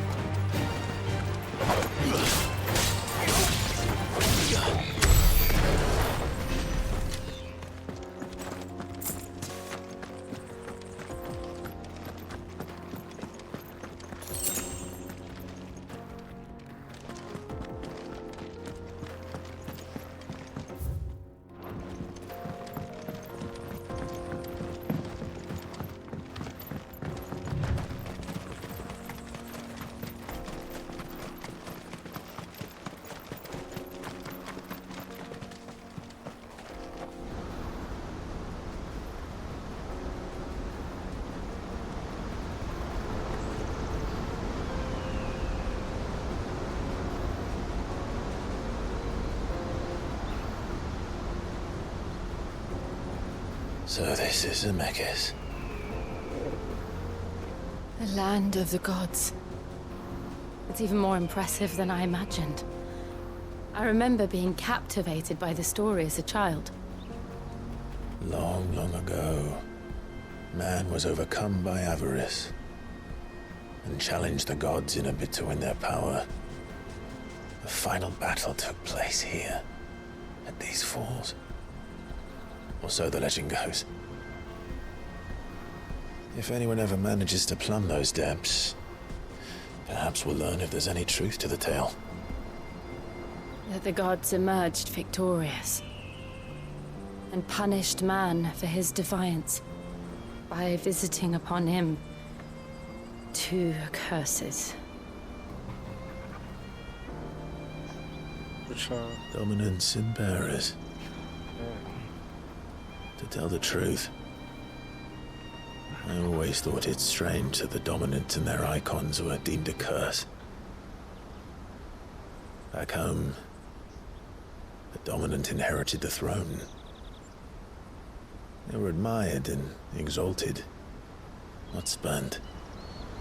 Whenever I got to that part of the story, I always assumed there must be something I'd misunderstood. You had a lot of storybooks, didn't you? In your room, I mean. When we were young. The old legends were always my favorites. Epic battles between gods and men. Father encouraged me to read as much as I could. He thought it good for my education.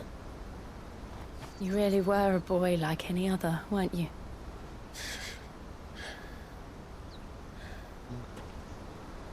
Just look at this place. It's enough to make you believe the legends are true. I know.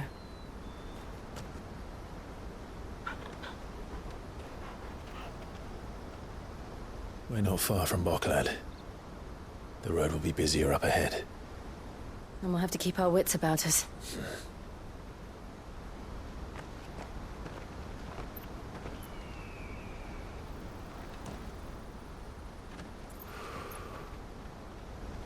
Clive?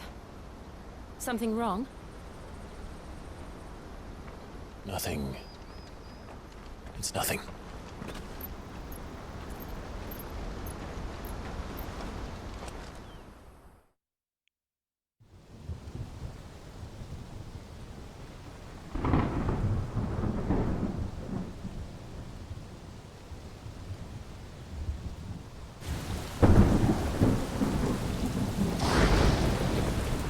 I see the reports are true, Father. You have surrendered the throne to Olivier. I have. Emperor Olivier shall rebuild the Holy Empire of Sambrec.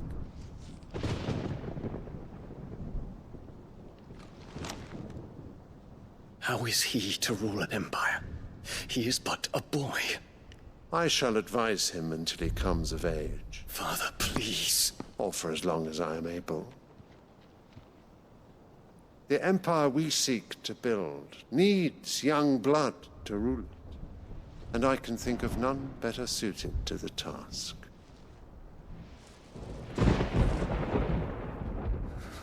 There is other news, Dion. Hugo Kupka is dead, and Drake's Fang destroyed. The pillars of the Republic have fallen. Ere long, the Imperial banner shall fly over every city in Storm. And then Valisthea. All shall bow before their Emperor. Father, these are the words of a tyrant. They are the words of a god. The Emperor whom I gladly serve. Great Greegar, made flesh.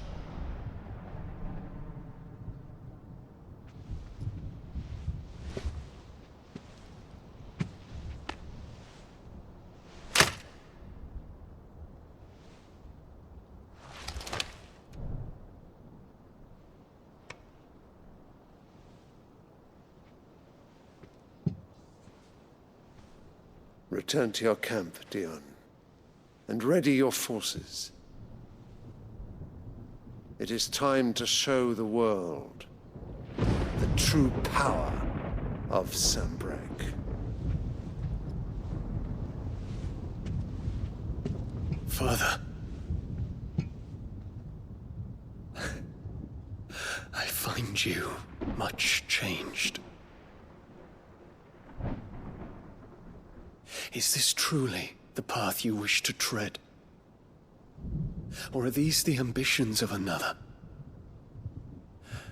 Of Ultima, perhaps? What nonsense is this? I speak my mind, and my mind only. Though I do owe Annabella thanks for reminding me of certain truths regarding the nature of nations, of rulers, and of the divine. You would trust the words of this traitress? She betrayed her country. She slew her husband. You have ever been an invaluable servant to Sanbreque, Prince Dion. I trust you will continue to serve your Emperor in the wars to come. The canker! Silence! Insolent wretch! You will bend the knee. All else is heresy. Sire, forgive me. This audience is over. Come, your Radiance. The Rowena Syndicate awaits your pleasure. Oh, not another meeting with silly old men. They're so boring. I'm hungry, Father. Can't we have luncheon instead?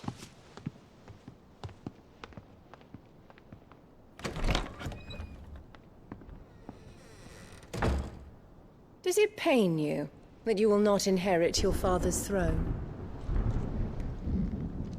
I have suffered worse.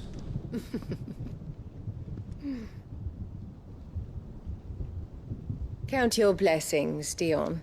For a base-born child to be chosen by Bahamut is miracle enough. You have risen high on his wings, but you shall rise no higher, lest your impure blood stain the throne.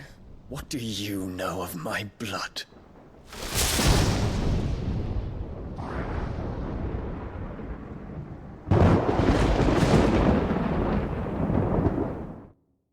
Some bad relationship with another man.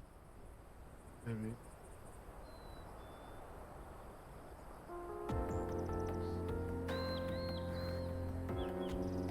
The Boklab markets are to the north. We just need to hug the coast.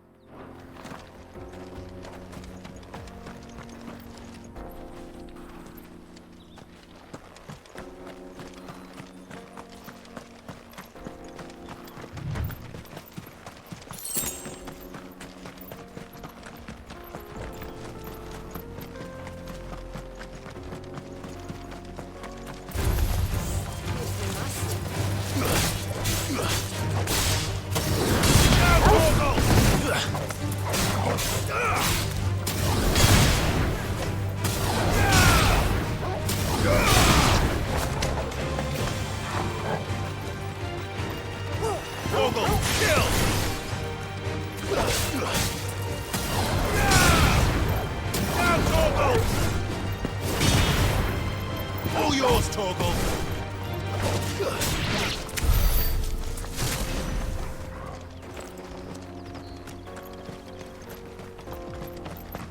Infiltrating the Dominion won't be easy with the Imperials on high alert. No. His Radiance has lost one capital already. We can be sure Sylvester will do everything in his power to hold on to Twinside. His troops are well-trained and increasingly battle-hardened. But it's not as if we can wait for the siege to end.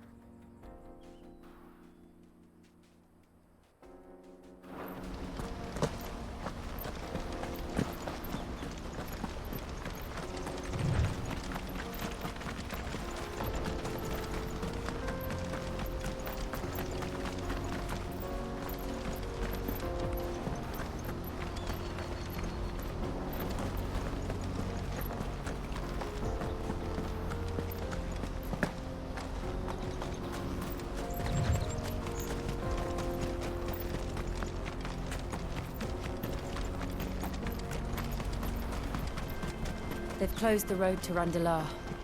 If the siege breaks, they'll need more than this to stop the Imperial legions marching on the capital.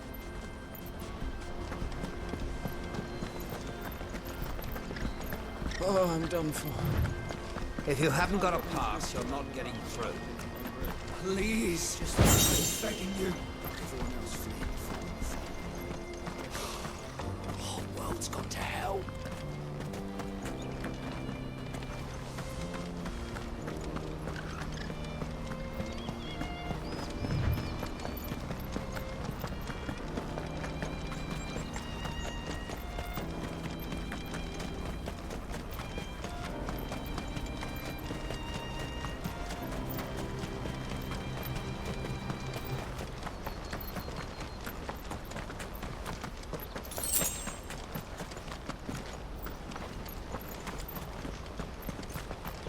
Not much further to Baghdad now. Good. I've had my fill of laughing.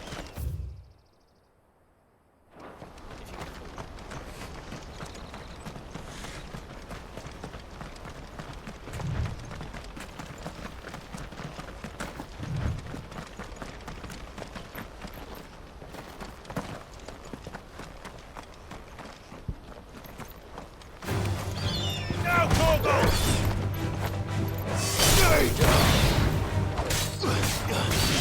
All yours, Torgal! Now, Torgal!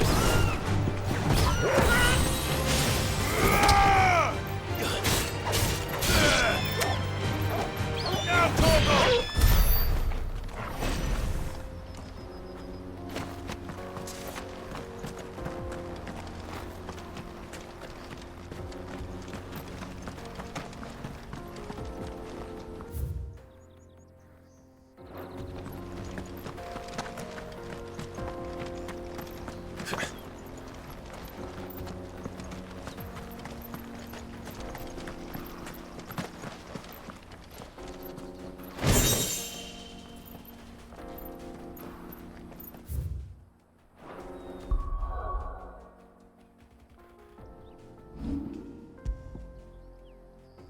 It's actually worse.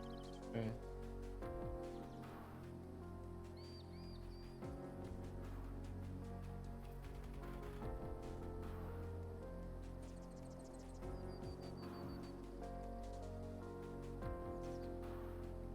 So.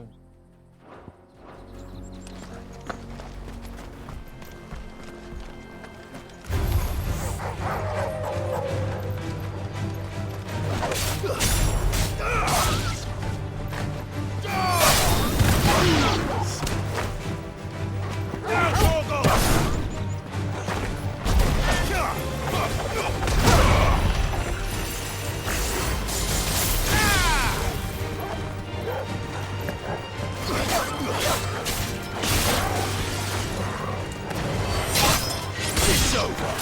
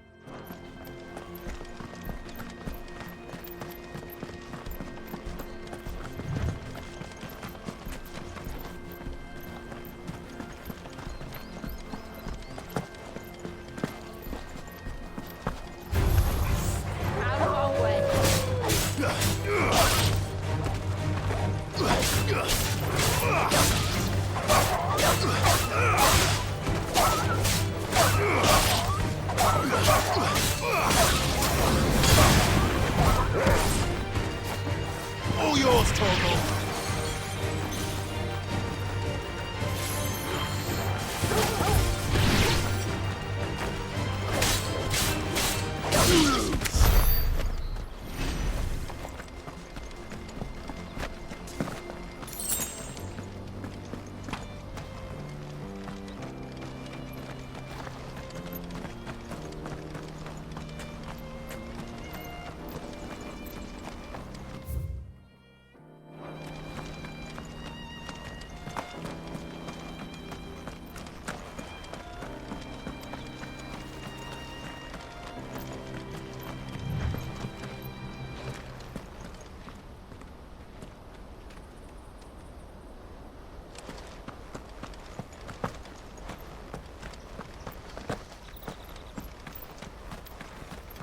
More refugees.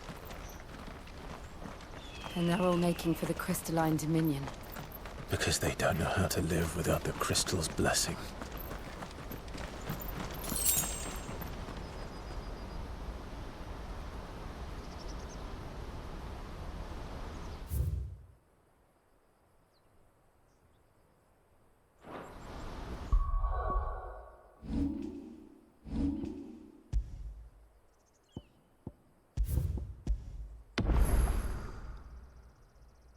I'm gonna end the stream here.